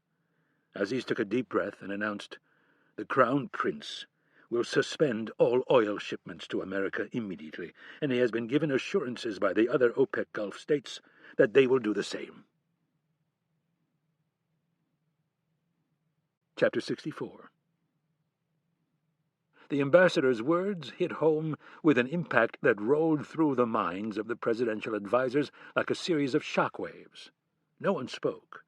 There was nothing to say until the ambassador was gone. President Hayes had all but pleaded for the ambassador to give them more time, but the ambassador had been firm. It was time for an even hand and bold steps. Waiting a week or a month served no purpose other than to allow Israel to find a way to hold on to the land. Kennedy watched as Valerie Jones escorted the ambassador from the room. The president's chief of staff followed him into the hallway in a desperate effort to get him to reconsider. Kennedy didn't need to be told what to do. Getting up from the couch, she walked over to the president's desk and picked up the handset of his bulky, secure telephone unit. She punched in 10 digits and waited for Charles Workman, her deputy director of intelligence, to answer. On the third ring, she got him. "Charlie, I need an immediate intel pull on everything we have over the last 48 hours between Saudi Arabia and the other Gulf states concerning a possible oil embargo against us if we veto the French resolution at the UN." Kennedy listened for a moment and said, "No, it's first-hand. Ambassador Aziz just informed the President of their intentions." Again she listened to her DDI and then replied, "That's right. Use every asset we've got. I need some hard intel within the hour." The director of the CIA returned to find a shell-shocked President and a very agitated Secretary of Defense. "Mr. President, this embargo could be construed as an act of war." "That's interesting, Rick," chimed Secretary of State Berg. "That's what the Japanese said when we placed an oil and steel embargo on them back in 41. The President looked to Berg, ignoring her historical comparison, and asked, "Are they bluffing?" Berg, who seemed to be taking the news better than anyone else, said, "I'm not sure, but the Gulf states do have a history of false bravado." "Meaning?" "Meaning they might be unified at the moment. But who knows what next week will hold? Some of them are in the red, a few are barely in the black." Berg gestured with her hands that it was a toss-up.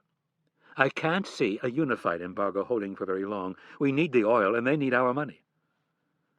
"We can't allow this embargo to last a day," announced National Security Advisor Hake. "The mere mention of it could precipitate a worldwide recession. Markets would plunge overnight 10 to 20%. "But what about our reserves?" asked Culbertson. "We can increase our imports from Venezuela and Russia and the former republics, and if we have to, we can drill in Alaska." "Who says Venezuela and Russia won't go along with them?" replied Hake. "And besides, all of that will take time. 2 months from the onset of the embargo, we could probably get back to near normal supply levels, but that's not what worries me. What worries me is the devastating effect it would have on an already strained economy." Hake turned his attention to the President. "The last time they really hit us with an embargo was in 73, and it took us a decade to climb out of the hole." Valerie Jones hurried back into the room, catching the end of the National Security Advisor's comments. She quickly added, "And we ended up with interest rates at 17%, runaway inflation, and unemployment approaching double digits. Mr. President, we cannot let that happen again." Her implication was clear. If the embargo was put into effect, any chance he had at serving another 4 years would be dragged down with the floundering economy. Looking back at Jones, Hayes asked, "What did he say when you walked him out?" "He says they are resolute in their decision.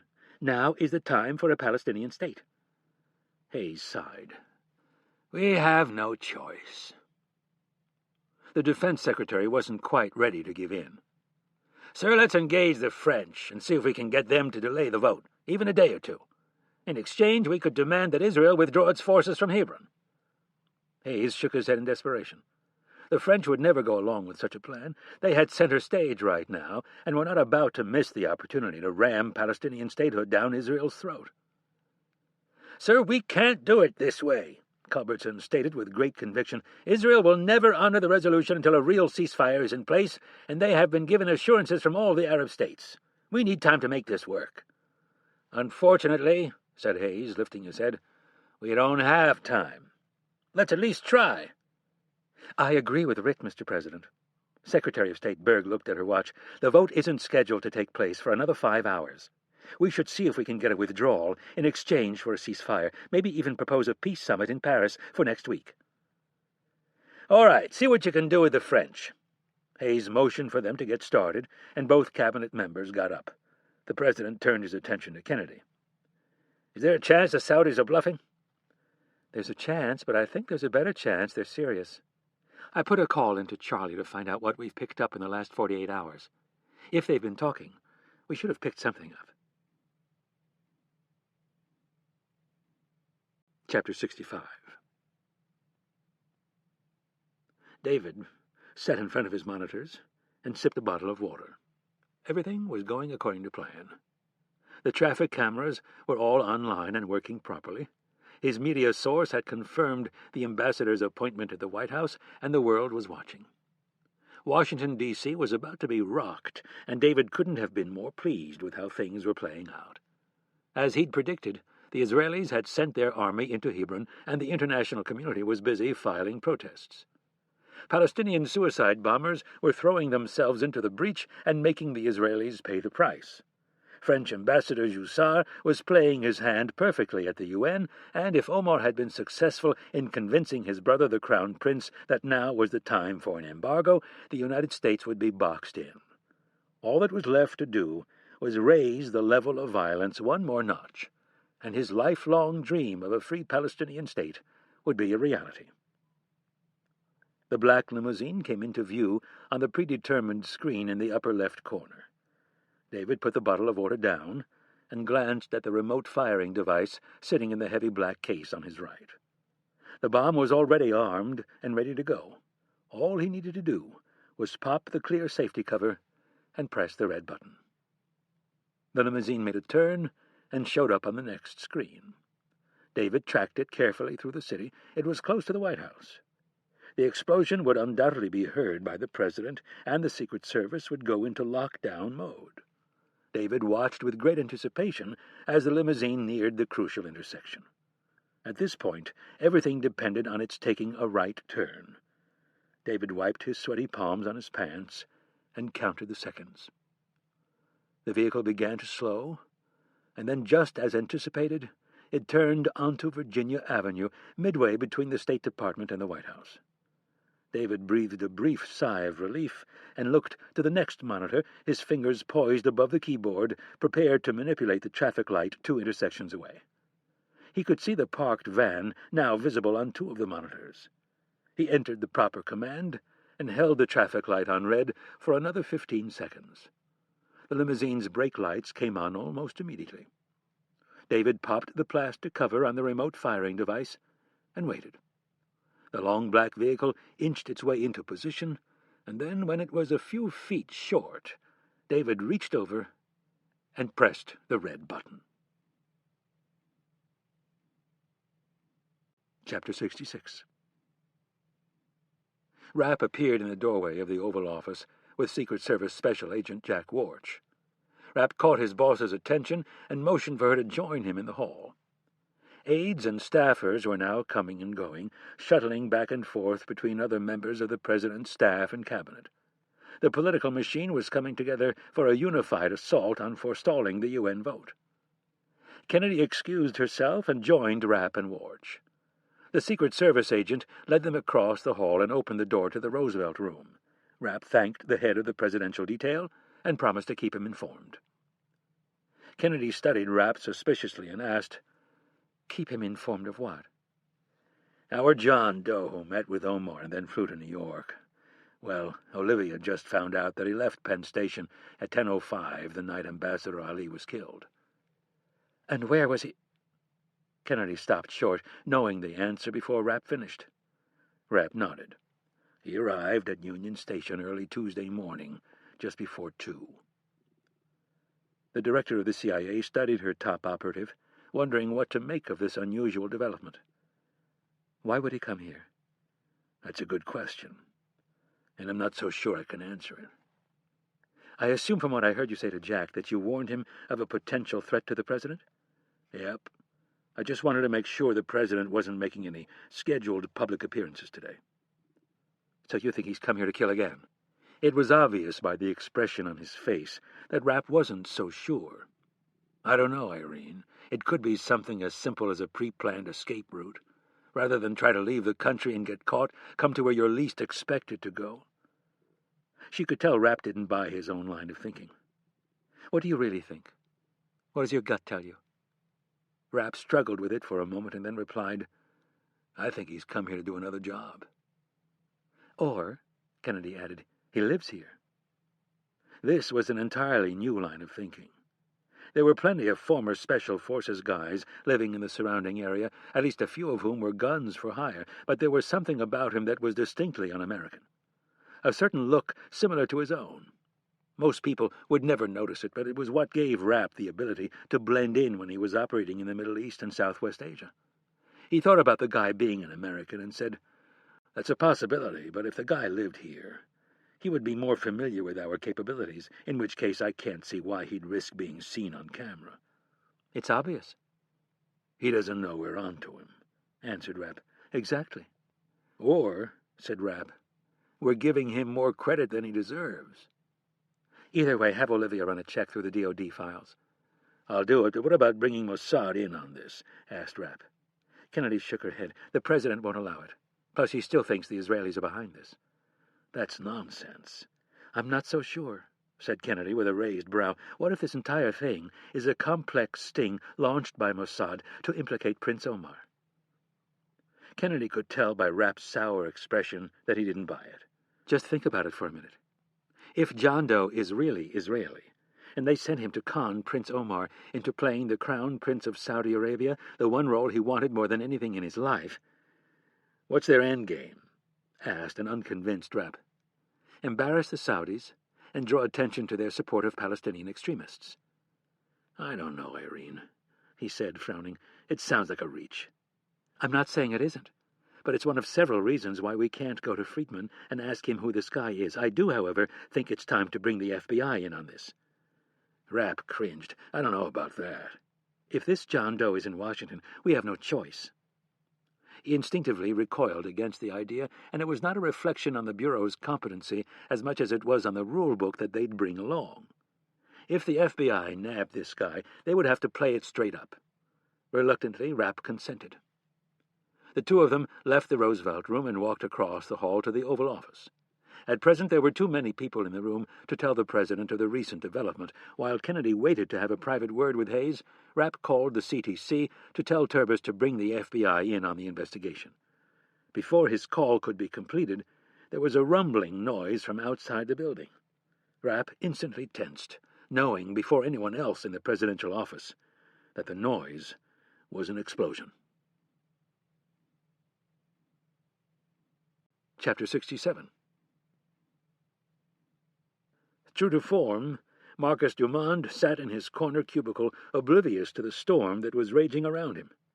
The bullpen at the CIA's counterterrorism center was a labyrinth of 5-foot-tall plastic and fabric dividers. Partly out of necessity, and partly out of humor, the aisles that cut through the area had been given names such as Abu Nidal Way and Osama bin Laden. Dumond had been the chief planner and street-namer of the ever-expanding bullpen, and he had intentionally located himself on a dead street with limited access. While his MP3 player cranked out the tunes, Dumond worked the keys of his computer with blazing efficiency, toggling back and forth between 3 screens, closing windows, opening new ones, and shrinking or enlarging others. He was onto something. He wasn't sure what quite yet, but he was definitely onto something. Following Rapp's lead, he'd focused on recent transactions made by Omar's main assistant. The hardest nut to crack wasn't hacking into the secure networks of the institutions in question. That was easy. The real issue lay in the enormity of Omar's wealth. He used literally hundreds of banks to handle his vast fortune. That said, however, Dumond didn't waste his time surfing through the prince's transactions that were handled by Chase or the Deutsche Bank. In fact, he immediately discarded all banks in the United States, England, Japan, Canada, and Germany, and focused on those nations known for their financial privacy laws. Dumond had only to read the file on Evan Leclerc once to know where to focus his attention. If given his choice, an anal-retentive snob like Leclerc would bank with only one group of people. The ever-efficient Swiss were the perfect match. They thought of everything. They conducted themselves with a respectful, professional flair that properly schooled men like Leclerc demanded. Trying to run searches based on Omar's name or those of his various holding companies had proven to be too cumbersome. Dumond had two strategies he wanted to employ before he called in the money guys from Treasury and the FBI to pore over the accounts with a magnifying glass. He'd seen the men and women do it before, chasing down every check, wire transfer, and charge to its final destination. It could easily take 50 agents 6 months to run a thorough examination of Omar's finances, and even then they might miss something. They had to do things the proper way, both politically and legally. Even if they knew the tricks that Dumond employed, they would be too afraid to use them. The 28-year-old hacker from MIT could get results much quicker. None of the information he gathered would be admissible in a court of law, but Dumond had worked enough with Rapp in the past to know that he preferred to settle things in a less public forum. Dumond had keyed in on 3 banks, 2 headquartered in Zurich and a third in Geneva. Each bank was among Switzerland's oldest and most austere, and Leclerc was authorized access to each one. At first, Dumond focused his attention on the larger transactions, $5 to $10 million. He came up blank. So he started over again, looking for money that had been shuffled between the 3 banks he was focusing on. This also proved to be a dead end. As a last resort, he went through each account for the past month, looking for smaller transactions from various banks on various days that all may have ended up in a single account. He paid special attention to the name of the banks the money was being transferred to. He was looking for an accumulation of funds in one account that would get him to the proper threshold. Dumond was focusing on blocks of money and transaction dates. In his mind, he was trying to piece together a down payment followed by a later payment for successful completion of contract. He couldn't find anything that was approaching $5 million or even half of that number. Suddenly, an amount and a bank caught his eye. $500,000 had been wired from one of the banks in Zurich on Monday to a financial institution on the island of Martinique in the French West Indies. He swore he'd already seen the same transaction.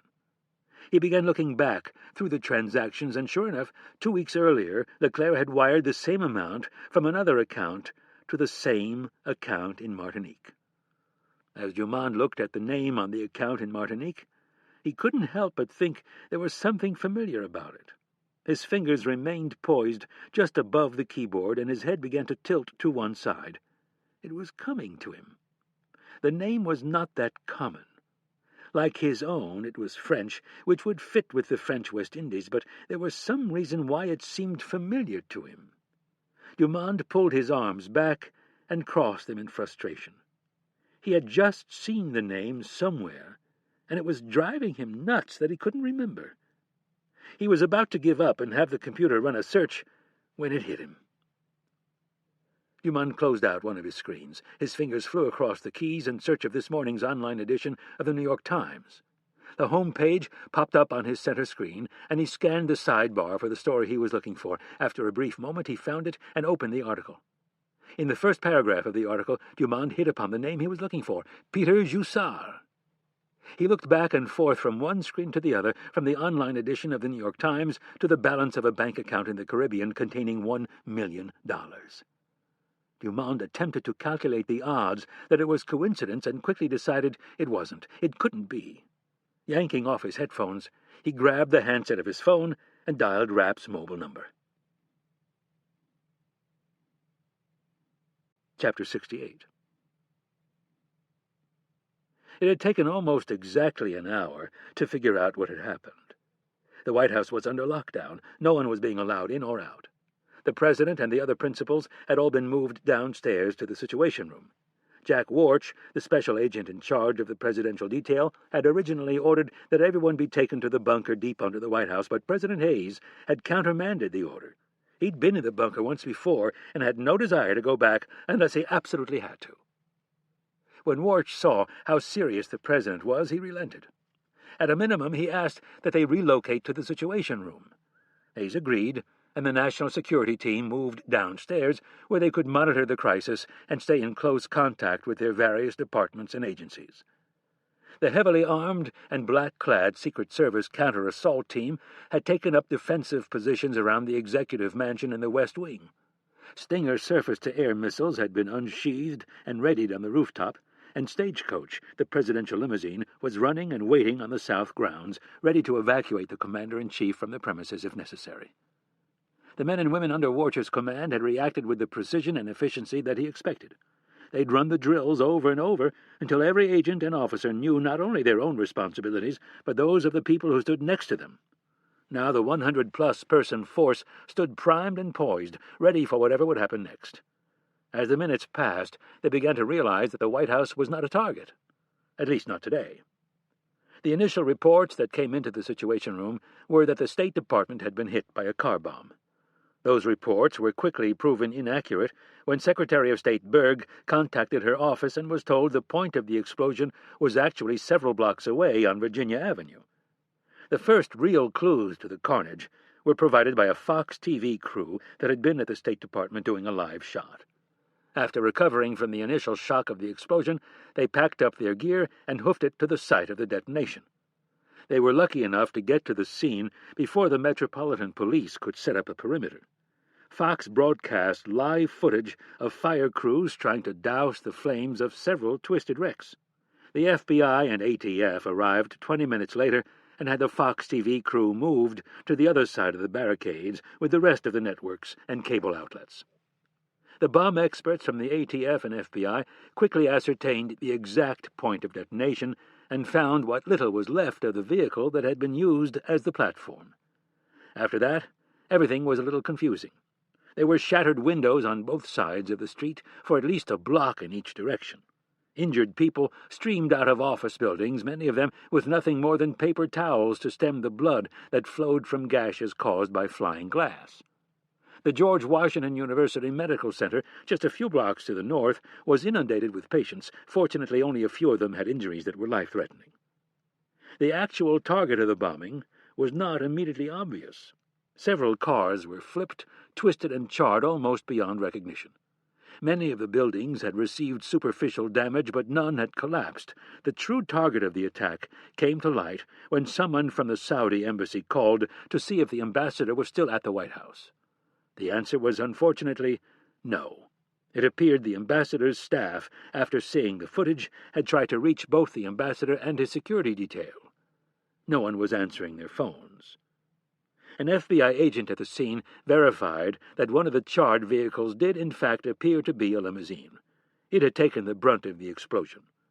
Torn in half and flung across the street, it was now resting upside down in two pieces on the opposite sidewalk. The bodies inside the limousine were burned beyond recognition. The make of the vehicle was verified as a Mercedes with diplomatic plates. Prince Abdul bin Aziz, the royal Saudi ambassador to the United States of America, was dead. President Hayes's range of emotions went from disbelief to confusion to outright anger. When Rapp entered the Situation Room for the second time, the president was absolutely furious. He had been in the midst of trying to figure out what to say to the Crown Prince when CBS broke the story. The speculation began almost instantly. In the new 24-hour news cycle, it wasn't enough to just report the facts. Talking heads were taking to the air on every station, throwing the names of terrorist organizations around like they were corporations traded on the New York Stock Exchange. So-called experts were calling into question the effectiveness of the FBI and CIA, and the new Department of Homeland Security was being denounced by one particularly self-righteous pundit as a monumental failure. During that initial media scramble to try to get a hold of the story, one lone voice caught the president's ear. A spokesman for the Palestinians wondered aloud if Israel could have been behind the assassination in an effort to delay the vote before the UN and drive a wedge between America and her greatest Arab ally. The story had struck such a chord that even Rapp paused to give it serious consideration. Both he and Kennedy shot each other quick, worried glances upon hearing the hypothesis. If it wasn't for the facts that Rapp held in his hand, he would have been more inclined to believe Israel was behind this entire operation. Prime Minister Goldberg was ruthless and daring enough to launch such a plan, and Ben Friedman was the perfect person to carry it out. If this car bomb got pinned on any one of a dozen terrorist groups, the Crown Prince and the rest of the House of Saud would put their wallets away and begin cracking down on fanatics like they had never done before. The Saudi ambassador and the Crown Prince were very close, having been raised together and schooled as if they were brothers. He was the perfect target, and what better place to do it than on U.S. soil? Several things didn't fit, however. There was this mysterious John Doe seen meeting with Prince Omar twice in the last 2 weeks. There was the audio recording from the Brits that had them talking about war and money, and even more interesting was the sudden appearance of this John Doe in both New York City and Washington, D.C. All of this could be explained away as some exotic operation by Mossad to put the Palestinians on the defensive, stick their finger in the eye of the UN, and drive a wedge between the United States and Saudi Arabia. In a contorted, complex way, Rapp could see why Friedman might launch such an operation. The suicide bombs were not stopping, and in the minds of men like Goldberg and Friedman, action was always better than inaction. All of that fit, with one exception. Rapp held up the facts one more time and read it. This one piece of evidence unearthed by Dumont cast everything else they had in a different light. Rapp was about to tell Kennedy what the young hacker had discovered when a Marine captain came up and told him he had an important phone call. Chapter 69. President Hayes was leaning forward in his leather chair with both elbows planted on the long, shiny conference table that dominated the Situation Room. One hand clutched the white receiver of his secure telephone unit, and the other was placed over his brow to shield his eyes from any distraction. He was talking to the Crown Prince of Saudi Arabia, a man he considered his friend.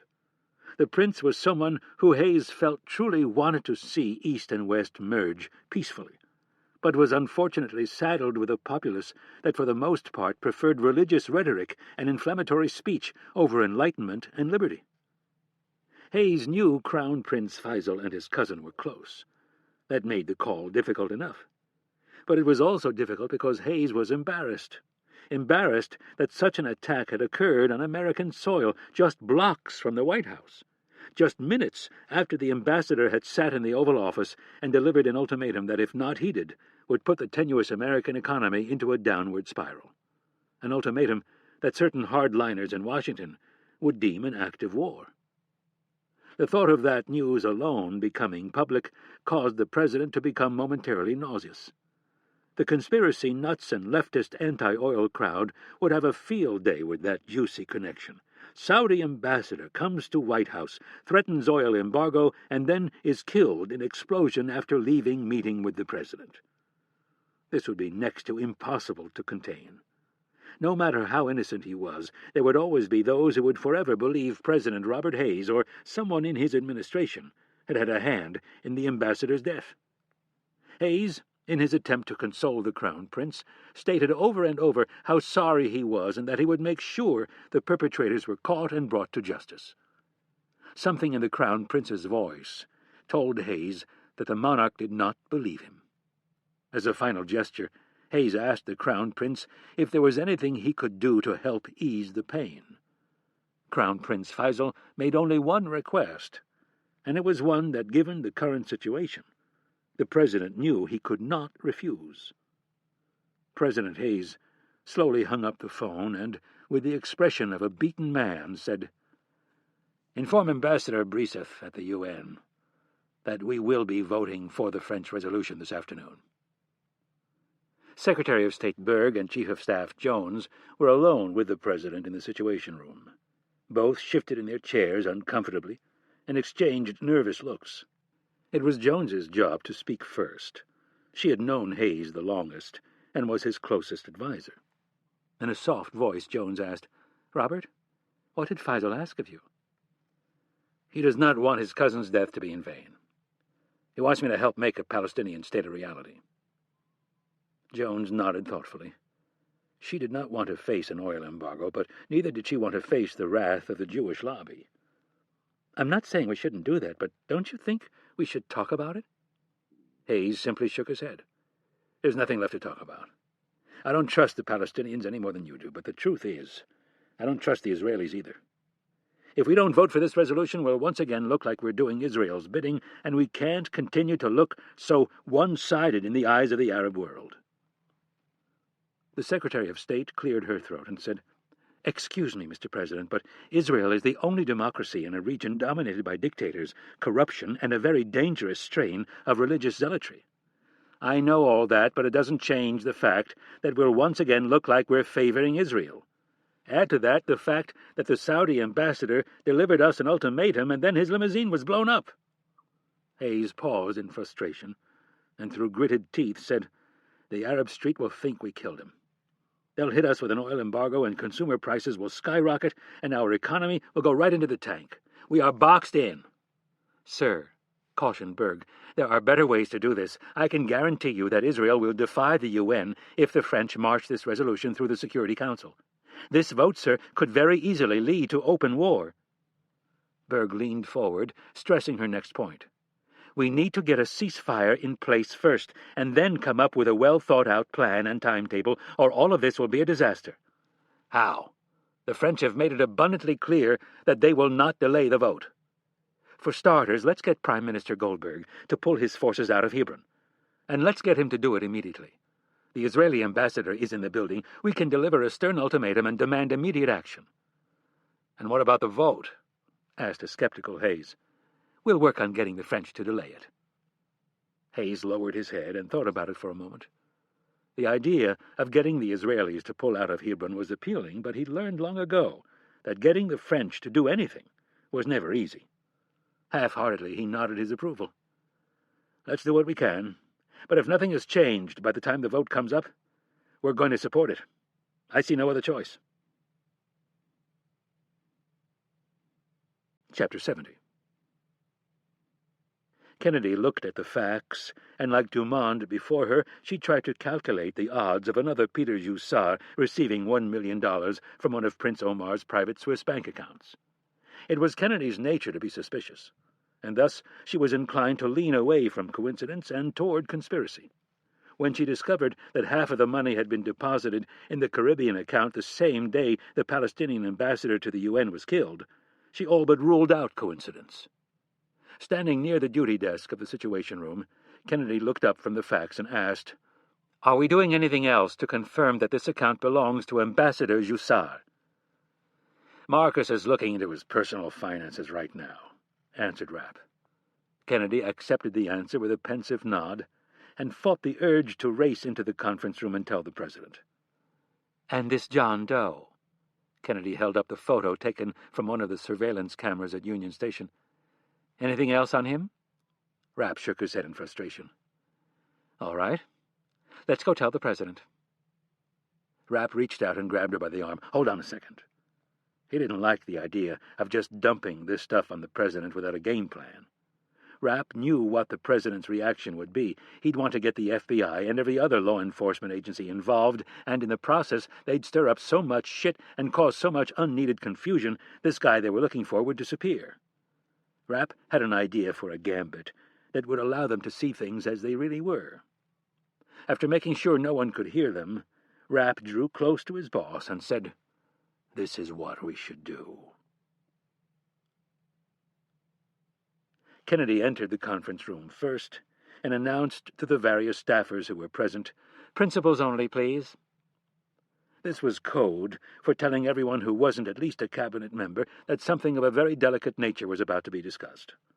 The handful of aides that were present immediately exited the room, leaving the Secretary of State, the National Security Advisor, the Chief of Staff, the President, and Rapp and Kennedy. Neither Kennedy nor Rapp bothered to sit. Kennedy spoke directly to the president. "Sir, we have a couple of very interesting developments." Kennedy set the first piece of paper down. This shot was taken from a surveillance camera at Penn Station in New York City the night that Ambassador Ali was assassinated. And this shot, Kennedy set down a second piece of paper, was taken at Union Station approximately 3 hours later. The experts at Langley say this man is the same individual the British photographed meeting with Prince Omar, the same man who was picked up on surveillance cameras at JFK on Sunday. Hayes stared at the two photographs for a few seconds and said, "So, if I'm hearing you right, this man is in D.C. "That photo is from early Tuesday morning, so we can't be sure he's still in town, but we think he probably is," replied Hayes. "Yes, sir." "And are we thinking he might have had something to do with the explosion this morning?" "As of right now, I would say yes." "Do we have any idea who this guy is?" Kennedy hesitated. "I'm afraid not, sir." The president's jaw clenched in frustration. "What are we doing to catch him?" "We've checked all of our databases on known or suspected terrorists, as well as everything the Brits have and Interpol.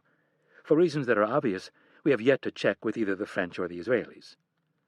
"And we've come up blank," stated Hayes flatly. "Yes, sir." Kennedy made no attempt to soften the truth. Hayes looked away from Kennedy to his other advisers and asked, "Well, then, what in the hell are we going to do?" The National Security Advisor spoke first. "I think it's time we bring the FBI in on this thing, and if we think this guy is still in the country, we should alert all local, state, and federal law enforcement officers. We have to cast a big net and hope we catch him." "Sir," said Rapp, a bit too forcefully, "I think that's a bad idea." Everyone in the room looked to Rapp. Even the unflappable Kennedy, who knew what they were up to, was a bit caught off guard. Rapp glanced at Kennedy and said, "Show him the facts." Kennedy set the last piece of paper down in front of Hayes and explained its significance. Hayes studied the document and asked, "What are you trying to tell me?" Rapp answered before Kennedy had the chance. "I think it's pretty obvious, sir. Ambassador Jussar was bought." Hayes frowned. "Do we even know for sure if this account belongs to the ambassador?" "We're working to confirm it, sir, but it's a pretty big coincidence." Sitting to the president's right, Secretary of State Berg was replaying in her mind a conversation she had had with her French counterpart. In an effort to get France to delay the vote, Berg had pleaded with the Minister of Foreign Affairs to reconsider. As the conversation played out, the minister had admitted something that was a bit unusual. Berg decided it was time to share her thoughts. "Excuse me, Mr. President, but I'm inclined to agree with Mr. Rapp." Surprised by his Secretary of State's position, the president asked incredulously, "Why?" "When I attempted to get the French to ease off of their position yesterday, the Minister of Foreign Affairs admitted to me that even he was a bit caught off guard by what was going on in the UN. When I pressed him, all he would say was that Ambassador Jussar had acted without his approval. His excuse for this was that Jussar was a very eager politician and a close friend of the president. In addition to that, pushing for Palestinian statehood was nothing new. The entire country of France overwhelmingly supports the idea." Hayes stabbed the facts with his index finger. "I need this verified, and I need it done fast. If we're going to get the vote delayed, it'll take some time." Kennedy said, "We've got our best people on it. Now tell me why this," Hayes waved the facts in the air, "should change my mind about alerting the FBI to this mystery man who seems to be in all the right places at the wrong time." "Because once we do that, sir, he'll know we're on to him." Hayes let out a heavy sigh. "I don't see how we can possibly keep this from the FBI." "I agree." Always the political oracle, Jones looked to her boss and added, "There will be a congressional investigation into this, and if—" She stopped and corrected herself. "When they find out you willingly withheld information from the FBI—" She didn't bother to finish the sentence. The painful expression on her face said it all. Kennedy had coached Rapp that this would be the most influential argument for alerting the FBI. She'd also told him that it would come from Jones.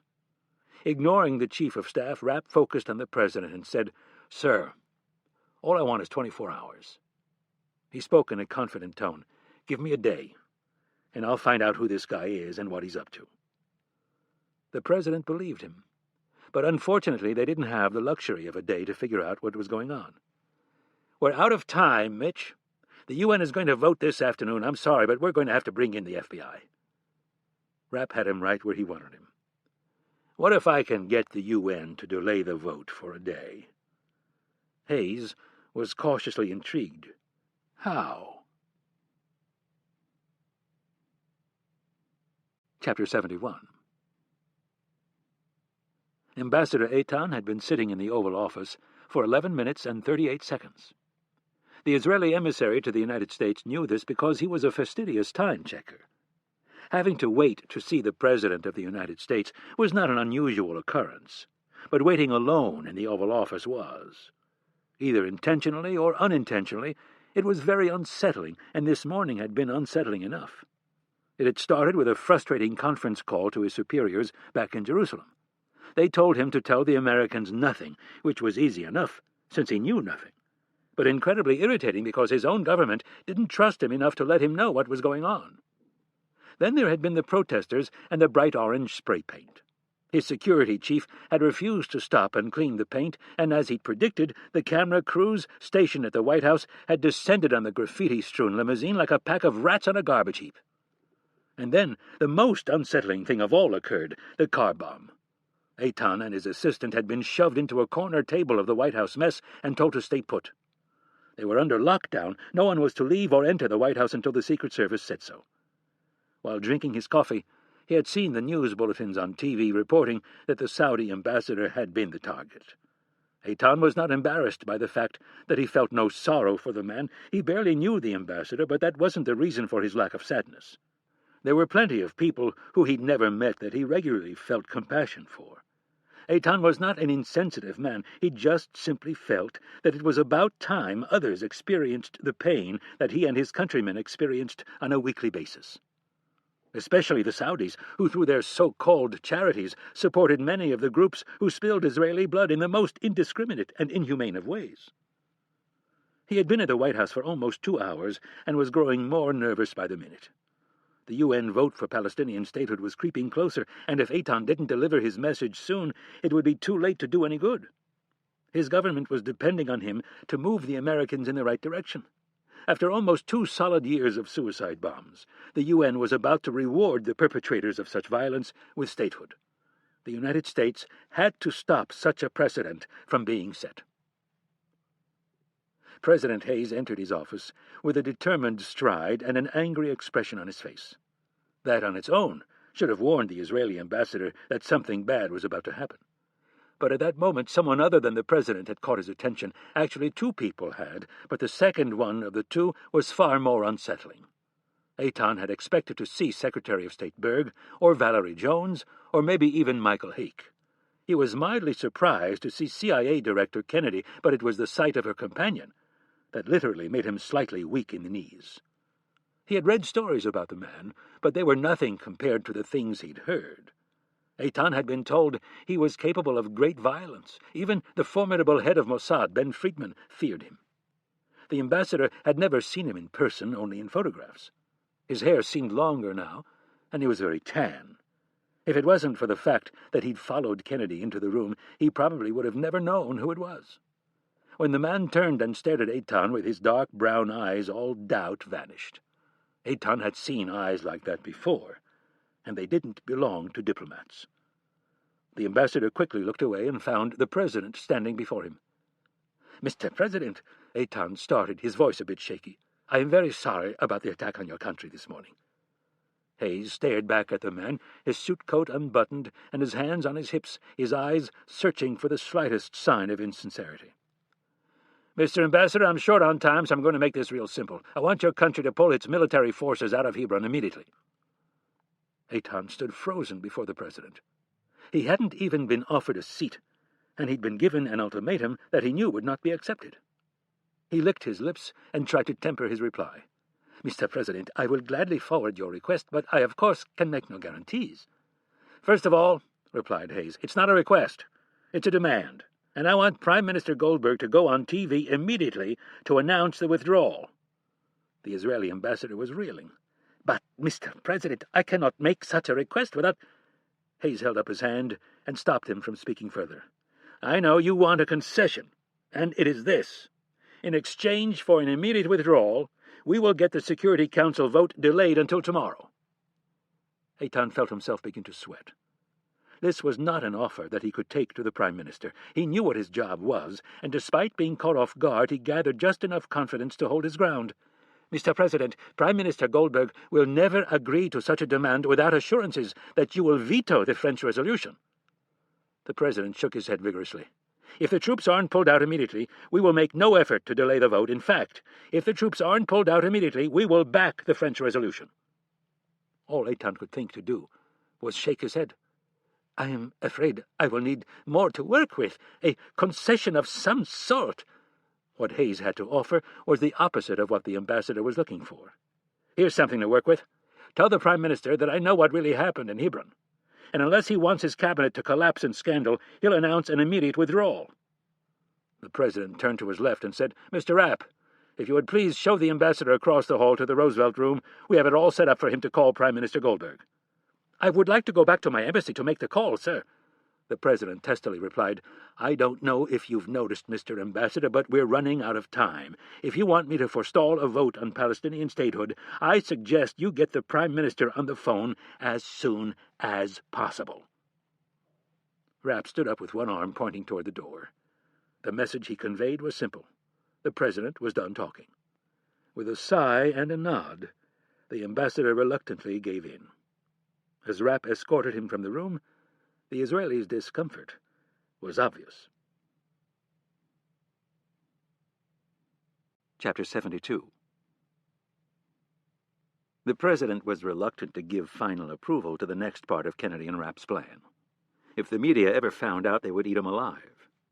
Every leader of every country would scorn him, and virtually every member of his own party would repudiate him. As Rapp had pointed out, though, there was no other option. They were back downstairs in the Situation Room, just Kennedy and the President. Kennedy was resting the phone against her shoulder, waiting for the President to answer her question. She could tell he was having second thoughts. "Sir, this will not hurt you. This was my idea, and I gave the order. Mitch has already laid out plausible deniability. We have a source in place, and after what happened this morning, no one will be able to criticize us for being overly cautious." Kennedy waited for a few seconds, and then added, "Both our ambassador and the French ambassador are out of the building. Now is the time, sir."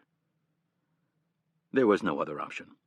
The French were refusing to delay the vote, and Rapp insisted they not reveal what they knew about Ambassador Jussard until the time was right. That was ammunition they would use later. Ultimately, the decision came down to trust.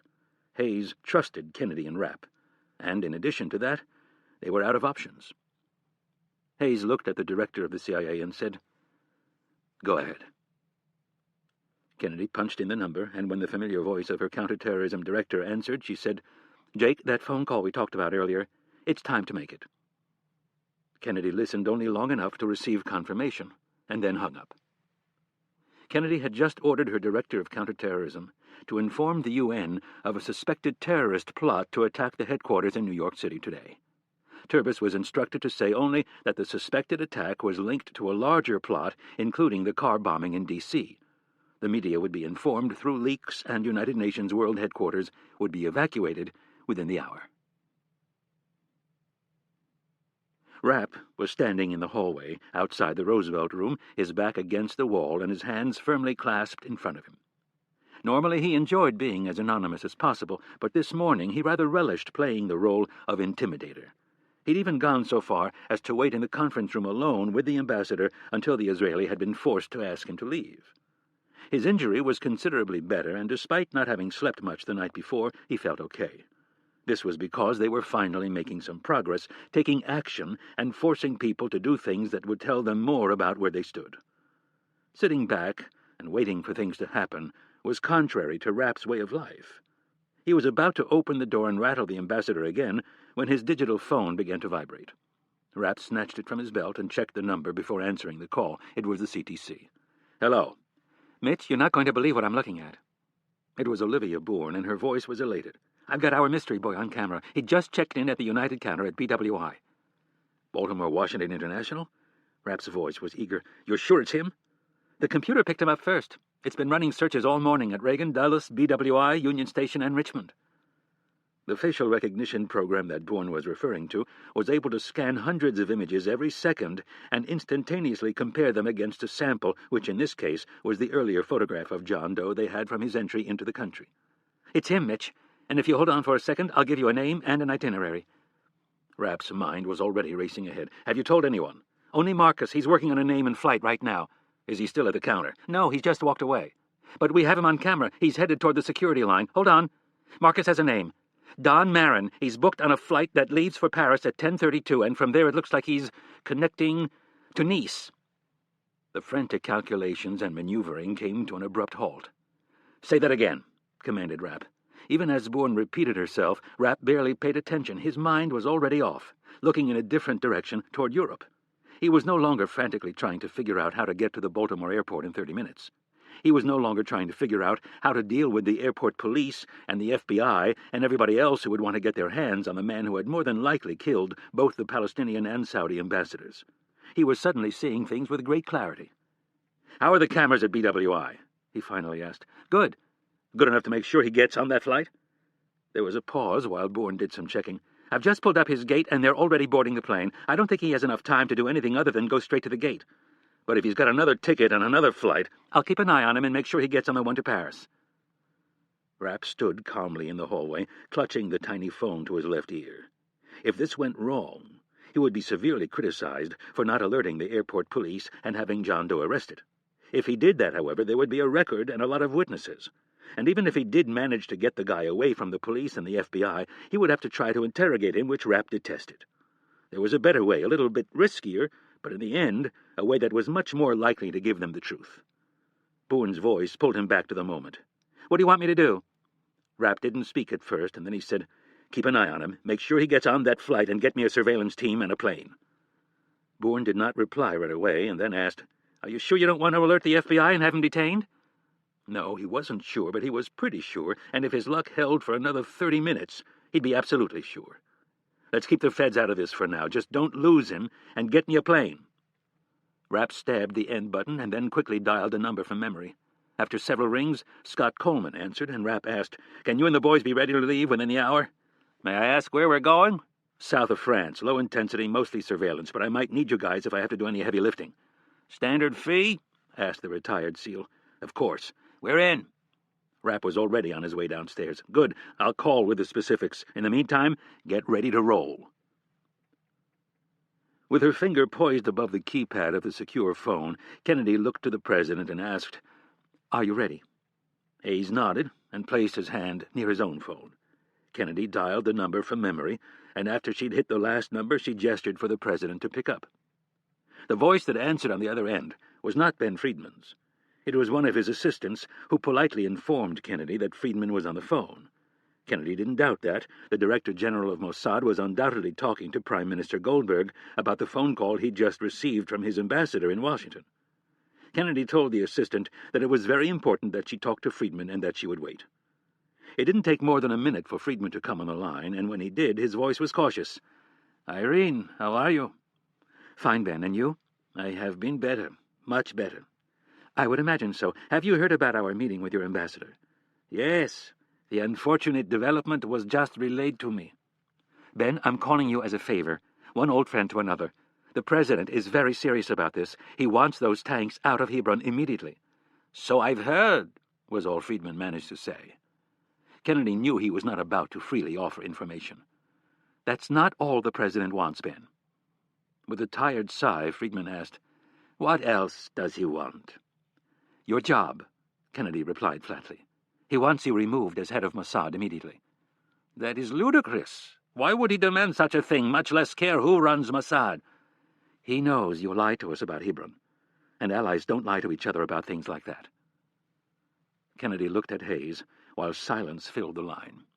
She knew Friedman was trying to think of some excuse for deceiving them. "Ben, I'm sure you had your reasons, but now is the time to come clean. If you care about keeping your job and keeping our alliance together, you'll tell me." Friedman snorted. "David Goldberg is not about to start taking orders from anyone, even the President of the United States." "Really?" replied Kennedy. Sensing Friedman's confidence was feigned, she said, "Even if it meant ending his career in political scandal?" I'm not judging you for what happened in Hebron. God only knows how we'd react if we had suicide bombs going off every week. But you need to keep me in the loop, Ben. What do you know about Hebron? No, Ben, Kennedy forcefully announced. That's not the way we're going to do this. If you want to keep your job, and you want to avoid this scandal becoming public, you're going to answer the questions. The president is furious, Ben. Those were Apache helicopters and Hellfire missiles. She lowered her voice as if she didn't want to be overheard and said, We have satellite footage of the attacks. The president wants to take the tapes to the UN and show the world that you and Goldberg are liars. Seconds ticked by before anything was said, and then finally Friedman spoke. He had no other choice than to admit the truth. There was no bomb factory. Why didn't you tell me that from the start? I'm sorry. I should have. The apology did not come easily. Why the cover story? Asked Kennedy. Because I wasn't going to miss the chance to take every last one of those bastards out. But with them meeting in a neighborhood like that, I knew they would claim a massacre. How did you find out about the meeting? We had a source. Who? Asked Kennedy in a casual tone. Someone who was working for us. Kennedy looked at the president for a second. Who was the source? I can't tell you that. Ben, we're on the same side on this. Trust me, I need you to tell me who your source was. Friedman was reluctant and then said, A Palestinian. Was he on your payroll? No. Did you recruit him or did he come to you? A little bit of both, I suppose. Kennedy had no idea whether or not this source of Friedman's was an important piece of the puzzle, but intuition and experience told her to dig deeper. Ben, if you want me to convince the president to back off, I need you to send Jake Turbis everything you have on this Palestinian, and I need it immediately. For good measure, she decided to add, The president is meeting with the Secretary of State right now. They are discussing how to bring the Hebron evidence in front of the UN. Friedman tried to figure out what Kennedy was after. His Palestinian informant was dead, along with all the other terrorists. He saw no harm in sending her the encrypted files on him, but instinct told him there was more going on here than he was aware of. One thing he did know, however, was that a great deal of damage would be done if the UN was told the truth about Hebron. After thinking about it for a good 10 seconds, and seeing no better alternative, he agreed to send the information. Chapter 73. It wasn't easy, but Rapp waited until their man had boarded the plane. He owed both Bourne and Dumond for not bolting on him and setting off the alarms that would have led to a three-ring circus at Baltimore-Washington International. To stop the flight and detain their John Doe would have meant alerting the airline, the control tower, the airport police, the FBI, and God only knew who else. The odds were very high that someone on that long list would call the media and alert them to something strange at BWI. Any one of the 24-hour news outlets, or all of them, were likely to show up and shoot footage of the inevitable FBI SWAT team in full gear hauling a man in a business suit off an international flight. It was no criticism of the FBI. They had their job, and Rapp had his. It was just that Rapp's job was always done best when it was carried out as far away from the media as possible. As he approached the soundproof door to the Situation Room, he paused for just a second. The president and Kennedy did not need to know he'd been on the phone making arrangements.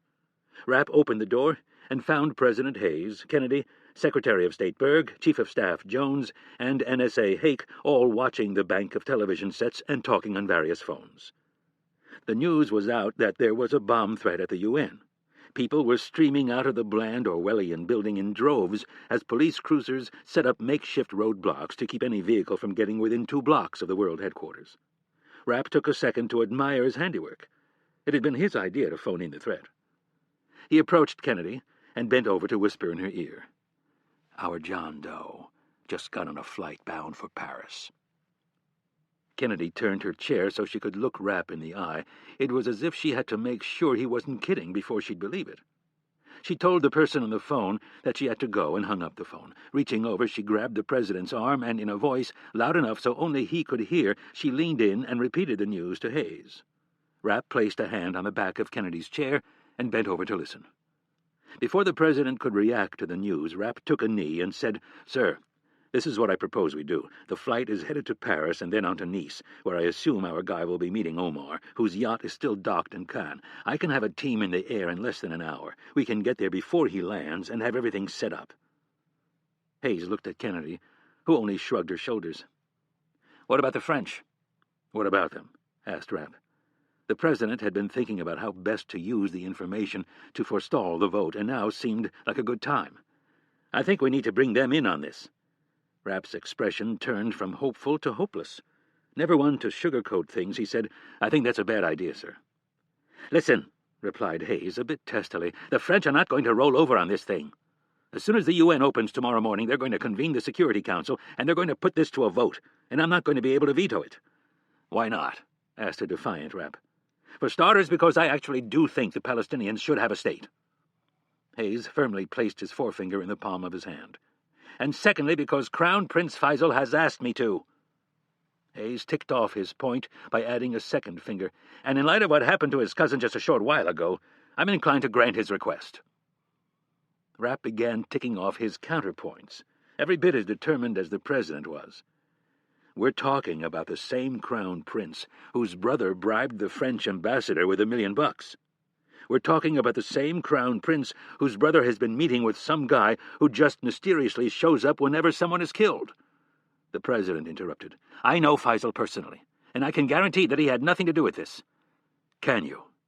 asked a doubtful Rapp, and then, in a more conciliatory tone, added, "I happen to agree that Faisal doesn't have a hand in this, but I'd sure as hell like to make sure before we lay what little we know on the table." "I would too, but we don't have time," the president said in frustration. "If we're going to get the French to change their minds, we need to open a dialogue now. Secretary of State Berg wants to present the evidence of Ambassador Jussar's bribe to the foreign minister as soon as possible. She's confident that once they see the evidence, they will recall the ambassador immediately." Rapp's displeasure was obvious. "Sir, the moment we do that, we've tipped our hand. People will be warned. Someone will alert Omar, and he'll fly the coop like that." Rapp snapped his fingers.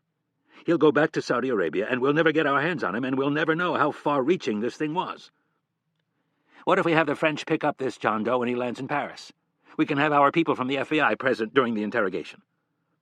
Rapp's eyes were closed, and he was shaking his head vehemently. "Sir, if we do that, we'll never learn the whole truth, and what little we do learn will take weeks, if not months, to extract from this guy, and that still doesn't solve Omar. I'm telling you, the second we grab this guy, we risk tipping off Omar, and without more evidence, no one is going to lay a hand on Omar." Hayes sighed. "So, what do you propose we do?" "Give me 12 hours, sir. That's all I'm asking. I've got a team ready to go. We can get to Nice before John Doe arrives and shadow him every step of the way." "And what if you come up empty?" Rapp could tell the president was leaning in his favor. "We're no worse off than we are right now, except that we're up against the clock with the French." Rapp swore under his breath. "Sir, if I were you, I wouldn't tell the French a thing. I'd wait until that smug bastard Jussar climbs up on his high horse tomorrow morning, and then I'd have Secretary Berg ask him what he thinks of bribery. After he gets done stammering, the secretary can clobber him over the head with the evidence. The resolution will never make it to a vote, and if it does by some off chance, we can veto it in good conscience until a full investigation is made into Jussar's finances, and if the Crown Prince is upset, you can ask him what his brother is doing, giving $1 million to the French ambassador to the UN." The president actually laughed. "That would be enjoyable, but the French are our allies, and I don't think we can blindside them like that." Rapp was tempted to comment on the value of having allies like the French, but he decided not to. He could tell the president was leaning in his favor. 12 hours, sir. That's all I'm asking. Have I ever disappointed you?" The president was out of arguments. He looked to Kennedy for her opinion, and she nodded. "All right," Hayes said, turning back to Rapp. "You have 12 hours. Chapter 74. David had found the long flight from America relaxing. He'd reclined in his first-class seat and ignored the in-flight movie. It was a drama, and he wasn't in the mood for it. Maybe a comedy would have grabbed his attention, but definitely not a drama. What he needed was an escape from the harsh reality of what he'd been doing. David did not enjoy murdering, but he understood it as a necessary evil in a world where it was often the only way to get things done. Thousands upon thousands of lives had been ended in the quest for Palestinian independence. What would a few more matter? None of this was new to him. He'd known it from an early age. He had seen his path in life, knowing that someday he would have a hand in shaping the birth of his nation. And now that his dream was so close, the guilt disappeared in the hum of jet engines. At 45,000 feet, somewhere over the vast Atlantic Ocean, he tucked a thin blue blanket up under his chin and thought of Palestine, warm thoughts of a nation at peace. And then he fell asleep. He'd landed in Paris and changed flights without incident. The first sign that something had gone wrong was when he landed in Nice and caught a news update on the television. He'd been incommunicado for the better part of 7 hours and was starved for information. The vote had not taken place. The UN had been shut down due to a bomb threat. David's eyes squinted at the television and instantly knew the bomb scare was a ruse. Angry but under control, he headed off in search of answers. Unfortunately, those answers would have to come from Omar. As promised, a limousine was waiting for him at the curb. David climbed into the back seat and settled in for the short ride down the coast. He was entirely oblivious to the fact that he was being watched. Rapp stood at the window of his hotel room. The lights were off, and he was careful to stand a few feet back from the glass. Before leaving the States, he'd honored his new agreement with his wife and told her the destination and likely duration of his trip. She wanted to know if his sudden departure had anything to do with the car bomb, and after a slight hesitation, he told her that it did. All in all, he was surprised how well the conversation had gone. Rapp pressed a pair of high-powered binoculars to his face and looked down on the harbor of Cannes in the south of France. The Albert Eduardo pier stretched out before him. Some of the world's finest yachts were berthed for the night, crowded together with barely a foot to spare between each, all neatly tucked in. As grand and opulent as all the other vessels were, one stood out above the rest. Actually, it towered above the rest. Rapp had seen wealth before. He'd traveled the world and visited many cities, most of them port cities, but he had never seen a non-commercial or military vessel as large as Omar's yacht. The massive ship was moored at the end of the pier. No individual slip was big enough to hold it. Omar's yacht was easily twice as large as the next biggest vessel, which was no small thing when one considered that it was parked in a harbor that was known as the ultimate playground for the world's wealthy. Rapp had never met Omar, and until this week had only heard of him in passing. He suddenly had a great desire to meet this corpulent Saudi prince. The signs were easy enough to recognize. Rapp had seen them before. He knew how to analyze himself better than any shrink. He would like to put the prince on the other end of his gun and watch him squirm. Men like Omar were never humiliated. That was their biggest problem. They went through life with a very warped sense of reality. Their own lives took on an over-exaggerated sense of importance, while virtually everyone else around them became trivial, expendable, small. His yacht symbolized how Omar perceived himself.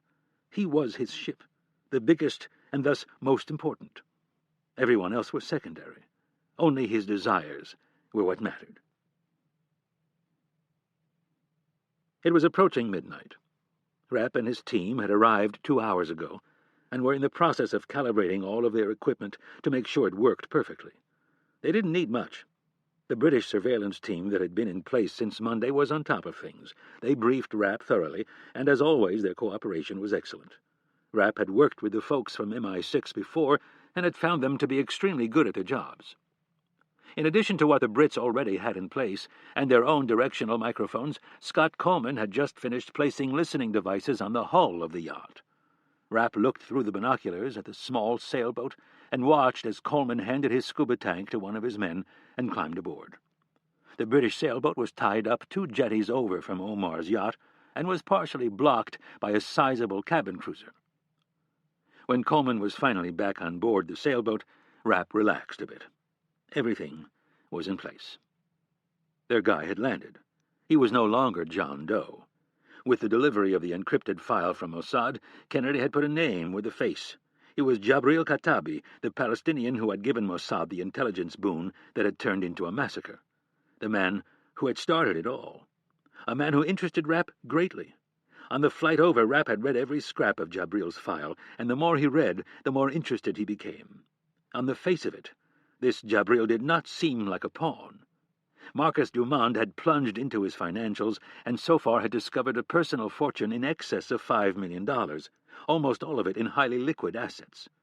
He had been educated at the very bosom of American agnostic liberalism, the University of California at Berkeley. He'd gone to work for a venture capital firm in Silicon Valley after college and had traveled the world, focusing mostly on investments from Arab oil people. Everything in his file pointed not to terrorism, but to capitalism. If it weren't for the audio surveillance they had of his meetings with Omar, and the fact he'd been a Mossad informant, Rapp would have sworn the man was nothing more than one of Omar's abundant financial advisers. He found it hard to believe this wealthy man from a well-educated family was a terrorist, but the evidence was conclusive. Before the night was over, Rapp was hoping to have a little chat with the Palestinian to see if he could clear a few things up. They didn't have much time.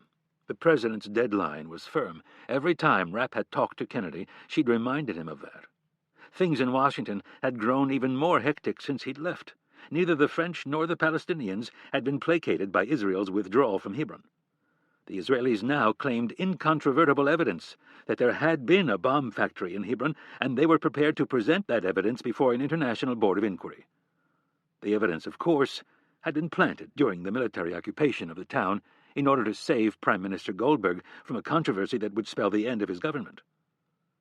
The French ambassador to the UN had privately confronted the American ambassador and accused the CIA of doing exactly what they'd done, phoning in a bomb scare in order to delay the vote on Palestinian statehood. Ambassador Jussar was offended and indignant that the world's lone superpower would stoop so low. Even though he was right, it was rather amusing that the condemnation was coming from a man who'd been bribed into putting forth a resolution that was causing so much consternation in the first place. Israel was offering to sit down and discuss peace with the Palestinians as soon as the Palestinians honored a ceasefire agreement. The Palestinians, for their part, refused to abide by a ceasefire agreement until they had it in writing that Prime Minister Goldberg would close and relocate every Jewish settlement in the West Bank. Prime Minister Goldberg flat-out refused such a request, and the violence continued. Both the Russians and the Chinese were suspicious about the timing of the bomb scare that shut down the UN, and both were vowing to make sure the French resolution was voted on first thing in the morning. The President was getting a great deal of pressure from the Secretary of State and his Chief of Staff to bring the French into the fold on the entire matter. Rapp had just spoken to Kennedy on the secure satellite phone, and she had reassured him that although the President was tempted, he was going to honor his commitment of 12 hours. Chapter 75. David tipped the driver and declined the man's offer to carry his lone bag to the yacht. He stood for a long moment at the beginning of the pier and looked toward the hulking white ship. It seemed as if all of his strength and energy were being sucked from him. He did not look forward to seeing Omar. He desperately wanted information. He just wished there was a way to get it without having to sit down for a royal audience. Reluctantly, he put one foot in front of the other and started for the white yacht. He was barely halfway there when he spotted Devon LeClaire standing in the open gangway at the side of the ship. High above, on the bridge, David could see men in white uniforms moving about. He knew from previous visits that the ship was always more active at night. That was when Omar entertained, when he held his hedonistic parties after he'd returned from the discos and the casinos. The casinos in Cannes didn't even open until 8 in the evening. The high rollers like Omar rarely showed up before midnight. David secretly hoped Omar was gone, and Devon could tell him what was going on, but he doubted he would be so lucky. Omar would want to hear all the details of his trip to America, especially the car bomb in Washington. That had been Omar's idea. At first, David had said no. There were too many things that could go wrong, too many innocent bystanders who could be hurt. Omar persisted, though. He'd badgered him for months and had thrown larger and larger amounts of money at him. He threatened to pull out of the entire operation and send David packing. He pointed out that the brutal murder of the Saudi ambassador would put the Crown Prince in a position of sympathy. Omar explained that he had been preaching to his brother for years to stand up to the Americans, and that when the time was right he would be there in his ear telling him what to ask of the Americans when they apologized for the shocking international incident that had taken place on their soil. Everything hinged on the Americans. They had the veto power, and they alone could stand in the way of the creation of a Palestinian state. Omar explained that international pressure wasn't enough. They needed economic pressure on their side, and they needed the American president to feel guilty over the death of Crown Prince Faisal's favorite cousin. It wasn't enough to simply show the world once again that Israel was run by thugs. The world already knew that. Killing the Palestinian ambassador would rally the UN to their cause, but would it be enough pressure to forestall a veto by the United States? Possibly not. David didn't like the idea of putting so much into his plan and coming up short. Omar was right, and like everything else in his princely life, he eventually got his way. As he approached the gangplank, he asked himself again what could have possibly gone wrong. They had thought of everything, but somehow the Americans had delayed the vote. He forced himself to smile at Devon. "Good evening." "You look tired," was all the Frenchman said in response. "Thank you," replied David with feigned sincerity. "And you look marvelous, as always." Devon frowned at him from behind his glasses. "The prince is waiting for you in his private salon." David nodded and stepped into the ship. "Leave your bag, and I'll have someone put it in the stateroom. I assume you're staying the night." "I suppose." David dropped his bag and headed down the passageway in search of his benefactor. When he reached the lavishly decorated private salon, he was pleasantly surprised to find only Omar and his ever-present bodyguard, Chung. This was where Omar usually entertained the call girls and prostitutes that he kept around for his perverse sexual pleasures. As with almost everything Omar commissioned, the room was overdone. Too many pillows, too many Persian rugs on the floor, too many silk panels on the walls, and too much chiffon draped from the ceiling. The place looked like some kind of a cross between a desert harem and a whorehouse, which, on second thought, was probably exactly the look Omar was after. Before David got far, Chung stepped forward, his eyes checking out the assassin from head to toe. David opened his suit coat and did a 360 so Chung could see that he was unarmed. It amused him slightly that Chung had stopped frisking him. It would have been very easy to hide a small-caliber pistol in the waistband of his underwear. There had been times lately where the thought had crossed David's mind. Omar disgusted him more and more. David knew what his own cause was, but with Omar it wasn't so clear. At first the prince had espoused with great passion his belief that there was no more important Arab cause than Palestinian statehood. David had listened to Omar speak glowingly of his commitment to the Palestinian cause, and David had believed every word of it. That had been more than 2 years ago.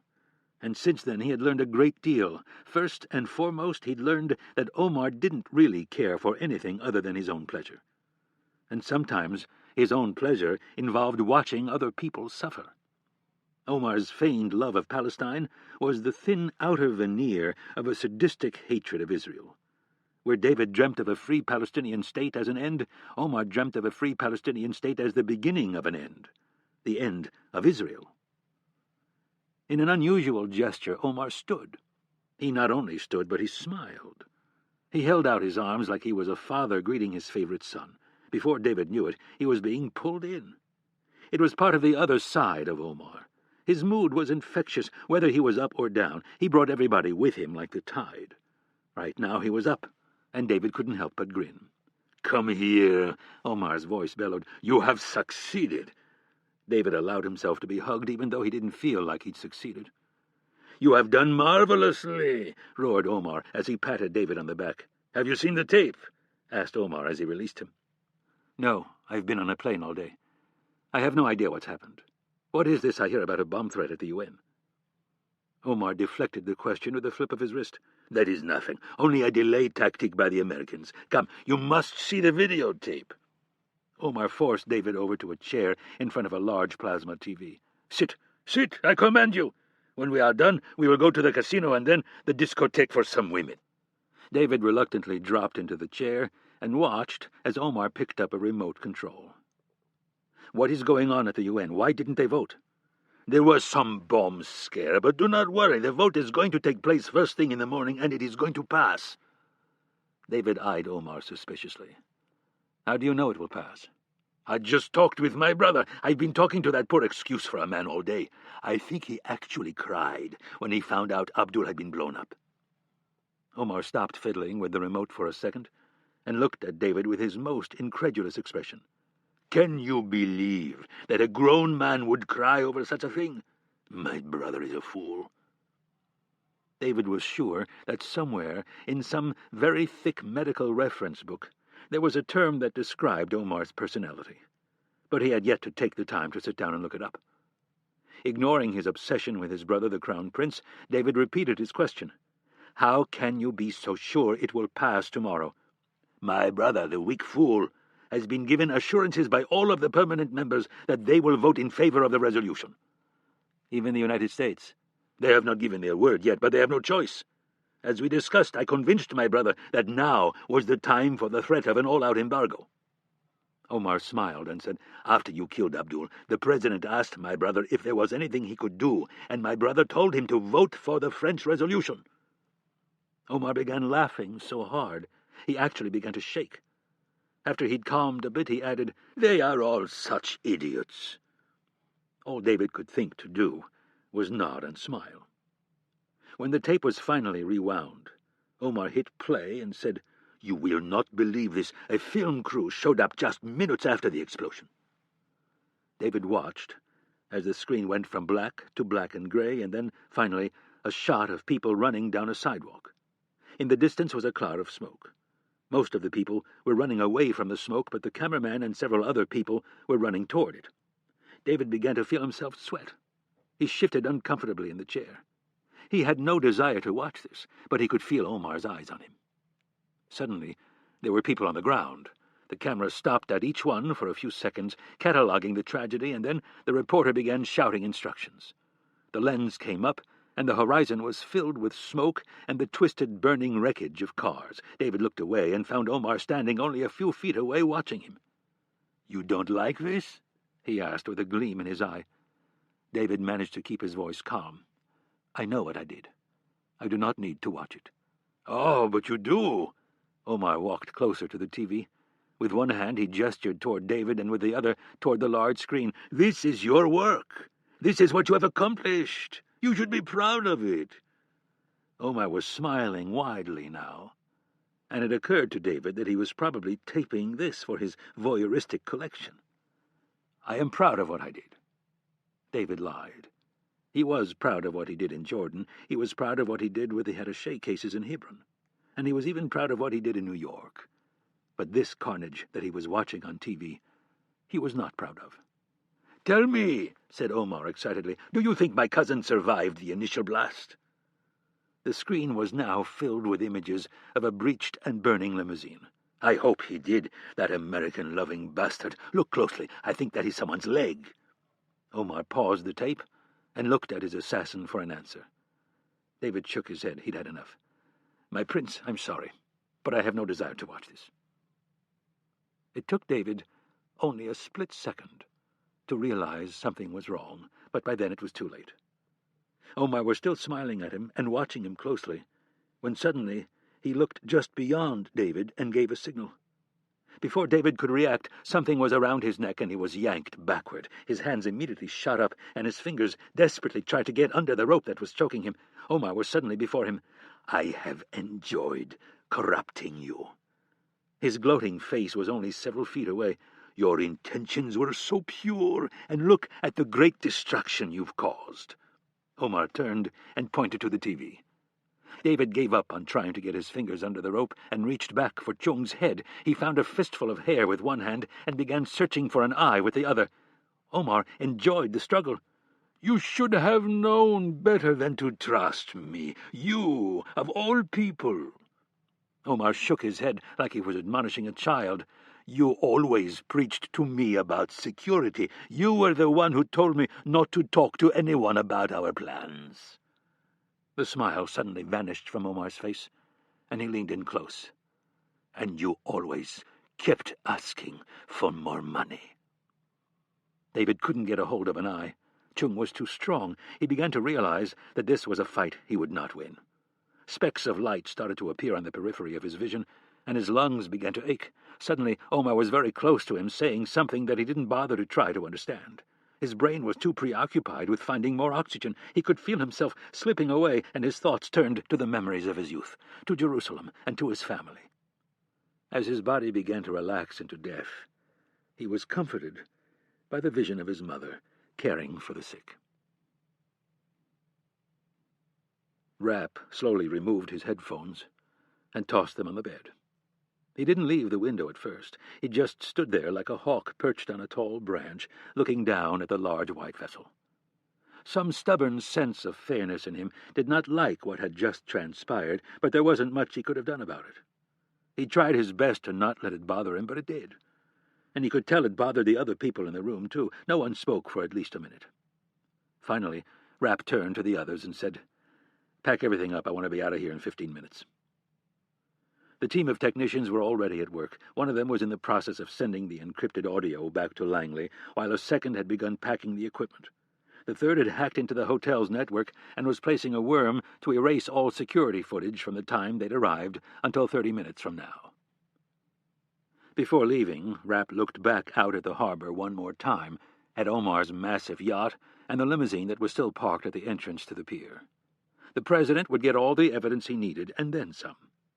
Rapp had killed many times, and could honestly say he'd never enjoyed it, or, at the very least, he'd never relished it.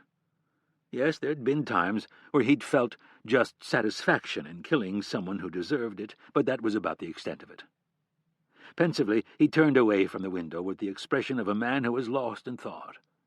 He put on his suit coat over his holstered 9mm Beretta and started for the door. He paused on the threshold and looked back at the three analysts. "Good job. I'll see you at the plane." Rapp walked past the elevators to the stairs and started down. Raising his digitally encrypted radio to his mouth, he said, "Scott, I'm coming down. Meet me by the east entrance of the hotel with the car." Chapter 76. Omar was in a hurry to join in the revelry. He'd kicked everyone off the yacht so he could have his private meeting with David, and with that little piece of business taken care of, he was ready to enjoy the evening. His cousins had gone ahead to the casino club to try to procure some women for the trip to Saint-Tropez in the morning. He would much prefer it if they could find some young, aspiring actress to join them, rather than the usual whores they had to pay for. The young ones were so much fun to corrupt. Omar had lent large amounts of money to Italian, French, and American producers over the years, and the walls of the ship's upper gallery were adorned with autographed headshots of the silver screen's elite. The photos never failed to impress the naive teenagers. The size of the yacht, the opulence of the furnishings, the photographs, they overwhelmed the vulnerable young women. And if that wasn't enough, there was a full complement of drugs that could be used either overtly or surreptitiously to melt away their inhibitions. Omar stepped from his yacht onto the pier. It was a clear night, and the fresh air of the Mediterranean felt wonderful. Killing David had livened his senses. He couldn't wait for the rest of the evening's entertainment.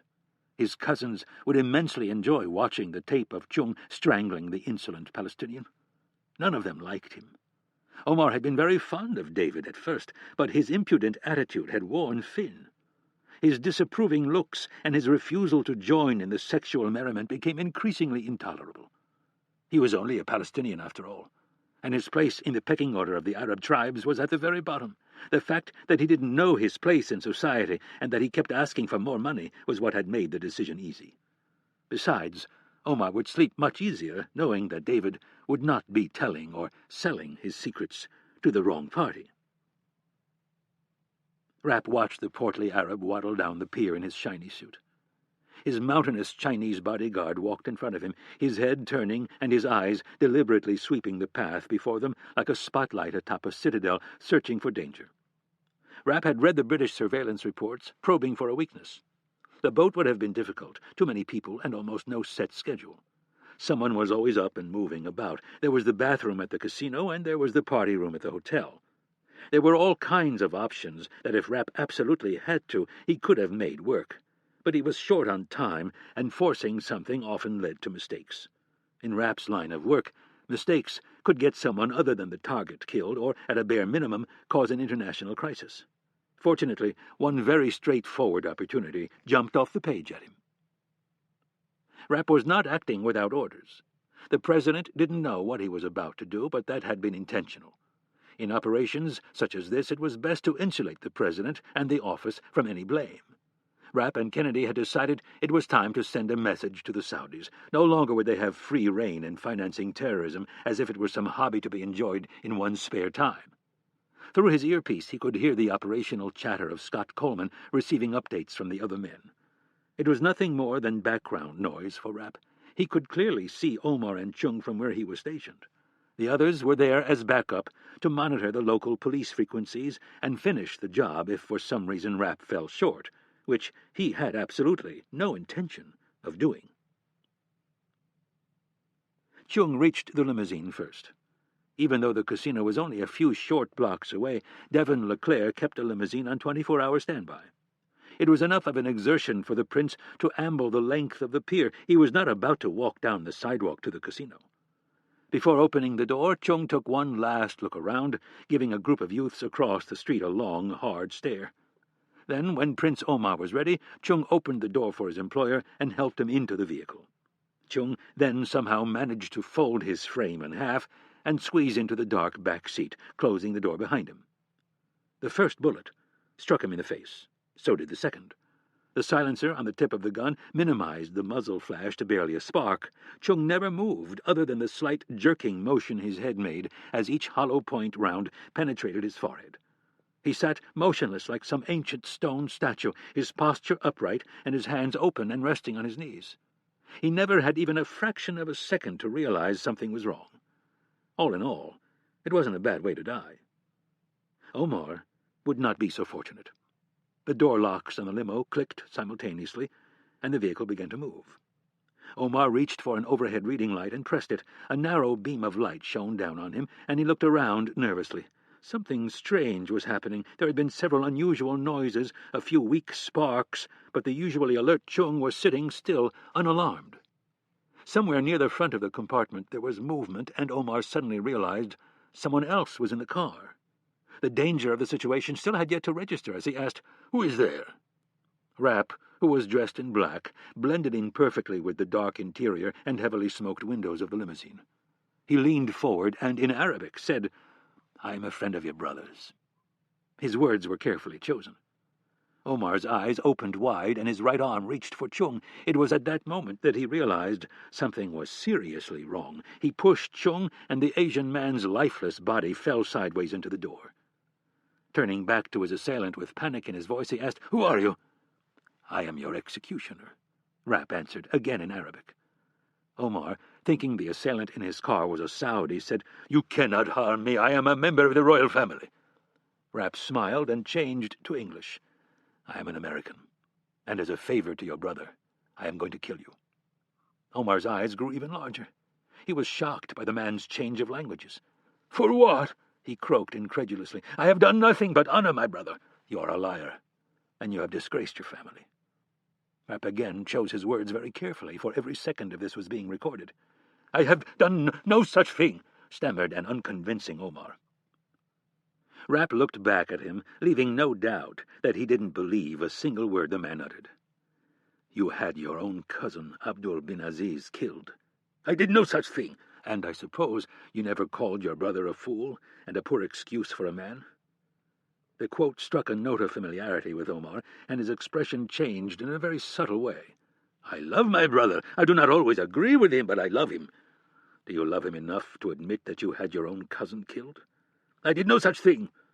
Rapp squeezed his left index finger, and a 9mm round spat from the end of the silencer, striking Omar in the knee. The Saudi prince lurched forward and screamed in agony. In all of his pampered life, he had never felt anything so painful. Rapp pointed the weapon at the prince's other knee and repeated the question, "Why did you kill your own cousin?"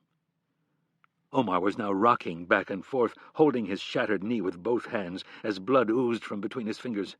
"How much are you being paid? I will pay you millions," he pleaded. Rapp squeezed off another round, this time striking the other knee. Omar squealed and looked down in absolute horror at the fresh wound. Rapp kept his voice under control. "Why did you kill your cousin?" "Because I hated him." hissed Omar, "because he and my brother are leading my country in the wrong direction, and because I should be crown prince." Rapp didn't speak at first. Omar had said it all. As much as Rapp detested him, he did not find this enjoyable. There was no thrill in watching him suffer. Even though he had no doubt the man deserved everything he was getting, and then some, for Rapp it was just a job. He hesitated for only a second, and then raised his pistol and sent a single bullet into the Saudi prince's forehead. Epilogue. The Crown Prince and his entourage had taken the top 3 floors of the Plaza Athénée in Paris. President Hayes, by contrast, had only taken the top 2 floors of the Bristol, but then again the president only had one wife. The Israeli and Palestinian delegations were spread around town at various hotels. The peace summit had caused quite a stir with the Parisian hotel community. Spring was fast approaching, and, as always, rooms were scarce. With only 2 weeks to make arrangements, apologies and discounts were offered, and schedules were changed. Parisians were proud to host a conference that might finally bring about a peace in the Middle East, especially in light of the recent embarrassment they'd suffered due to the less than honorable actions of their country's ambassador to the United Nations. The French intelligence agency, DST, had arrested Ambassador Jussar on charges of accepting $1 million bribe from a wealthy Saudi prince. To make matters worse, that same Saudi prince, along with his bodyguard, was found dead in Cannes the very same day of Jussar's arrest. And if that wasn't sensational enough, the strangled body of a known Palestinian terrorist had been discovered aboard the prince's yacht. The story was too juicy to resist, and within days the press was all over it. The details had been scarce at first, but slowly the picture of an international terror network funded by a spurned Saudi billionaire began to emerge.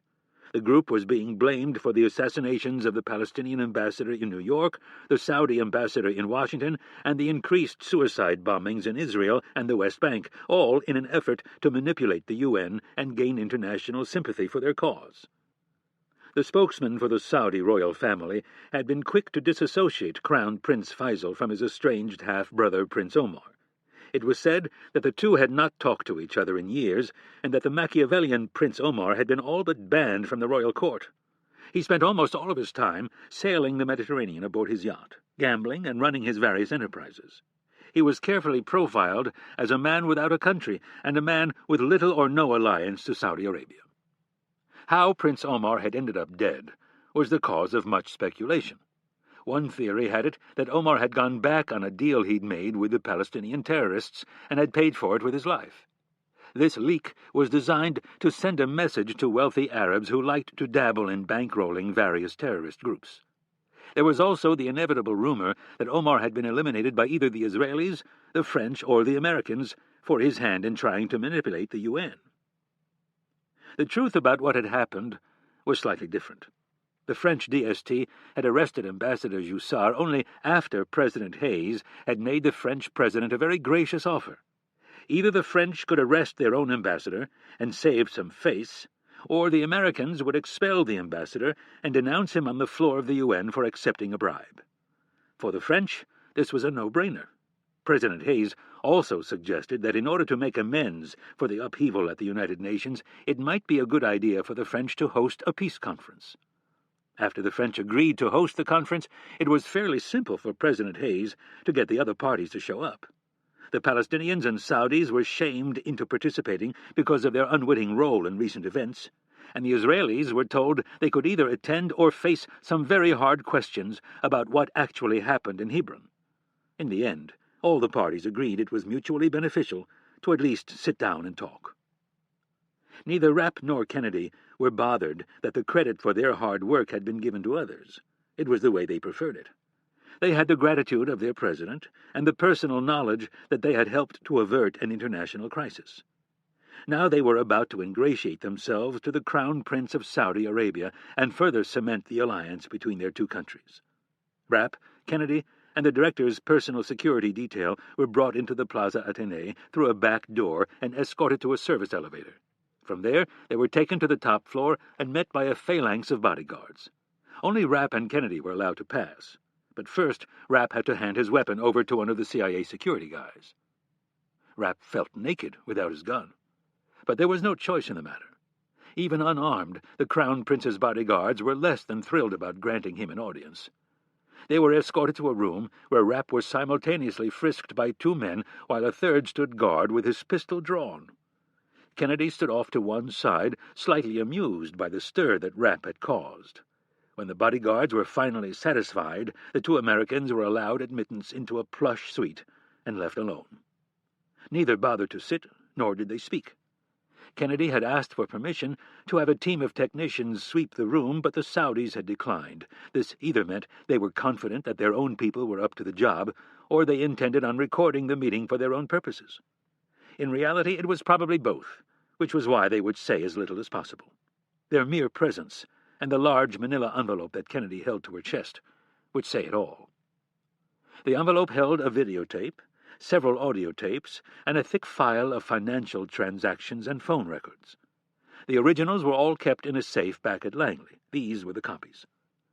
The videotape had been lifted from Omar's yacht and contained the graphic footage of David being strangled, as well as Omar's personal thoughts on his brother's lack of manhood and intelligence. The audio tapes contained Omar's conversations with the Crown Prince leading up to and immediately following the assassination of their cousin. They revealed Omar's continued plea for an oil embargo and finally his confession in the back of the limousine before he was put out of his misery. All of it unassailable proof that Omar was, in fact, much closer to his brother than the press was led to believe. There had been a debate as to whether or not they should erase Rapp's voice from the last tape. Surprisingly, Rapp had argued that it should remain. He was not ashamed of what he'd done, nor was he afraid of any reprisal from the House of Saud. He recognized that he had done the Crown Prince a great favor by ridding him of his errant brother. He had saved him the trouble of having to do it himself, and risk a potential schism in the royal family. This way, Crown Prince Faisal got exactly what he wanted, and his hands and conscience were clean. He would be indebted to the man from the CIA. They were not forced to wait long. An aide, wearing a white keffiyeh and black robe, entered the room through a side door and gestured for them to follow. Contrary to Arab custom, Rapp allowed Kennedy to go ahead of him. If they had been in Saudi Arabia, he may have reconsidered, but they were in Paris. And despite what Omar had thought, his brother was no fool. Crown Prince Faisal had been educated in America, and this was a private meeting. There was no worry about offending someone's sensibilities or embarrassing the Crown. Crown Prince Faisal was sitting in a high-backed wing chair at the far end of the luxurious suite. He was dressed in traditional Arab garb, as were the two large men who flanked him. He wore a white keffiyeh topped with a gold braid and a black robe trimmed in gold. The Crown Prince made no effort to rise and meet his guests, nor did Rapp or Kennedy expect him to. The representatives of the American government stopped next to the two chairs that had been placed approximately 10 feet from Faisal. They both bowed, and then waited to be told to sit. To Rapp, Faisal looked apprehensive and tired, as if he expected some trap to be sprung on him. His black mustache and beard accentuated the dark circles under his tired eyes. From all outward appearances, the Crown Prince of Saudi Arabia had not been sleeping well. Almost imperceptibly, Faisal gestured for them to sit. They both did so, but neither settled in. Kennedy started by saying, "Thank you for taking the time to meet with us, Your Highness." Leaning forward, she set the envelope on the coffee table that sat midway between them. "President Hayes asked me to deliver this to you in private." Faisal stared at the package, but didn't bother to pick it up or ask what was in it. Motioning to the envelope with an open hand, the director of the CIA said, "He wishes to keep this between our two countries." To this, Faisal nodded his understanding. He had spoken to the American president on many occasions, and would be talking with him in the morning. The very fact that he had sent two of his top intelligence people to deliver this package spoke volumes. "Your Highness," Rapp said, "I must warn you that you may find the contents of this envelope very disturbing. It is in no way our intent to upset you. We just thought it was best for you to know the truth." This time the Crown Prince nodded more deeply, signaling that he clearly understood it would not be pleasant. He then looked directly into Rapp's eyes for a long, uncomfortable moment. He stared at the man from the CIA as if he knew much more than he was letting on, maybe even who had killed his brother. Finally, in a voice barely above a whisper, Faisal said, "Thank you." The Crown Prince then turned to his aide and nodded. The man stepped forward, an unassuming smile on his face, and motioned for Rapp and Kennedy to follow. The meeting was over that quickly. They were escorted back through the suites and into the hallway without a further word. Kennedy's security detail was where they'd left them, by the service elevator. Rapp wasted no time retrieving his gun. He inspected the Heckler & Koch 9mm to make sure it was exactly as he'd left it and stowed it in the belt holster at the small of his back. He then buttoned his suit coat, and everyone stepped into the elevator. The group proceeded back to the hotel in a 3-car caravan. Rapp and Kennedy made the short trip in silence. When they arrived at the Bristol, they were taken to President Hayes's suite. Hayes was waiting for them in formal attire. He was scheduled to attend a dinner at the Élysée Palace, the official residence of the French president. "How did it go?" asked Hayes. Kennedy gave a non-committal shrug, while Rapp said, "I don't think you're going to be threatened with any oil embargoes for a while." The president smiled in satisfaction and reached for a bottle of champagne that was chilling in a sterling silver bucket. He plucked it from the icy water and dried it with a nearby white towel. "I think a toast is in order," he announced as he began twisting the wire from atop the cork. When the wire was off, he draped the towel over the bottle and began gingerly working the cork free. He completed the task without spilling a drop and then poured 3 flutes. When Hayes was done, he handed a glass each to Kennedy and Rapp, and then held up his own. "To a job well done, and a crisis avoided." They all drank, and then the president added, "These are truly momentous times, and the 2 of you have played a major role in getting these parties to sit down. Who knows," he added with a hopeful glint in his eye, "by the end of the week we could finally have peace in the Middle East." The president noticed Rapp's doubtful expression and asked, "You don't think that's possible?" Rapp hesitated and then said, "Sir, I think by the end of the week you'll probably have a document that says there's going to be peace in the Middle East, but I'm a skeptic as to whether or not that peace will ever become a reality." The president frowned. He did not want his good mood spoiled. "Why do you think that?" "Because there's an element within the Arab world that will settle for nothing short of the total destruction of Israel. That element hasn't been invited to the table. Israel and Palestine must coexist side by side. There is no other choice." "I agree, sir. But that element doesn't want to be invited to the peace table. That's the problem. They only want the destruction of Israel." "So what would you advise me to do?" asked a cautious Hayes. "Exactly what you're doing, sir. Just make sure you hold no illusions about what it will take to really make peace. Those groups that don't want peace need to be dealt with. And there's only one thing they understand." "What's that?" Rapp reached behind his back with his left hand and drew his gun. He wanted to make his point with the president, bring him back down from the clouds. This part of the peace process was easy, with civilized men and women gathering in a magnificent city like Paris, talking about noble causes while the world press lauded them with accolades. At night they all went to bed, secretly dreaming that one day soon they would win the Nobel Peace Prize, while several thousand miles away young Palestinian boys and girls were being trained to blow themselves up in the name of their God. Those so-called martyrs cared little about documents signed in fancy rooms by fancy men. It was not possible to reason with unreasonable people.